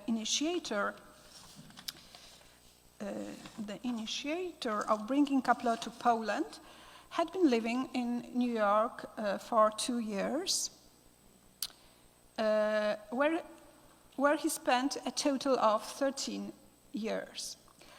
Years later, remembering his adventure with Kapleau, Urbanowicz wrote with self-critical sarcasm that it was not a good choice, although some people took several years to figure it out. The Polish reception of Buddhism through America, however, was linked to the inspirational role of the counterculture, which found fertile ground in the 1980s after martial law and the almost complete negation of the role of the state in the sphere of culture by many artistic circles. This manifested itself in boycotting state-run cultural institutions for most of the 1980s. A state of intense passion, similar to when a person in love, and this is a quote from Kapleau, has a mind only for the beloved, was important in the search for a new spirituality. This appealed to young people in the 1980s when cultural life flourished in churches and tanks and police patrols increased in the streets. Not all wanted to be involved in the struggle, to be in a critical relationship with the world around them. Meanwhile, in the America of the 1980s, Urbanowicz was overturning all of the anti-sexual and puritanical obsession of the socialist and Catholic cultures. In fact, Urbanowicz's work was censored for alleged pornography as early as 1973. In 1986, a translation of To Cherish All Life, A Buddhist Case for Becoming Vegetarian by Philip Kapleau was published by the Pusty Obłok Publishing House. It was sponsored by the Zen Buddhist Association Sangha and translated by Zbigniew Becker. 2 years later, Kapleau's most famous book, The Three Pillars of Zen Teaching, Practice and Enlightenment, considered the first publication of Zen by a Westerner, appeared in the same publishing house, translated by Jacek Dobrowolski. In the case of the Katowice milieu, however, official edition of books should not be emphasized at all, since there were many self-translations made as part of extensive self-education activities. Copies were repeatedly rewritten and put into internal circulation. In the preface to the Polish edition To Cherish All Life, A Buddhist Case for Becoming Vegetarian by Maria Grodecka, the author writes about the depravity of the human conscience by imposing on it, along with meat eating, an approval of the undeserved suffering of others, the humiliation and agony of animals. The foreword to the Polish edition of The Three Pillars of Zen was written by Wojciech Eichelberger, and here is this quote I have shown you, now a well-known psychotherapist and writer. Eichelberger wrote of himself at that time, "The state of my mind was a picture of the generational experience of some of the 30-somethings of the 1970s. The hippie movement, anti-psychiatry, McLuhan, Huxley, Cohen, the Beatles, Leary and Albert, plus a lot of alcohol and some LSD, to name a few sources of inspiration of varying value." The title of his later book are revealing: a woman without guilt or shame, betrayed by his father. They indicate that Buddhism played a therapeutic role in the duopoly of atheism, Catholicism, state, church. Kapleau's visit was the climax of various spiritual investigations they had begun much before his arrival in Katowice. Urszula Broll's and Andrzej Urbanowicz's studio at Piastowska Street in Katowice was the center of all these activities. There, for example, laugh-in meetings were organized according to the counterculture movement of the 1960s. They were characterized by a sense of community, emphasizing the spirit of free love, live music, poetry readings, and other forms of artistic expression, as well as drug use and a shared experience of the world. To what extent did the hippie soulful art of the Katowice collective benefit from the American contacts? According to Krzysztof Lewandowski, a participant in those events, the folksy hippie Zen of the Polish version was much more interesting than the American monastic drill. For, as I know from oral histories and recollections of participants in those events, Urbanowicz was extremely committed to perfect accuracy in his daily Buddhist practice, not hesitating to use a stick, kyosaku, to beat Zen adepts for additional transformational impetus. For some people, this way of intensifying the concentration of the mind to stimulate zazen, to crush the ego, turned out to be counterproductive. As a result, not only the state of uniting body and mind with mood, the state of emptiness was not achieved, but many people have been totally discouraged from spiritual practices. Well, what we have, then we have a shift. American Buddhism appeared in Katowice on the spiritual ground of Silesian mysticism, marked by such figures as Angelus Silesius. I don't want to pronounce it in English. So once again, Silesius, a religious German poet who sought God within himself, or Teofil Ociepka, a self-taught painter and occultist. Moreover, many hippies were more interested in Allen Ginsberg. His poem Whole was circulated in many copies, and its reading was often juxtaposed with St. Paul's first letter to the Corinthians, or Jack Kerouac. In those days, it was important to have acquaintances and a circle of friends, which allowed to share interesting cultural events and also to study together. Art studies in Katowice had a conservative and boring curriculum. According to Andrzej Urbanowicz, who studied there from 1958 to 1962, the main thing one could learn at the art school was the art of combining vodka and beer. The city, in turn, was a desert with few people to talk to, with a dwarfed cultural life and police-like methods of local administration and an acute lack of philosophical literature beyond the Leninist profile. Meanwhile, all the ideas and concepts overlooked in official spiritual and intellectual life were important to Katowice artists. The interest in American culture, however, went far beyond the visuality of psychedelic painting. It created an alternative not only to high modernism with its hierarchies and aspirations, but also to ways of being in opposition to the awakened consumerism of the decade. Henryk Waniek translated Huxley's Heaven and Hell because, as he said, I was very attracted to all kinds of attempts to undermine the despotic rational mentality. His first experiments with psychoactive drugs were based on local toadstools found during mushroom picking. Other drugs came later. Influenced by Zen practice in the early 1970s, Urbanowicz began to be fascinated by emptiness, which changed or rather enriched his way of painting and iconography. In fact, in addition to painting with complex esoteric symbols in the spirit of alchemy, theosophy, anthroposophy, and the hippie rainbow and remix style, he produced impersonal seascapes in an attempt to find an equivalent for contemplative states.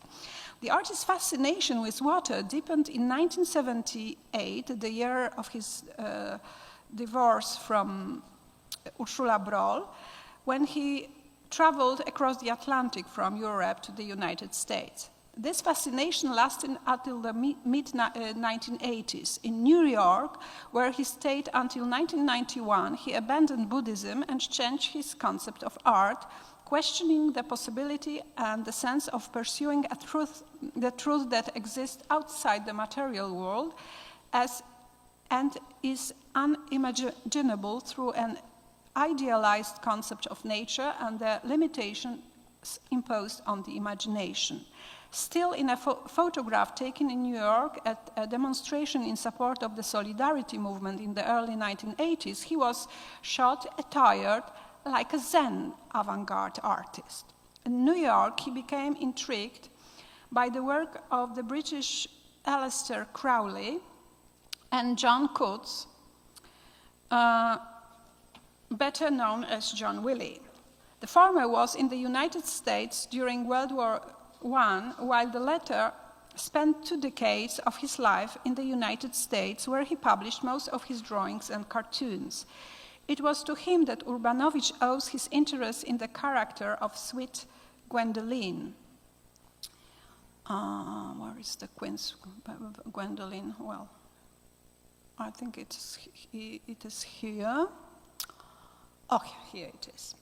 In addition to his comics strips, Willy published Bizarre magazine, an open forum for just that, bizarre ideas, concepts, and costumes in New York, starting in 1946. As Eric Kroll wrote about Willy, I don't think that he was in extreme cruelty. He believed in consensual bondage. He seems to have been cocky. This makes sense. He knew of a world that no one else could even imagine. His vision left him alone in the world. Anyway, Urbanowicz went from beating others with a Japanese cane to bondage practices. Willy, a fetish artist, relied on photographs of women who had a distinctive beauty with dark hair, small breasts, and long legs. His models include legendary, where I have Betty Page, the Queen of Bondage, and the photos in his magazine were taken by Fakir Musaffar, a body modifier in addition to Willy. Bondage must have reminded Urbanowicz photographs of and drawings of Hans Bellmer, who was born in Katowice and is associated with French surrealism. Willy was, as Julia Pine pointed out, a pioneer of kink and fetish culture, and at the same time an artist who was able to circumvent moral laws and censorship with the help of coded language. Bizarre used an ironic and parodic form of communication that appealed to two types of audiences: women looking for inspiration in fashion hairstyle or lingerie, and those with specific sexual preferences, bondage, acrotomophilia, body modification, sadomasochism, transvestism, high heels and corsets. And Bizarre was a seminal publication in the United States, being the first magazine that catered to America's nascent fetish community. It launched a genre that unified and codified the subculture and influenced sexual styles and practices, as well as the look and content of both alternative and popular culture and fashion to this day. Did Urbanowicz also targeted different kinds of audiences? Because his belief was that what was down was the same as what was up, so he was on the borderline between high modernism and lowbrow, trashy, and kitschy art.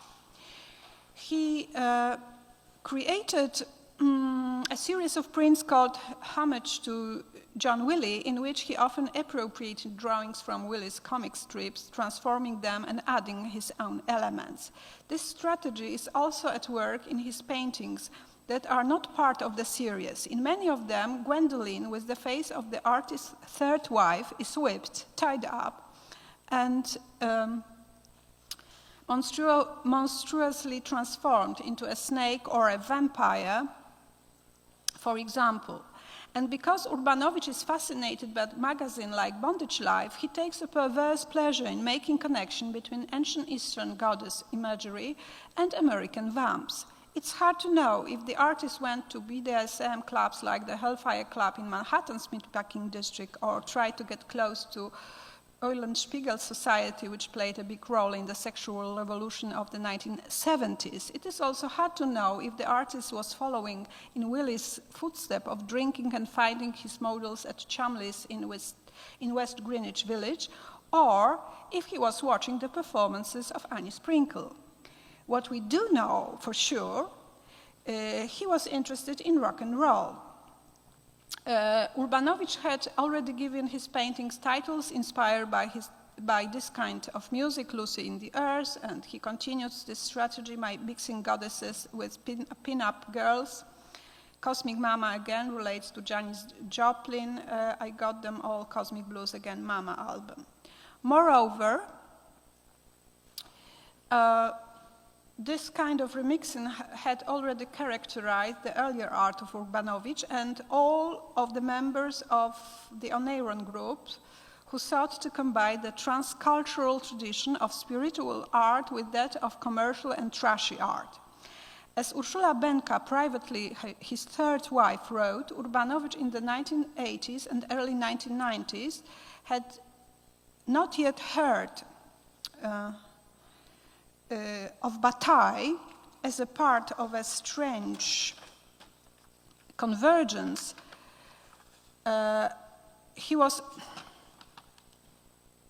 But as a part of the strange convergence, he was also motivated by a desire to overcome order, fascinated by a coexistence of good and evil, and had painful visions in the dark that led him to erotic and mystical revelations that he translated into painterly images.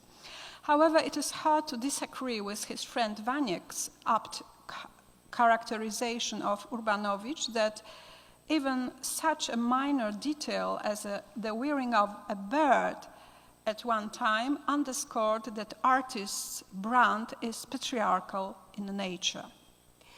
Like other artists of Sangha, Urszula Broll refused to accept that her life was determined by current historical and political circumstances. Her spiritual awakening was first associated with reading Jung, and then she found Kaplow's book particularly fascinating. As a bilingual Silesian, she read it in German.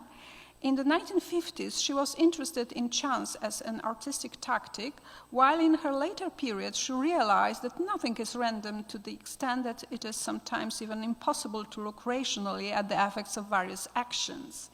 Unlike Urbanowicz and Waniek, the artist had never been to the United States. She also claimed, I was not attracted to travel. I could be a hermit because it suits me to stay in one place.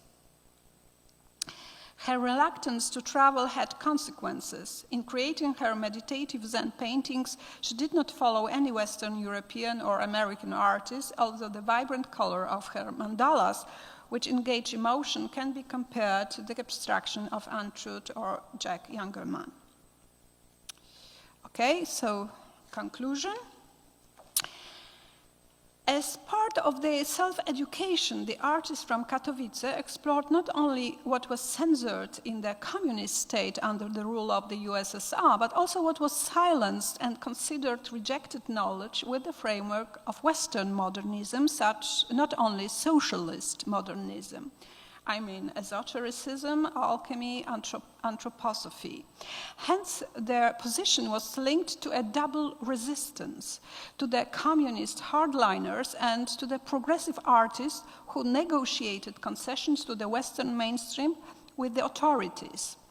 Thus, the term American dream is used here not as an aspiration for a change of position from a provincial country cousin to a millionaire and celebrity artist, but as a metaphor for spiritual and religious freedom, a chance to escape European ideologies.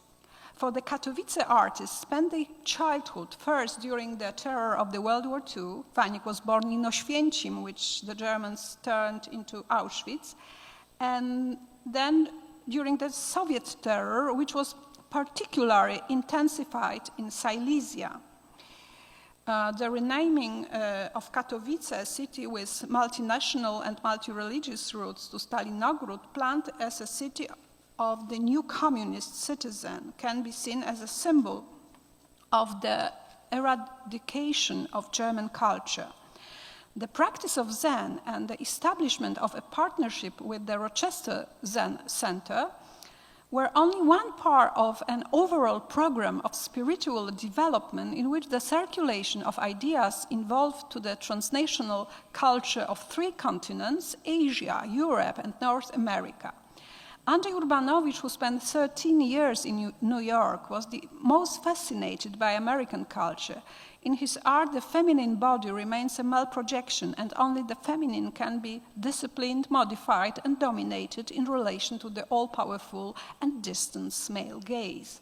The construction of cultural norms with which the Katowice artists began their adventure with art took different routes, including one that created a new game of submission and dominance. The group Oneiron, founded by the Katowice artists before their fascination with Zen, takes its name from the Greek word oneiros, which means dream. Between the ancient dream rooted in Greek antiquity and the new future-oriented American dream, they search where hard reality and fantasy intertwine to form an inextricable knot. And all this happened in the name of de-traditionalization and life experience as intensely personal. Thank you.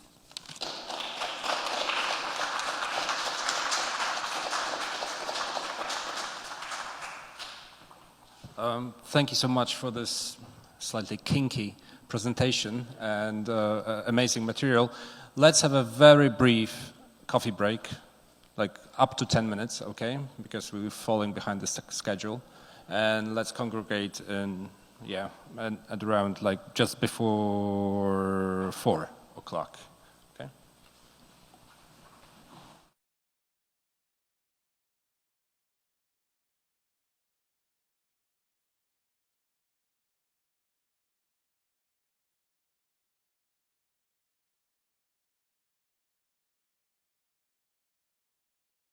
Welcome back. And our next speaker is Paweł Leszkowicz. Paweł is our colleague at the Institute of Art History, a professor at Adam Mickiewicz University. He's an academic lecturer and a freelance curator specializing in international contemporary art, curatorial and LGBTQ studies.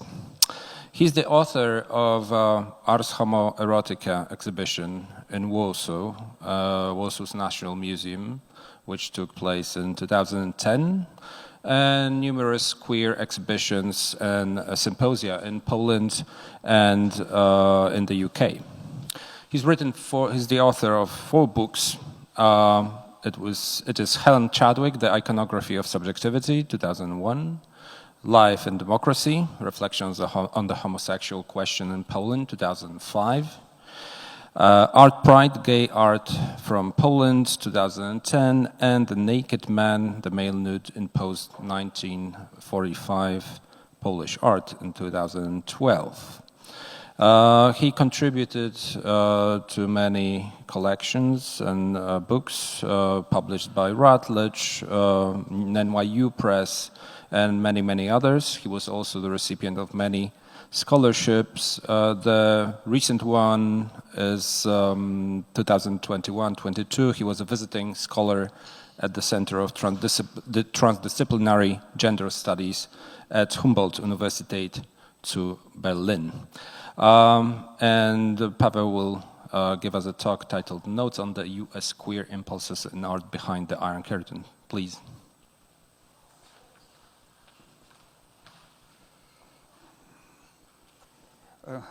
Thank you very much for inviting me to be part of the conference. I hope that my talk is going to supplement modestly Stephen's, Anna, and David's presentations.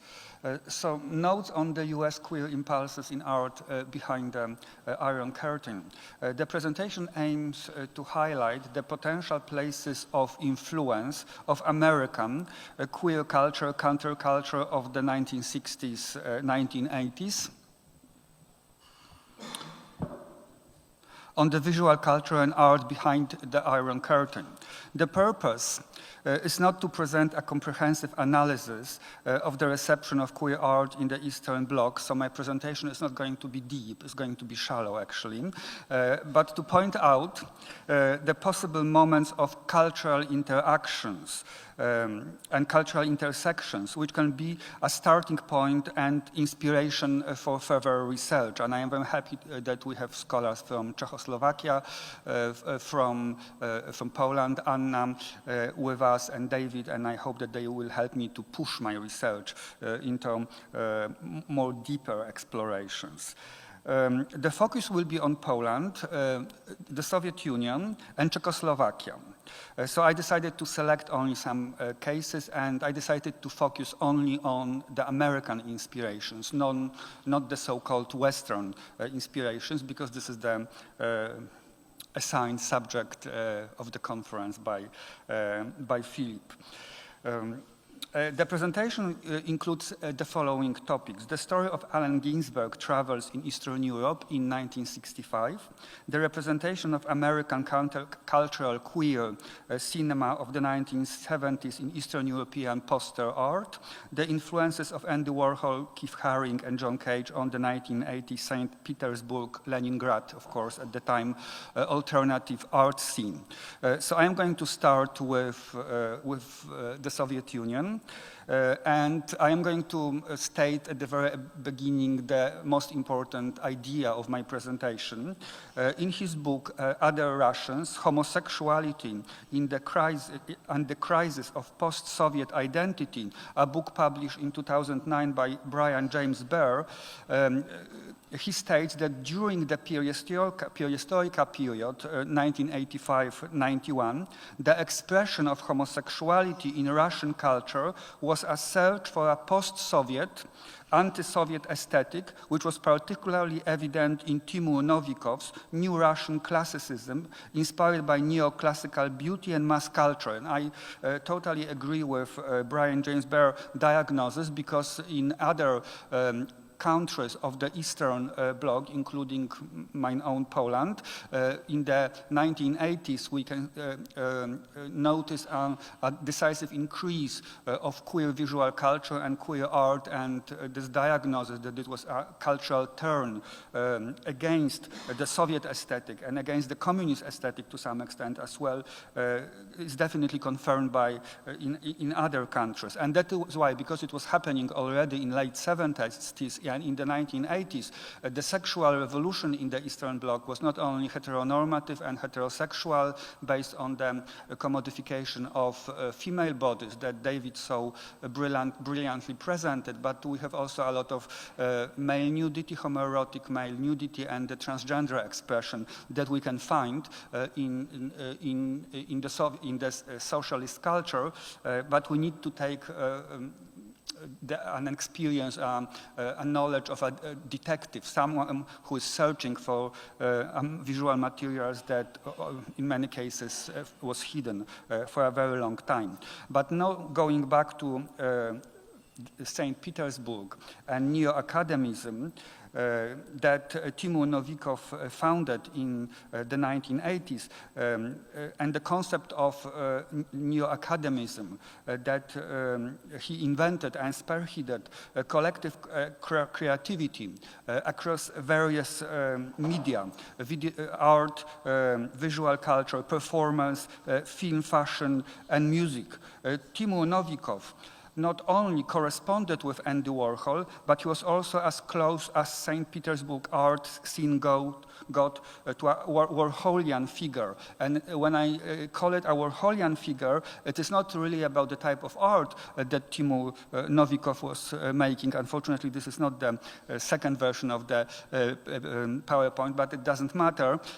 What is important here as a Warholian inspiration is the intersection, the fact that the artist combine music, film, creating a social scene in St. Petersburg, in Leningrad. So that is why he might be called a late Soviet Russian version of Andy Warhol.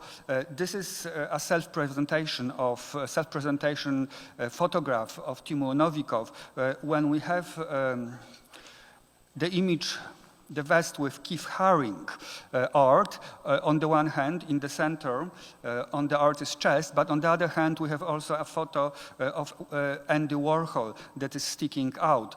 So obviously in this portrait we have a decisive self-identification of the Russian artist with queer American art of the 1980s, because it is not only Andy Warhol that inspired St. Petersburg neo-academism, but it was also Keith Haring, John Cage, Robert Rauschenberg.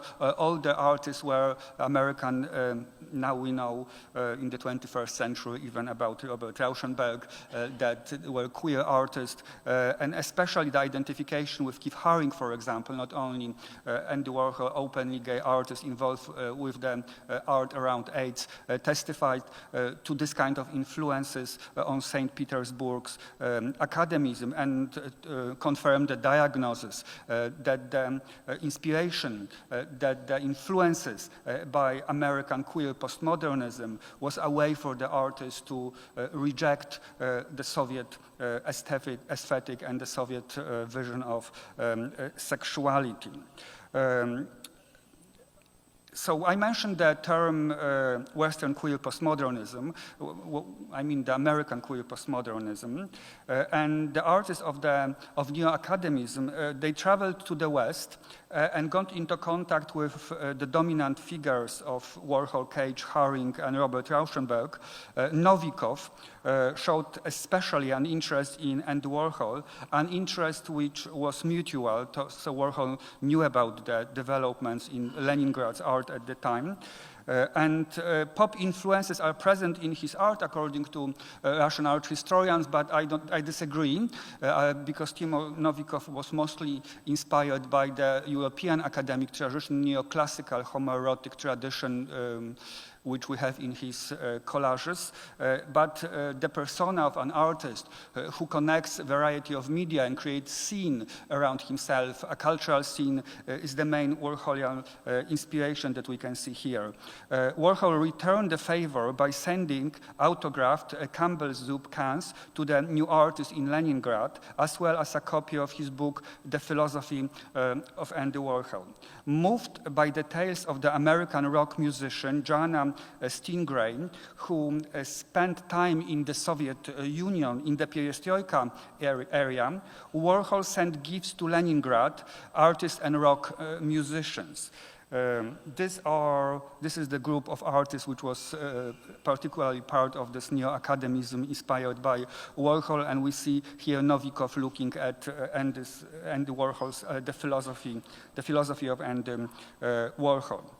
In January 1986, about a year before his death, the first show of works by Andy Warhol was held in the Soviet Union. It was organized in the Assa Gallery in Leningrad and consisted of a display of those gifts.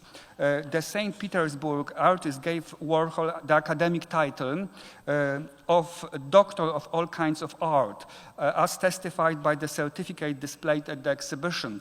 The fact that the exhibition happened so early in Leningrad was repeated recently in 2020, I believe, just before COVID epidemic, when Andy Warhol retrospective was organized in Tretyakovka Gallery in Moscow.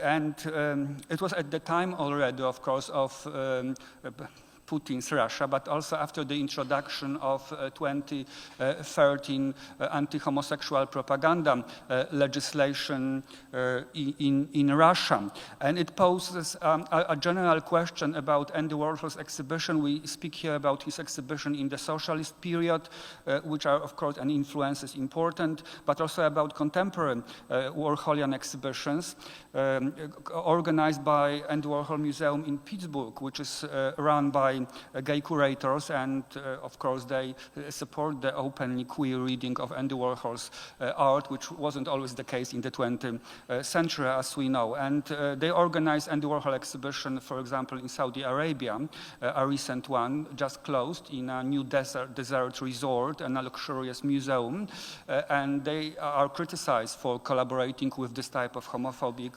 regimes where homosexuality is punished by a capital punishment in Saudi Arabia, for example, and we can ask a similar question about Andy Warhol's huge exhibitions in 2020 in Moscow under Putin's regime, and we can go back to the 20th century and remember that this is very easy to de-queer, not to queer, but to de-queer Warhol's art, because his exhibitions for a very long time were just exhibitions about fame and American celebrities. And this is, for example, how the exhibition in Saudi Arabia have been organized. So the elements of sexuality is not mentioned at all. But in the case of St. Petersburg neo-academism and Timur Novikov, because we have the association with other artists connected with queer American postmodernism, we can definitely see that the artists were directly referring to the subject of non-heteronormative sexuality art, and probably even the AIDS crisis through the references to Keith Haring. Okay, so this is my first example. My second example is very well known for Polish scholars, and I hope that it will become very well known for international scholars as well. I am very happy that we have Anna Markowska with us today, who published recently a book, a collection of essays on Natalia LL, and collaborated with the artist, because here with this project I have a question to pose actually.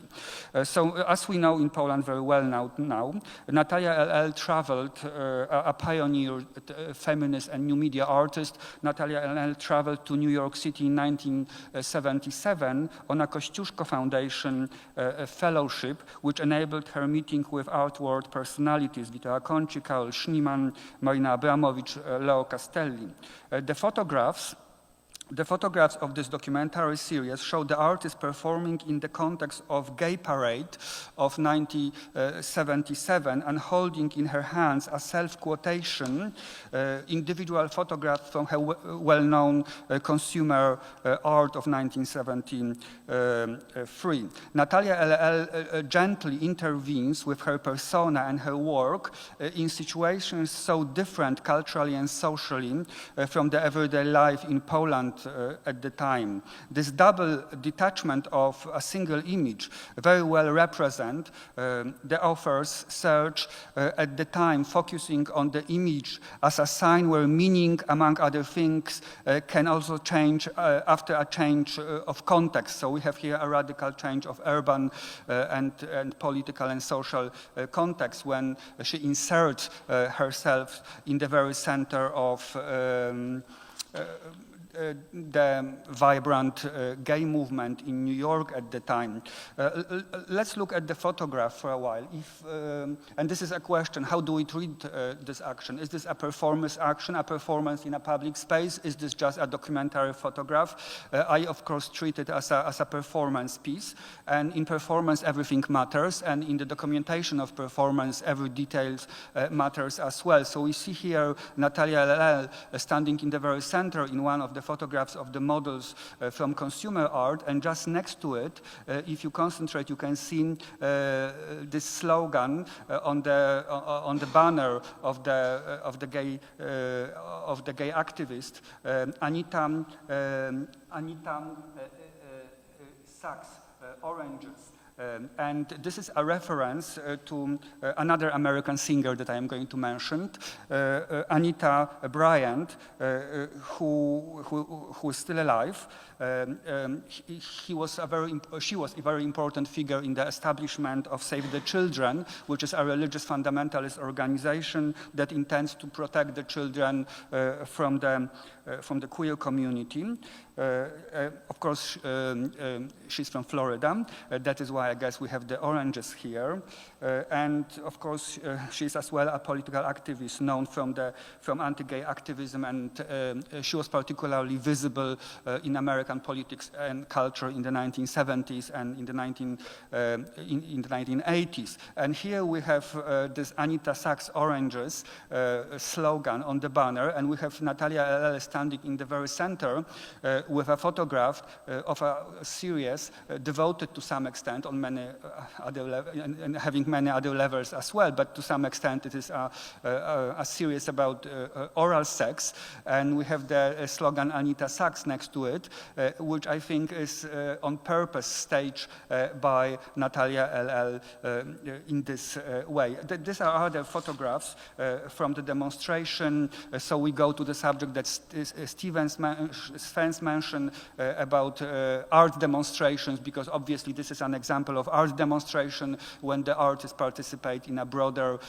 gay and lesbian movement demonstration at the time in New York with her own image. Leo Castelli saw her work and declared, America is not ready for this, and this is how Karol Radziszewski, a contemporary Polish gay artist who specialized in the subject of queer archives, entitled his project, film, about her fellowship in New York City in the 1970s. And through his contemporary work, I personally discovered the photographs of Natalia LL performing with her photo among the participants of the parade.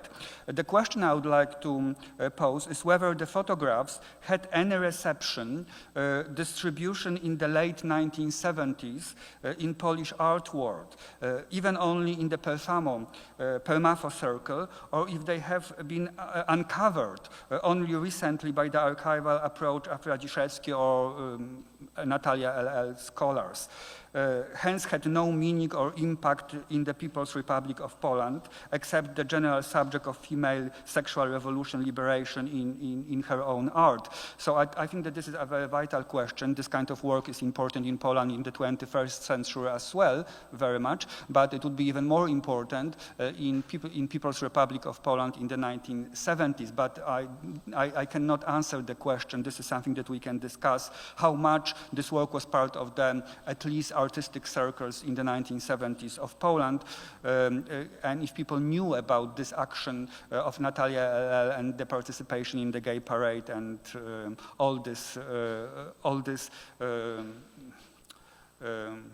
cultural association, influences. I'm not sure if I'm doing right now horizontal or vertical art history, probably more vertical than horizontal. Maybe this kind of connections problematize the difference between horizontal and vertical art history. So another possible area of exploration of these queer impulses behind the Iron Curtain, an important potential area of exploration are film posters promoting American countercultural movies with queer themes, which were shown in the Eastern Bloc.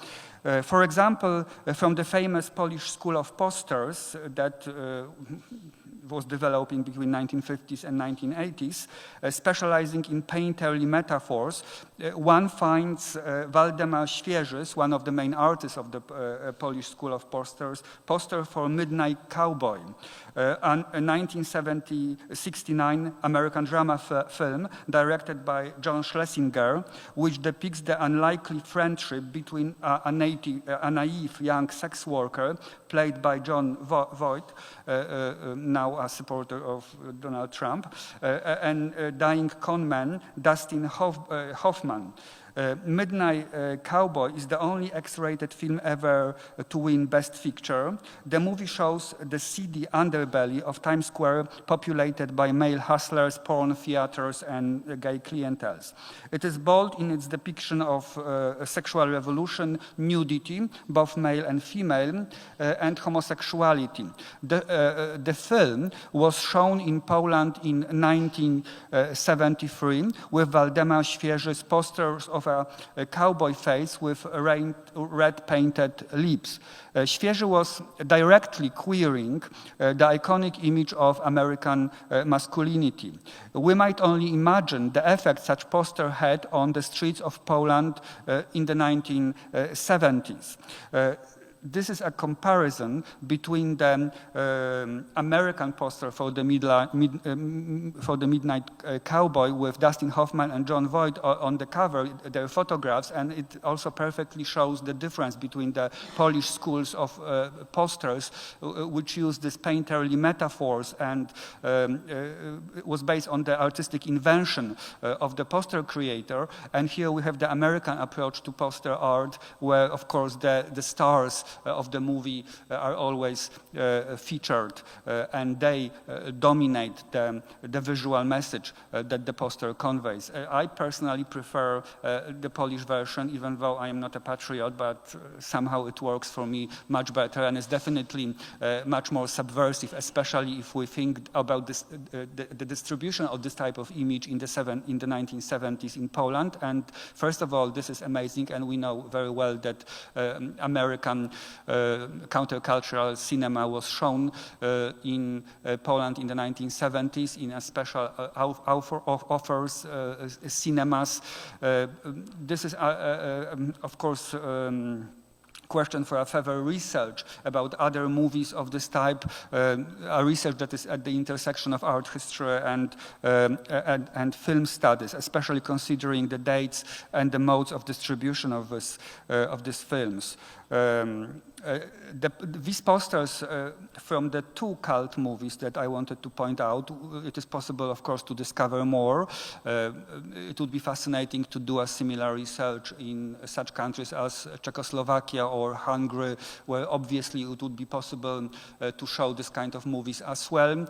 And the second poster which I am showing is from the Polish school as well, by Edmund Lewandowski. It's a little bit too late for our conference because it's already after the political transformation. This is Edmund Lewandowski poster for My Own Private Idaho, a 1991 gay road movie, film by Gus Van Sant, shown in Poland in 1992, just after the political transition. My Own Private Idaho is considered a landmark independent film of so-called new queer cinema of early 1990s, and certainly had a distribution in other just post-communist country as well.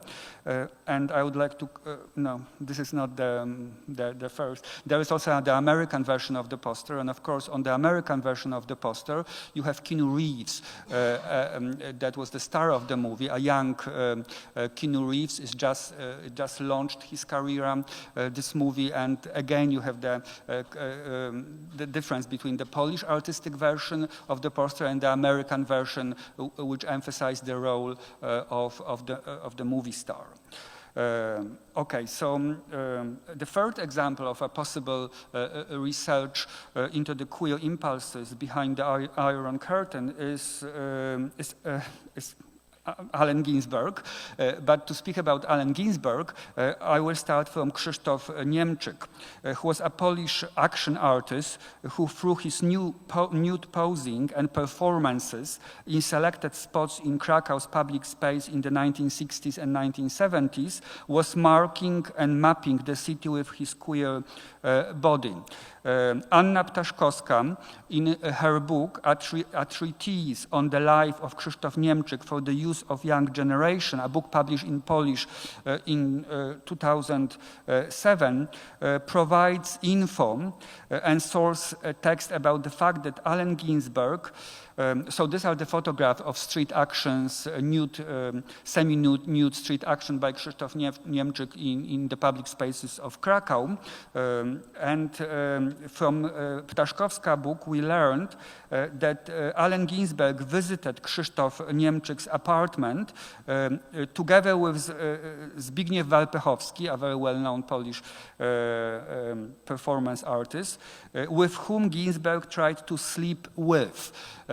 Unsuccessfully, unfortunately for Allen Ginsberg. We know Zbigniew Walpechowski as a great promoter of socialist male underwear. This is something that everyone notices first looking at documentation of his performances from the 70s and the 80s. Obviously, the underwear was also very strongly inspiring Allen Ginsberg. Unfortunately, nothing happened. The three men spent a drunken and no-sex night, which is emphasized in the documentation that Ptaszkowska provides, so I'm not just emphasizing it on my own.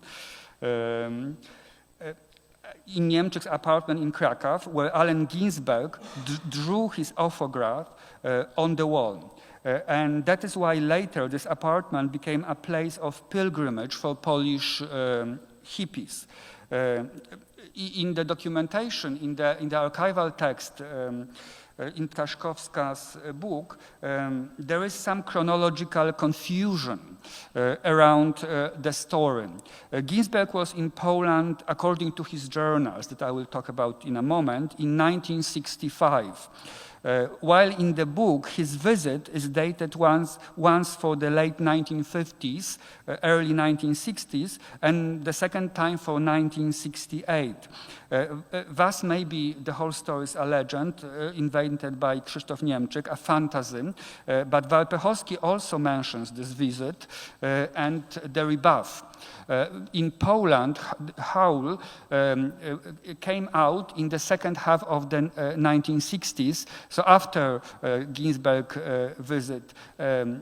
So according to Niemczyk, when Ginsberg was in Krakow, he was not a celebrity yet. In Poland at least, of course, because in America, Howl was published in 1957. We know, so this is the cover.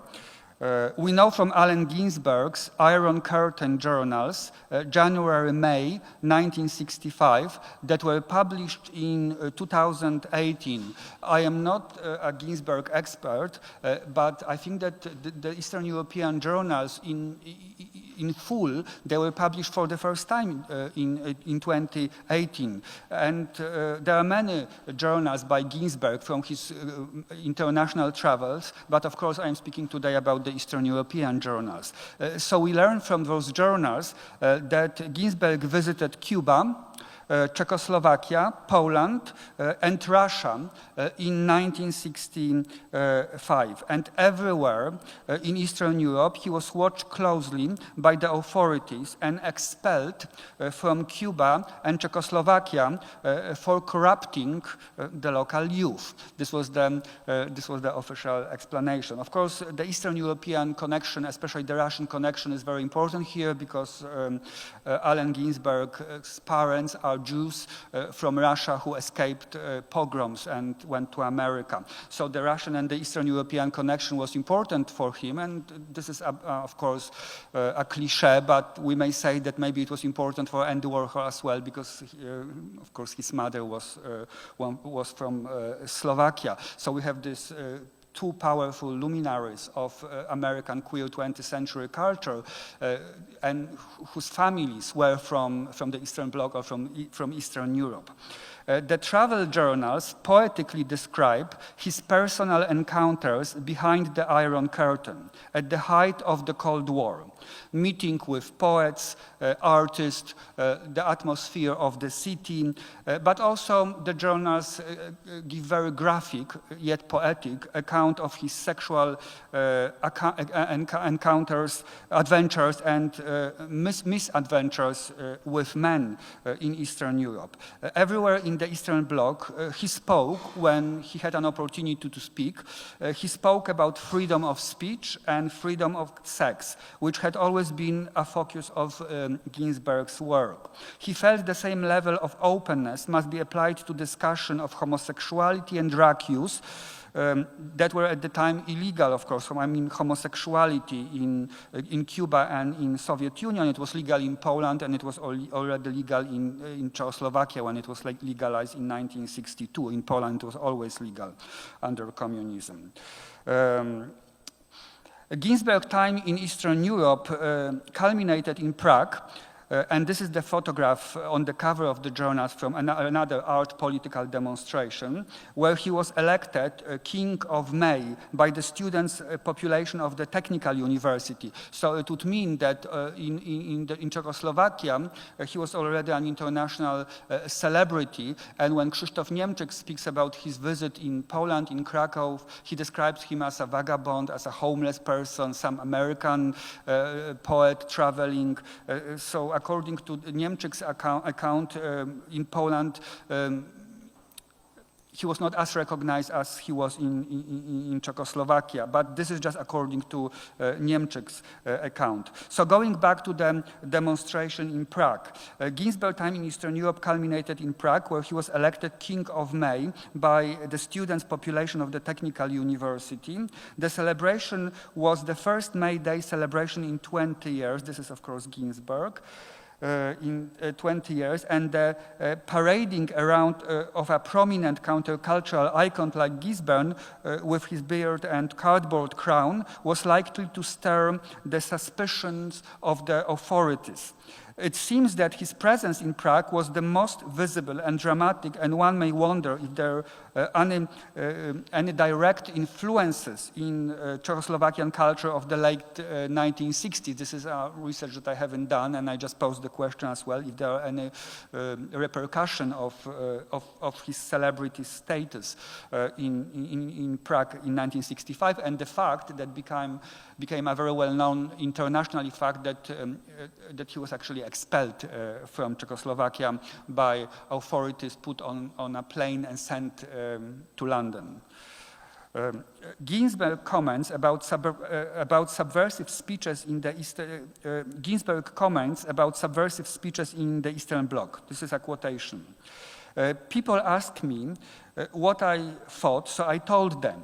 I talked about the greater values, that the sense of new consciousness which seems to be going through the youth of all countries, the sexual revolution, the widening of the areas of consciousness, about the importance of direct contact, soul to soul, body to body. But one has to add that Ginsberg was equally disillusioned, of course, both with capitalism and communism. As essentially an anarchist, he hated both the United States and Eastern European governments. Whether he is in the US or in the Soviet Union, Ginsberg imagines the soul triumph against what he sees as the infernal machinery of capitalism and communism, promising freedom for those who would join him and the rest of a new visionary generation. Thus, he is not the best example, of course, to celebrate the American art freedom influences, but he was, because he was so critical of America, but he was an American steering the Eastern Bloc, so he belongs to this line of research as well. Allen Ginsberg, in his Eastern European travel journals, was often ruminating on the idea of the free spirit trapped within a totalitarian society, searching for the people representing the free spirit. The selected cases of queer impulses, inspirations, and personas are topical to explore, as I considered them the manifestation of a Ginsbergian free spirit at the time of communist Puritanism. Inspired by the American sexual revolution and countercultural art and activism, especially since they would be the manifestation of this free spirit also in today's Russia, Cuba, and Poland, of course. So the story is a very topical one and current. When Allen Ginsberg was in Russia, he was the most careful and at the same time the most eager, because this was the country of his parents. And he writes about his conversations, meetings with Russian poets, state poets, supported by the states. He tried to speak with them about sexuality, about drugs, about his personal life, but the poets were always answering that we are not interested in your private obsession. In our poetry, in our art, we deal with our society, with our country. And this was, of course, the big difference between his approach and the Soviet approach that he encountered, that they are not interested in private obsession, and this is the result that we have right now. They haven't been, unfortunately. Now I would like to finish with some notes, some reflections about activism, gay activism in the Eastern Bloc in the 1980s, and the possible American influences. As Łukasz Schulz argues in his excellent book, Transnational Homosexuals in Communist Poland, Cross-Border Flows in Gay and Lesbian Magazines, the effect of the globalization of LGBT identities and politics in Central and Eastern Europe can be traced much further back before 1968. And he analyzes gay zines, magazines, early gay magazines or organizations and their visuals from the 1980s in Poland. And I definitely can confirm it as a scholar of queer art in Eastern Europe that we can find many examples of queer art in Hungary, in Czechoslovakia, in Poland, in DDR, even in the Baltic countries before the political transition. So the queer revolution was part of the dispersed sexual revolution in the region. Similarly, Josie McClellan, in a book called Love in the Time of Communism, it is a book on Eastern Germany, and she challenges a false dichotomy between East and West when it comes to the sexual revolution. She emphasized the profound changes in sexuality-related issues which happened before 1989, and she points to the important Western influences in Eastern Germany, ranging from the ideology of gay liberation and what interests us as art historians, to the photographs of Helmut Newton that were very influential, as I've learned from the books in the 1980s in Eastern Germany. But going back to the question of the American influences, of course, Helmut Newton was a German-Austrian photographer, but at the time in the 1980s, for a long period, he worked in California, shooting for Playboy pictorials, photographing the celebrities of American cinema of the 1980s, beautiful men and women, and those photographs were known in Eastern Germany. For example, photographs of Elizabeth Taylor, who was already a global gay icon at the time. So we have the possibility of the influence of Helmut Newton on Eastern Germany, but this is a question for Philip. Can we include him? You know, he was not American. He was representing American culture, but he was not an American when we stick to the national boundaries. And of course, a similar big question is the example of David Hockney, who was probably the most influential gay artist in the 1960s, 70s, and 80s, a British artist, and the Midnight Cowboy director John Schlesinger was British as well, but working in Hollywood. And in a similar, of course, situation, David Hockney was working from California, where he moved in 1964 to escape the grayness and the criminalization of queerness in his own Britain. And I didn't talk about David Hockney extensively because he was British, and of course now he's associated with Yorkshire and not necessarily any longer with Los Angeles. But in the 70s, he was like the essence of Californian art, and we can trace his queer influences all over European art. And for example, in Poland, the pioneers of queer gay art in Poland, the performance artist Krzysztof Jung and the painter Wojciech Ćwietniewicz in the 1980s, they both quote and they both relate to David Hockney and his influence to create openly gay art behind the Eastern Bloc. But Hockney was not an American. That is why I posed the question. And now a little bit about the HIV crisis. According to Dennis Altman, in his book Global Sex, he describes the Iron Curtain as the world's largest condom, which often precludes any reflection on how the HIV/AIDS epidemics came into the public discourse and what role it played in the emergence of LGBT movement in the region.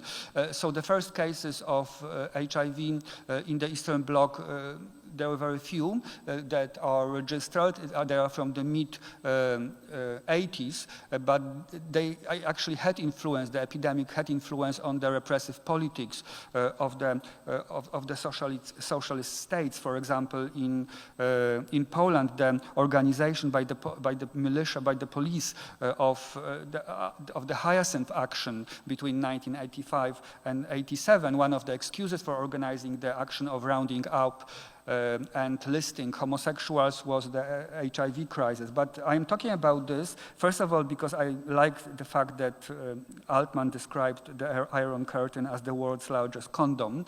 I think that this is something that all of us like, to some extent, because this is such a perfect take, a sexual and queer take on the Iron Curtain. But it is not exactly true, but it sounds good. But when it comes to the precise American activist influences, we may talk mainly about the 1990s, the beginning of the 1990s, so after the political transformation, as it is when many Eastern European organizations in Poland, Belarus as well, took the name Lambda. So I'm going to talk a little bit about the name Lambda, which was first adopted by and invented by Gay Activist Alliance in New York in 1917. And Lambda, the 11th letter of the Greek alphabet, it was chosen by the gay activists because of its scientific use to designate a kinetic, energetic potential. So it was invented in the US as part of the early gay movement, and then it was incorporated in Eastern Europe, where many gay organizations established and gay and lesbian organizations established in the 1990s were called Lambda. But what is also topical, that when the first organization, Lambda, was established in Hungary in 1988, so still under the Soviet regime, and in Czechoslovakia in 1989. And this is also a potential field of research into the visuals, the magazines, the visual materials that accompanied those early organizations and early magazines in the late 1980s.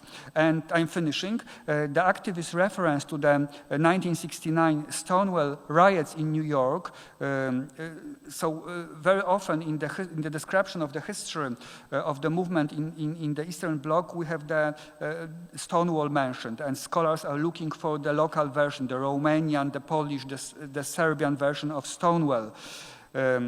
So this is how the famous historical events, the American events, is applied to Eastern European queer history. In fact, just organizing Pride marches can be considered as the Stonewall legacy, since the marches were first held in the US in commemoration of the Stonewall riots.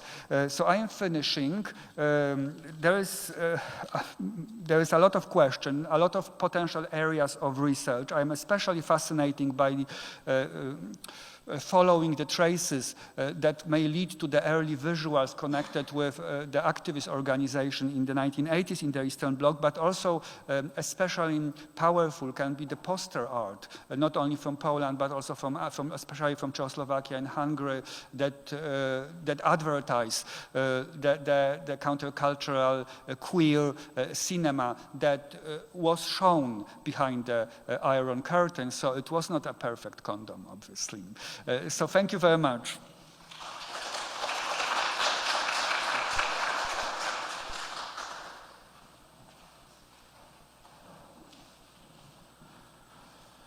Thank you, Paweł, for a lot of new supplements to our subversive history of American, East Central European connections. And now we have our last talk. Let me just put it on. Put on the presentation.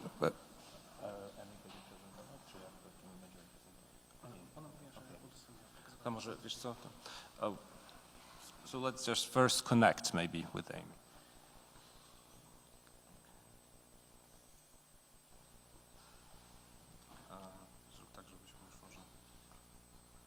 on.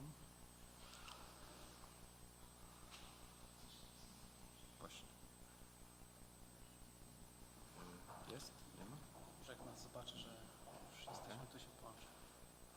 Amy, are you there?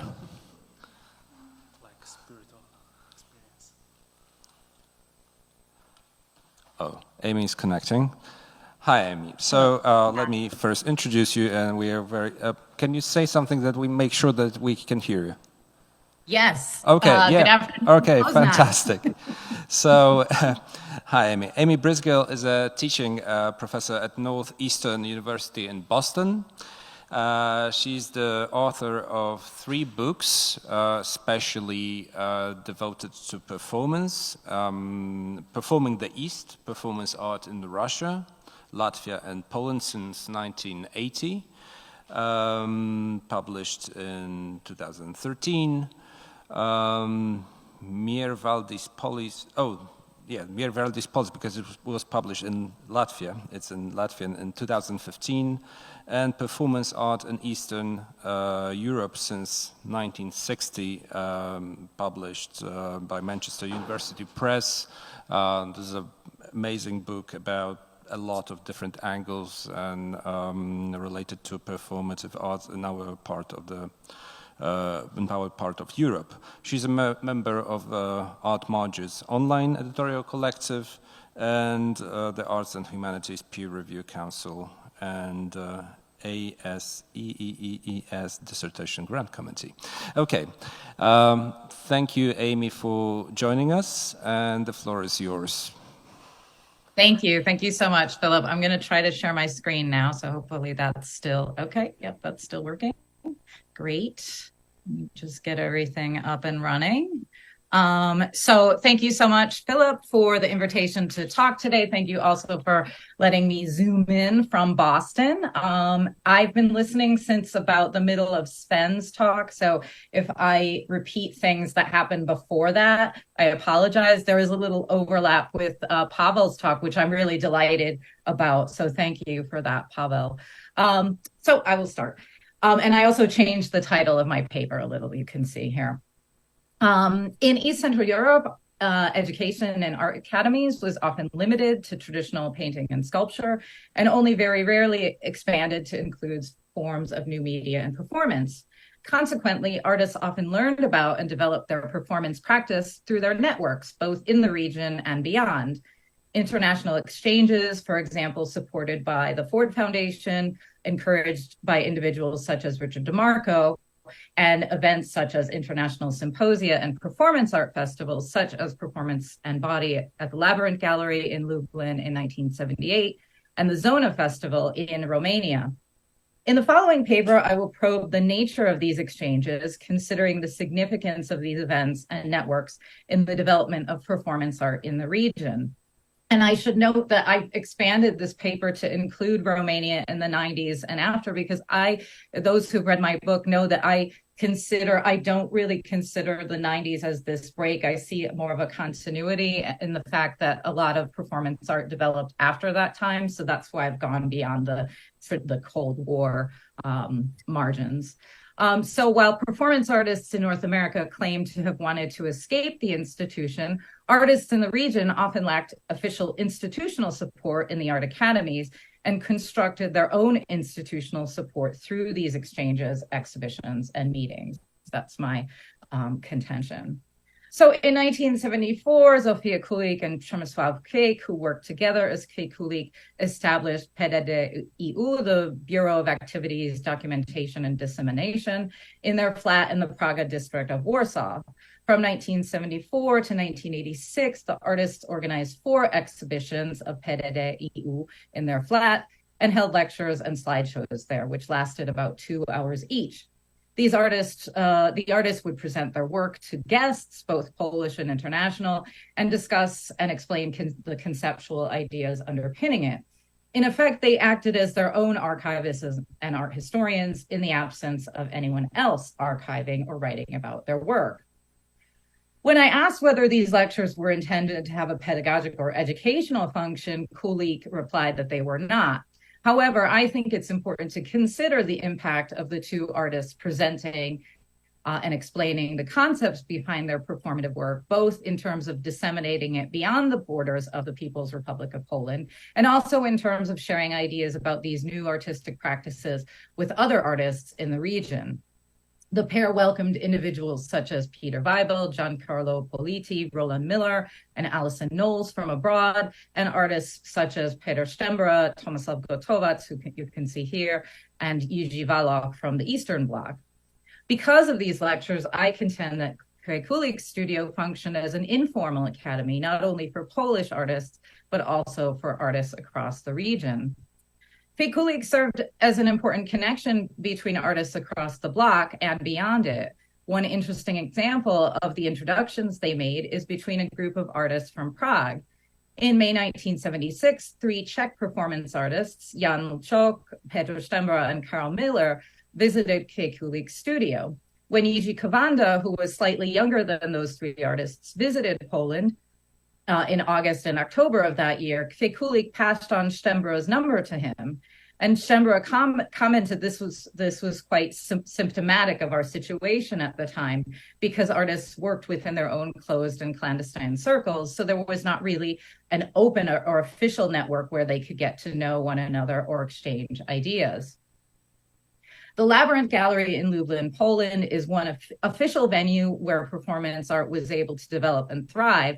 In 1974, art historian Andrzej Mroczek became the director of the gallery, which at the time was a subsection of the BWA Lublin, or the Bureau of Artistic Exhibitions, a network of state-funded contemporary art galleries across the country. The significance of Labyrinth for performance art in Poland was identified as early as 1984 by art historian Grzegorz Jamski, who cited its November 1978 performance festival, Performance and Body, together with another festival in April that year at Warsaw's Remont Gallery, I Am International Artists Meeting, as the first appearance of the term performance art in Poland.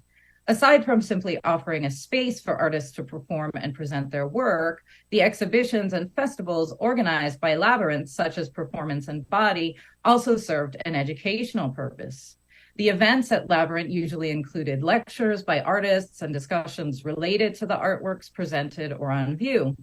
For example, at Oferta 76, conceptual and performance artists Andrzej Partum and Andrzej Lachowicz gave lectures, and at Oferta 77, Kulik and Andrzej Partum did as well. Some of these talks have since been published, but it was the discussions that followed these lectures that were perhaps more significant, and yet they remain neither recorded nor preserved. In this sense, these discussions are perhaps most representative of ephemeral art, in that they only survive in the memories of the participants.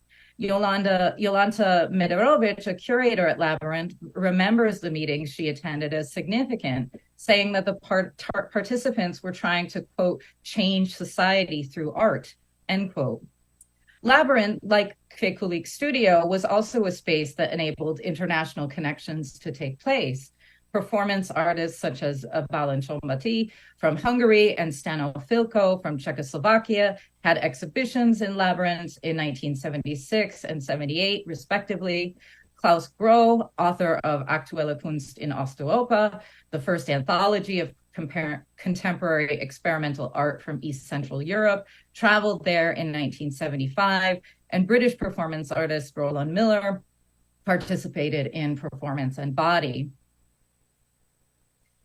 In 1972, Polish artist Eva Partum established the Adres Gallery at the Łódź headquarters of the Association of Polish Art Photographers in a closet under the stairway. Although the space was physically small, this author's gallery provided an institutional address for the artist's work, whose aim was to challenge the authority of the official institutions of art, at least in part. Partum announced the opening of the gallery with this leaflet, which she sent to artists around the world, inviting them to send materials for exhibition as well as publication. Artists responded and sent books, publications, proposals, and even compact artworks that could be exhibited at Adres. Dick Higgins sent publications from Something Else Press, and the artist amassed a library of publications on contemporary art that she and her colleagues would otherwise not have access to. And this map here shows the connections between Adres in Łódź and the rest of the world, made possible only by the creation of a gallery with official institutional status and an address. And you can see on the here back these books, the top left, that eye-looking thing with the rainbow is a catalog from the Richard DeMarco Art Gallery, and I'm going to talk about DeMarco next. So outside the Eastern Bloc, Edinburgh-based artist and arts promoter Richard DeMarco worked actively to connect and promote artists from East Central Europe, in particular artists working in performance. He had a special affinity for Joseph Beuys, who was not Eastern European, but nevertheless important in performance, as well as Tadeusz Kantor and Romanian artist Paul Niegu, all of whom were central figures in performance art. As early as 1968, DeMarco began traveling to Eastern Europe on cultural tours to meet with artists, and subsequently invited them to Edinburgh to exhibit in his gallery on Melville Crescent or perform in the Edinburgh Arts Festival. That year, he traveled to Poland and Romania on official tours organized by the Ministry of Culture in each country. In 1970, DeMarco organized a festival called Strategy Get Arts, at which Joseph Beuys performed his Scottish Symphony. Yugoslav artist Marina Abramovic traveled to Edinburgh for this festival, saw Beuys, and recalls being impressed by his work. In 1972, Kantor created a sensation with the performance of The Water Hen at the Edinburgh Fringe Festival. That's not a photograph of this, but different performance, in the Poorhouse Theatre, as part of Atelier 72, an event dedicated to showcasing Polish artists in Edinburgh. Interestingly, Atelier 72 was funded by the Scottish International Education Trust, at the time headed by actor Sean Connery, who you can see right in the center with that thing hanging around his neck that he's holding this sign with his body. And so Connery was involved with and aware of these performances. And just like Pavel was kind of speculating about the types of resonances of these interactions, I've always wondered what impression these performances had on Connery and how that may have impacted his performance as an actor later in life. In 1973, following his trip to Yugoslavia, DeMarco invited the artists associated with the Student Cultural Center in Belgrade, Abramovic among them, to perform at the Edinburgh Arts Festival. Beuys was present at the Edinburgh Arts that year, and 1 year later, he was invited to the April meetings in Belgrade, an annual event where artists and cultural figures were invited to Serbia. After his trip to Romania, DeMarco invited Paul Niegu to Scotland several times to perform. In 1974, he performed Going Tornado in Aberdeen, a city that I used to live in, on an episode of Image, an art series curated by DeMarco, prompting the local press to question if contemporary art is going, quote, too far. The performance was attended by students at the Gray's Art School in Aberdeen and Cordelia Oliver, the arts editor for The Guardian at the time. After the performance, Niegu, Oliver, DeMarco, and Fred Stivens, a lecturer at Gray's, sat around trying to define what they had just witnessed, searching for ways to describe this burgeoning art form of performance art. Some saw it as a drawing, others saw it as theater. And we have a recording of this performance, which is really an amazing document of the time. I show it to my students every year. It's really cool. Niegu eventually emigrated permanently and naturalized as a British citizen, going on to teach future generations of British artists such as Anish Kapoor and Anthony Gormley. DeMarco sees himself as a facilitator of relationships, an individual who makes connections and introductions among artists and cultural workers. And he played a significant role in connecting artists from East Central Europe with the West, as well as with each other. And he fancied this sea voyage that he took around Britain on the Marquez a movable Black Mountain College, an important alternative to what he saw as the, quote, useless education being offered at art schools in Britain. So PDD-EU, Labyrinth, Address, and the Richard DeMarco Art Gallery all played a significant role in the history of performance art in not only providing artists an outlet for their activity, but more importantly, an opportunity for exchange of ideas. In North America, for example, it was possible to study the concepts and theory behind performance and happenings with John Cage at the New School in New York City, which is what Alan Capro did, or attend Black Mountain College of Art in Asheville, North Carolina. But in East Central Europe, performance art was not as systematically taught or written about. I'm not saying it wasn't, it was just, I think it was just somewhat less.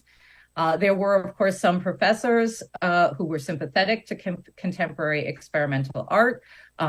And one of those were the teachers of Kveikulik, Oscar Hansen, for example, who taught an architect who's taught spatial activities in his studio. So in such a context, venues such as those discussed above played a huge role in shaping the art historical and art critical discourse around performance art in the region. And so now I'm going to shift things further west to New York. I know that Pavel has talked about this as well, but we're talking about different things in relation to it. So Polish feminist performance artists became more connected with the Western feminist movement through the work of Natalia LL, who traveled to the US in 1977 and met with artists such as Karolej Schneemann. Western feminists declared Natalia LL as the Polish or East European representative of their movement. However, Natalia herself did not consider herself a feminist. When an image from her photographic performance Consumer Art was used as a poster for the Frauenkunst Neue Tendenzen, Women's Art, New Tendencies exhibition at Innsbruck in 1975 as an icon of feminism, the artist countered that her work was, quote, rather a manifestation of the meaningfulness of life, of vitality, end quote. Natalia LL found a contradiction between her work and what she encountered in the West. When asked whether she thought that Western feminists might have anything to learn from women artists in the East, she stated that, quote, artists from the West should constantly thank God that they were spared the experience that artists from former socialist countries had, end quote. While guaranteed equality by law and quota systems, traditional attitudes and approaches, of course, remain. And I'll just insert my opinion, Pavel, about the New York, what you saw as a performance. My initial reaction to your statement was that I don't see it as a performance because I just don't see Natalia as political, but I'm open to thinking about it otherwise as well. That's just my 2 cents on that. Czech artist Milan Knížák had a similar experience to Natalia LL, where he traveled to the US in 1968 during the Prague Spring. The artist was able to obtain a visa and traveled to New York upon the invitation of George Maciunas. He lectured and produced 2 performances there, one at Rutgers University in New Jersey, where Alan Capra was teaching, and one at Green Street in New York City. Like Cantor, Knížák had already been engaging with performance art and actions prior to his visit in New York and his encounters with Maciunas and Capra. If anything, the educational function of this visit for Knížák was an inverse one. Rather than taking anything new from the experience back with him to Prague, the trip reinforced his belief in what he was doing in Czechoslovakia. The artist found that he didn't fit in with the New York art scene and returned from the trip early before his visa expired. For him, art in New York seemed superficial, focused on earning money. What a surprise, and not sufficiently integrated into life as it was for him in Prague. About the visit, he stated, quote, thank God for the so-called Iron Curtain. This perfect isolation meant that we did not degenerate as swiftly or as tragically as the rest of Europe. There, art became titillation, a delicacy, a topic of conversation. Our activities are not experimental art, but necessary activity, end quote. For Knížák, this necessary activity indicated the creation of an art form that was closer to life, as opposed to the creation of spectacle for its own sake, an authentic form of creation in the face of an otherwise overwhelming socio-political reality. So both Knížák and Natalia LL were developing their own brand of performance with the cognizance of Western art, but situated in their local context of Poland and Czechoslovakia and the regional context of communist Eastern Europe. If there was any benefit to these trips, it was to further cement their beliefs in their approach to art making and performance. But I've often wondered, like Pavel has, what the implications were for on the New York, on the northeastern U.S. art world of these visits. So now I'm just going to shift briefly to post-communist Romania. There are a number of countries where performance art kind of, I wouldn't say exploded, but just there was still a proliferation of it after the system change. So I see a parallel between, for example, Leah Perjovsky and Dan Perjovsky's studio in Bucharest in the late 1990s and Eva Partum's address gallery. Perjovsky amassed an archive of materials on contemporary art, which she called the Contemporary Art Archive, and then expanded that to the Center for Art Analysis in 2001. Visitors to her studio would gain access to books and texts on art that were unavailable elsewhere in Romania at the time, including texts on performance art. And they would also be able to attend public lectures and participate in discussions about art and theory led by the artists. The first Zone Festival, or Performance Art Festival, Zone of Eastern Europe, took place in Timișoara, Romania in 1993, organized by Ileana Pintilie and Sorin Vreme, sponsored by the Ministry of Culture, the Soros Center for Contemporary Art, and the Museum of Timișoara. Its goal was to establish, quote, an open communication network within the bounds of the zone. Zone is a term with a specific political context in totalitarian societies, defining the places of the maximum concentration of the police, ideological daily control, end quote.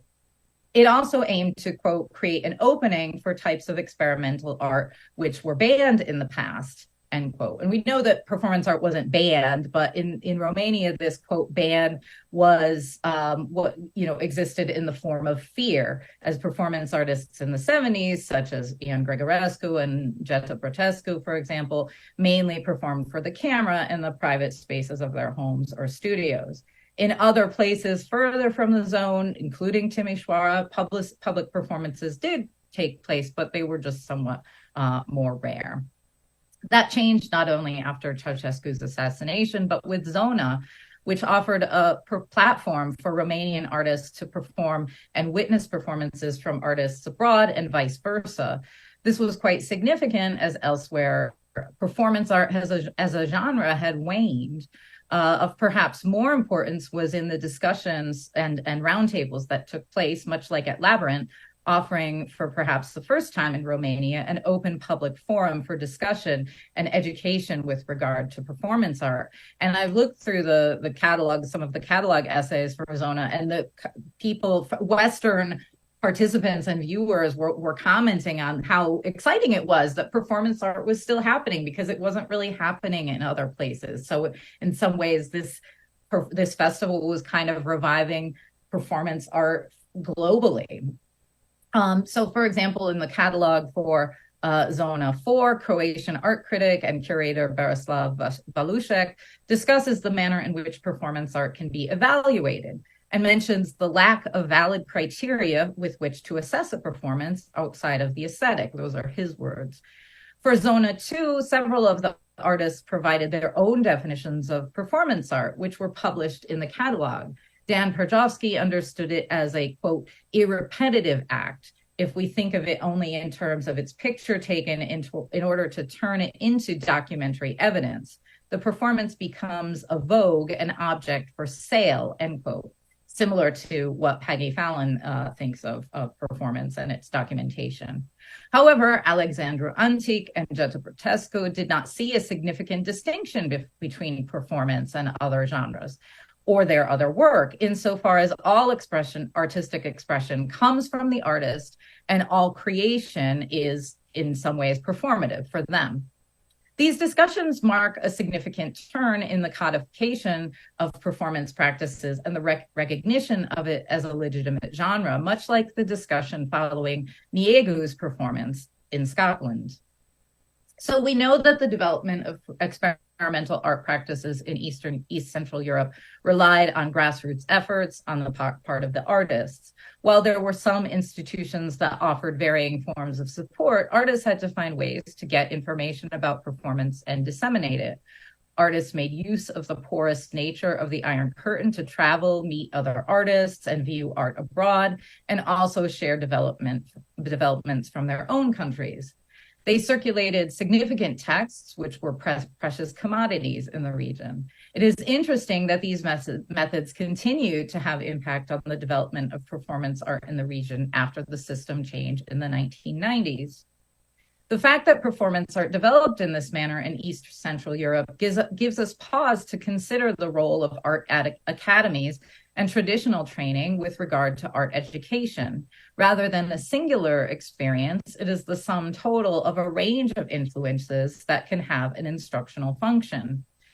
In some ways, artists from East Central Europe achieved the release from the institution that many Western artists craved. As much as this presented challenges for artists in the region, it also reveals the distinctiveness of performance art from East Central Europe, which developed in unique ways, often outside of official channels and often without official support, and thus despite the odds. Thank you. So thank you very much for I think again we managed to have a sort of a series of talks which in a nice way complement what we've been talking about and aiming at, but they also relate to one another. I won't have long questions, just like maybe small comments and very more detailed questions, and I would like maybe to give the floor to have more time for the questions from the room. Maybe the first one, Amy, I would like to ask you about, because you, of course, it was a selection of examples, yeah, but the more familiar, how would you locate such cases as the well-known net Jarosław Kozłowski's connections, because as you know, he invited American performance artists. No, I'm not talking only about the Flux Festival, which is in 77, but also there were American artists who actually came, especially in the 80s when Kozłowski was the rector of Art Academy in Poznań. He was inviting artists to give lectures and perform with students at the academy. So they basically taught classes. Performance artists such as Joan Jonas and Dick Higgins, for example. And one more case, as you, I think you even mentioned it in your book. I'm not sure now, but there was a visit of Alan Capro in Warsaw in 1976 at Vauxhall Gallery. That's a complicated history. I just recently, for a seminar that I attended in Bucharest 2 weeks ago, I did some research about it, and very interesting new documents emerged. But I was wondering, because Capro did not, well, again, this is a complicated thing, but he gave a lecture about happening at Dziekanka Gallery instead of actually performing or doing anything at Vauxhall. So I was just wondering, how would you locate these within this framework of pedagogy or education?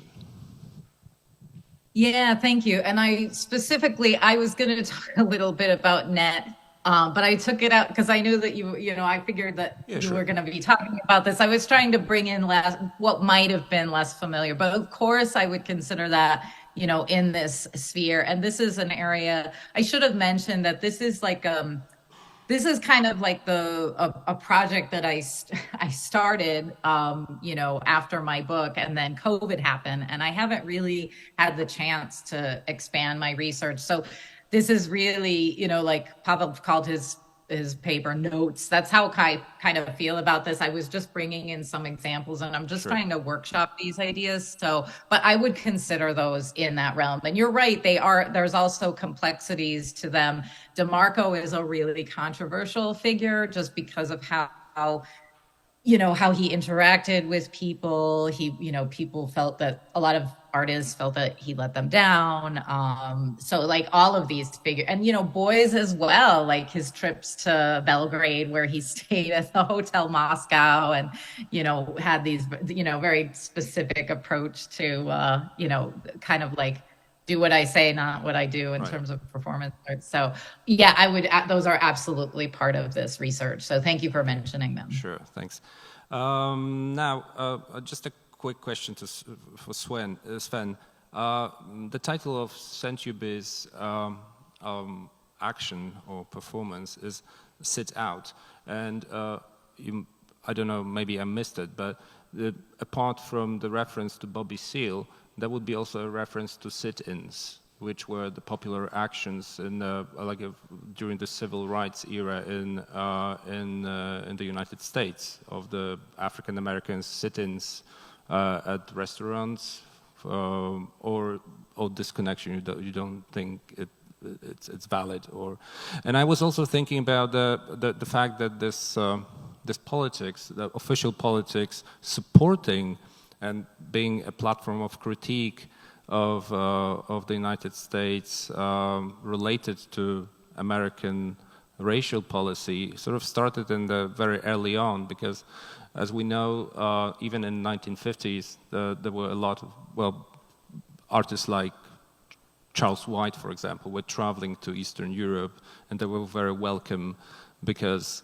they were the artists who sort of fell victim to the to American politics, and while they were not shown in the United States, they were very welcome here, and they were like in Zahenta. You couldn't see, I don't know, Pollock or any abstractionist, but you could see Charles White and a few other African American artists. And I was thinking, it's like, do you think that those cases that you talked about, they basically, would you be able to say that there were a chance to politicize in a way art, or those actions or works of art which were normally not allowed to be political because they referred to, of course it differed from country to country, but the general idea is that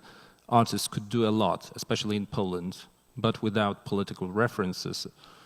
If the art was political, that was suspicious and it was very often censored. But if you dabbled in formal,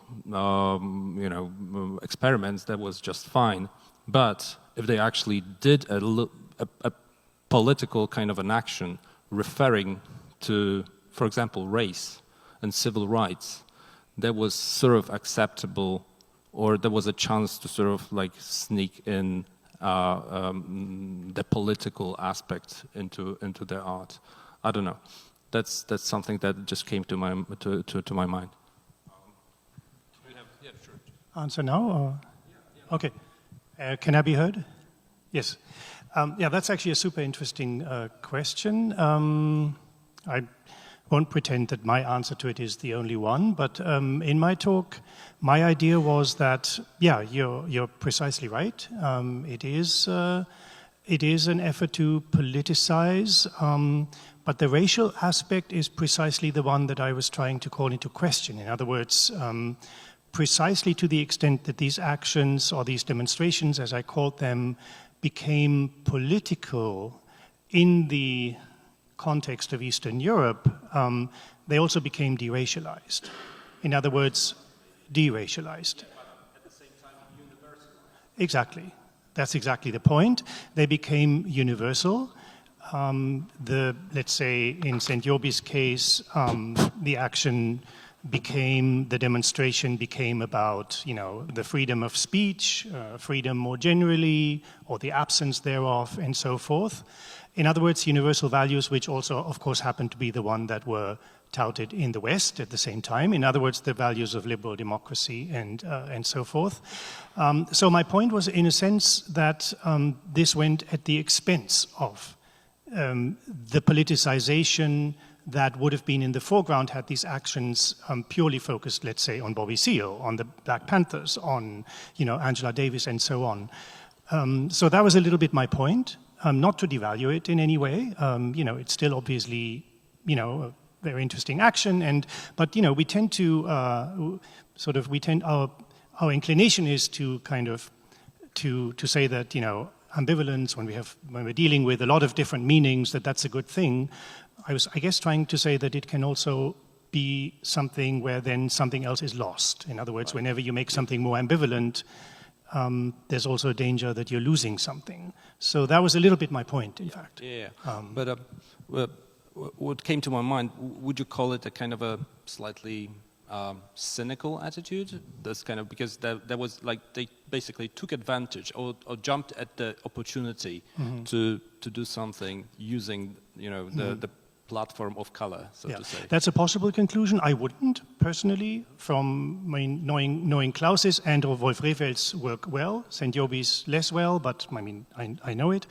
I wouldn't, but there's a price they pay for being political. Yeah, sure. Thanks. I have a question for Anya as well. I was thinking, because you at a certain point you said that there were the group of artists that you talked about, Urbanowicz and Brühl and etc. They distanced themselves from American counterculture. They thought it was not radical enough, or that the ideas kind of sort of were not not radical, or not, they did not connect with them. I was wondering if they actually talked about it explicitly. Were the specific like references that they criticized American countercultural movement, or the relationship to, for example, I don't know, people like Ginsberg, connecting somehow with what Pavel was talked about, because Ginsberg was interested in Buddhism as well, and you know, and a lot of these ideas somehow overlapped, but he is really very close to countercultural movement and an icon of that. So I was wondering if there are like any specific references like that would uphold that critique that you mentioned. I think that this critical attitude was towards this drill of Kaplan, yes, because no one wants to be beaten, yes. Even as I some remember, people do. because I... no, some people do. You showed a lot of pictures demonstrating quite the opposite. So, yeah. I know. So this is very ambivalent. Yes, what I'm addressing, and in fact, I think that it was such a mixture. Yes, something they like, some they do not like. Yes, these were the experience of drugs and so on. Yes. Sure, I'm asking this question because it's like they were looking for some like a kind of a third ground. Yeah. They didn't want to emulate the hippie movement and counterculture on the one hand, and on the other hand, they did not associate this kind of spiritualism with, I don't know, with Catholicism or anything that they could find in this region. Yeah, so it was sort of a interesting kind of a middle. I think that, my story was very site-specific because it is about Upper Silesia, which is really a different area in Poland. Because, in fact, Nothing happened there till 1945, yes. Well, there is no, well, the war was something different in Upper Silesia. They all speak German and so on and so on. So all the worst happened after 1945 because they were deported to Siberia as Germans and so on. So they had completely different story. They had different story about industrialization because in this proper Poland, industrialization, in fact, was after 1945 made by communists, yes, and in Upper Silesia all began much, much earlier. So it is very site-specific what I wanted to say, in fact. And yes, and if you think about the so-called third way, I think that a lot of us believed in 1989 that it is possible. Yes, let's remind to all of you Joseph Beuys, who came to Poland believing that we as Poles we invent the third path, but we didn't. So, well, okay. I don't know if it's the answer. Sure, yeah, thank you. And just a very quick question for Paweł. You mentioned those comparisons to Stonewall, and I read in one of the articles that they compared the Hyacinth action, the shakedown, to Stonewall. Do you agree? After, yeah, of course. But do you agree that this sort of a shakedown that happened in the mid-80s, which sort of made gay community more, I don't know, aware of the violation of their rights, could be comparable or could be compared to Stonewall, and of course taking into account all the differences. I disagree with this comparison. This is the comparison that is used or just created by contemporary historian of queer culture, Eastern Europe, or sexuality, or LGBTQ movement, because it was the first time where the sexual minorities became very visible. I mean, relatively visible due to the action of the police, but because it was the action of the police, there was no self-agency of the people involved in it. There was no self-agency of the queer community, and about this kind of self-agency and self-display in the public space, we can talk only about in the 1990s with the establishing of official organization of Pride Parade. So I don't think that this is a good example to compare Stonewall, and I don't like the Stonewall comparison as well, because in the American 20th century history of the queer movement, of course, Los Angeles, where similar parades were already organized in the 1950s, or in San Francisco, are much earlier and much more pioneering than the Stonewall parade. So from this point of view, from the American point of view, there is a conflict that the Stonewall got mainstream to such an extent that actually covers, hides, misconstrues the real American history of the movement that started on the West Coast. It's like an icon event, you could say, which sort of, like, as you said, hides what's behind. Thank you so much. So, the questions from the room. Yes, I would like to get back to your question, which I do believe also that it's a very good one, because, I agree with Sven that concerning Santi, he didn't want to exploit that situation. I would say that, but because of the reception, he was not expelled from that. So the local rumor about is that he simply was bored and the police did not come So he simply finished the performance. But it would be very interesting whether in the secret documents, what was the position of police? And maybe the police was thinking in the way as you think, in that meaning that they didn't want to risk that this is the critic of the Western society, which is in a line with them. So it was a kind of hesitation, definitely was a hesitation. And I believe that that was brilliant from Szent-Jobbik, that it kept the ambiguity. But what is the purpose for it? So this ambiguity, we are getting back to this notion, but it is quite important. And the other thing is that just very quickly, that retrospectively, it is also true that the Hungarian neo-avant-garde, and not just neo-avant-garde, contemporary, are totally left out from the discourse, racism, any kind of minority issue, and this is still the case. And I wanted to just a very short question to Amy, that although you escaped the original title, education, but still sometimes you mentioned it. So I'm just curious about educating whom? Educating the local scene about what is happening in the world, or the other way around, to educate the outside world that they would be recognized in the same way as, for example, Sven once spoke about Kabakov's educational activity.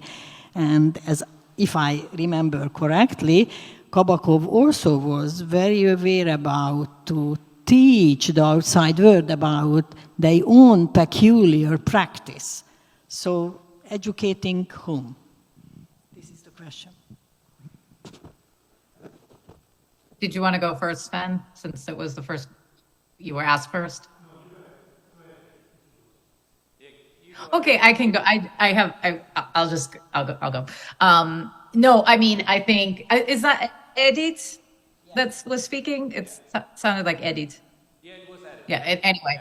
I think those who know me know that I don't have that sort of binary, like, you know, that I definitely don't think it was about the West educating or like artists from the region being educated by the West. Absolutely not. But I also don't think it was necessarily about, you know, educating the West about what was going on in the region.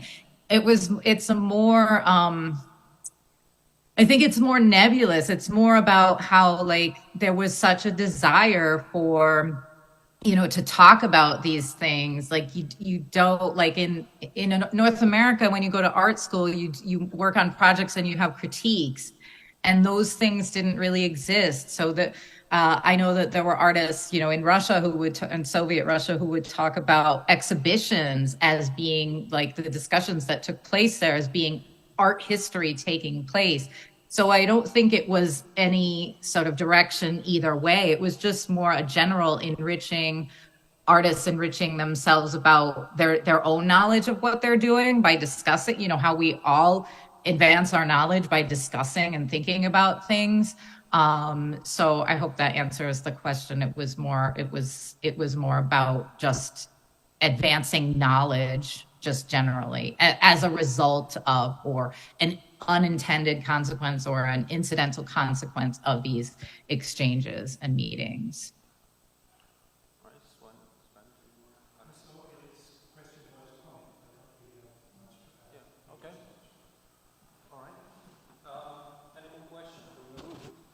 We have one question which was asked on chat.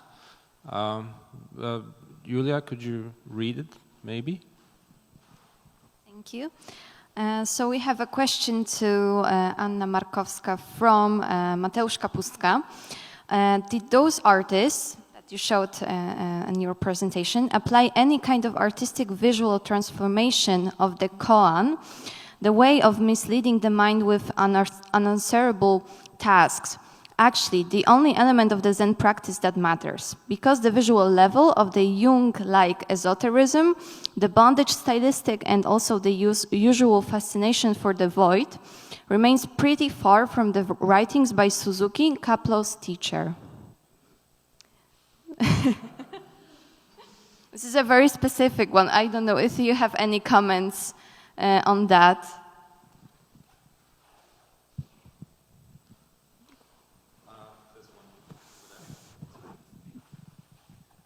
I don't know if I properly understood the question about the visual content of this strange combination of Buddhism and king culture, yes?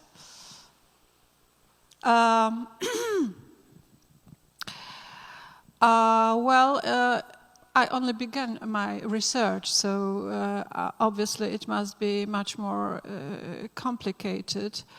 But there were also these empty landscapes, yes, inside. And there is also the frame with this uneducated primitivist of Sufka and Ociepka, whom I haven't shown you.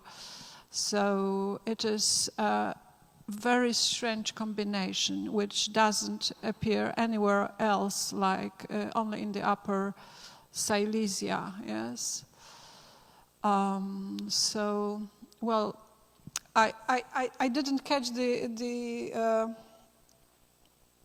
question probably correctly, but I think that not answering the question and not understanding it, I can, as Maître Ignorant, I really like, we are talking about translations and about being in culture.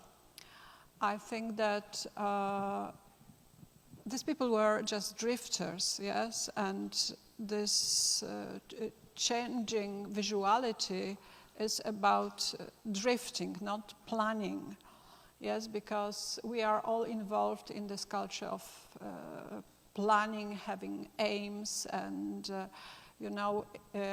production, and so on. So I think that this behind this strange visuality is a drift, and this is something which is a supplement to this Cold War and hot art, because it is not about having a goal, because I think they don't believe that the communism will end, yes, and they do not have any aim to fight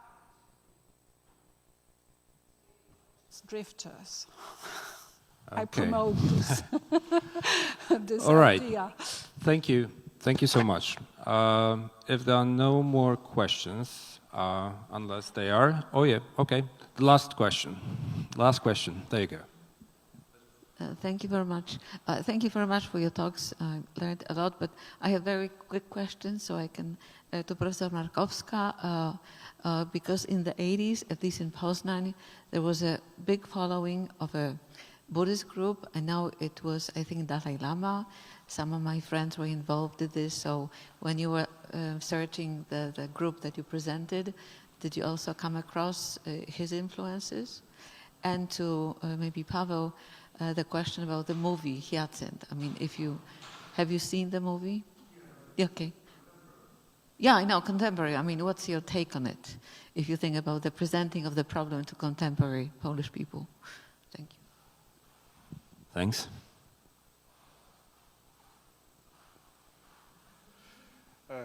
I've seen a movie, this movie, Action Hyacinth, which is on Netflix, and it has been very successful globally.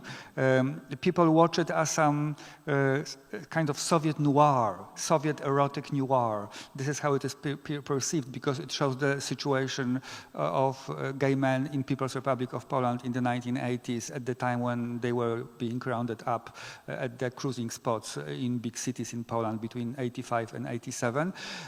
So it is a very actually popular movie, especially in Latin America, because they like the ambience of Poland and communist countries at the time.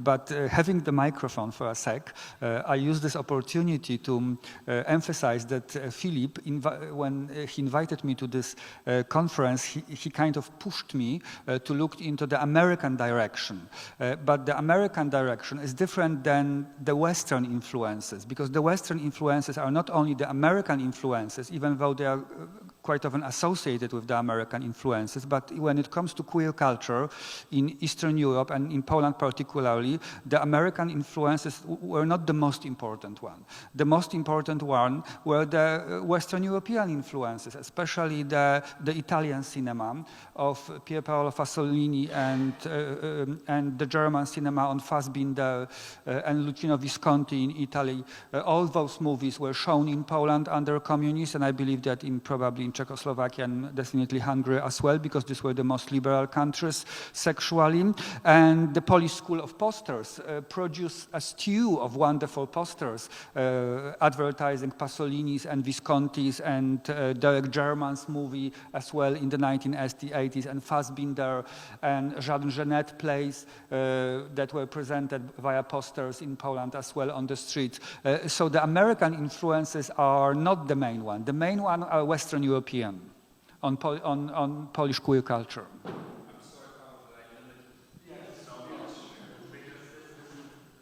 Well, I understand that it was a comment, yes, just not.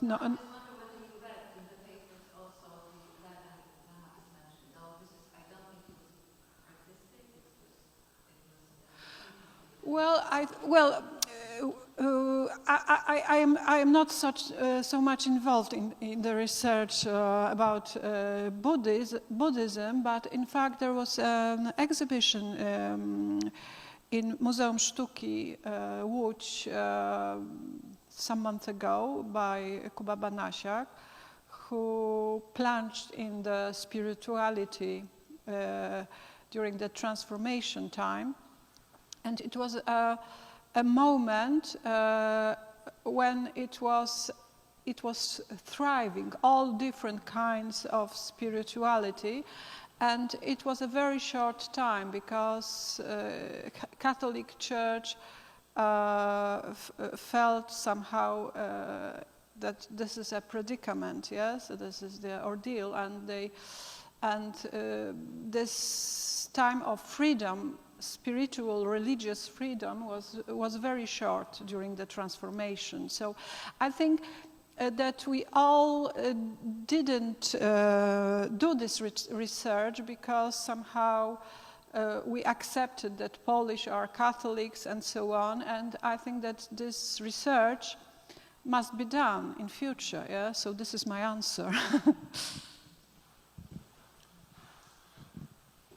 All right.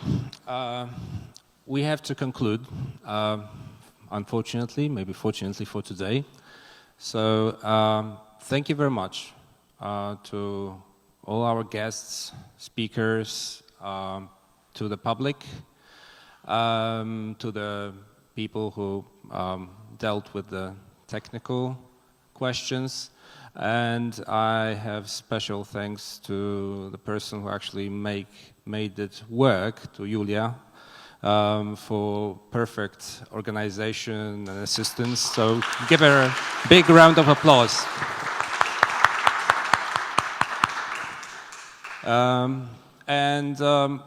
I think that the symposium went well. It was rich in different ideas, and I think it was also coherent when it comes to the subject and topics. So thank you again for preparing these amazing talks, and we'll think about what to do with them next. Now, the participants of the conference, we're going to see the archive of ideas. Jarosław Kozłowski is waiting for us. So let's thank you very much again. Bye.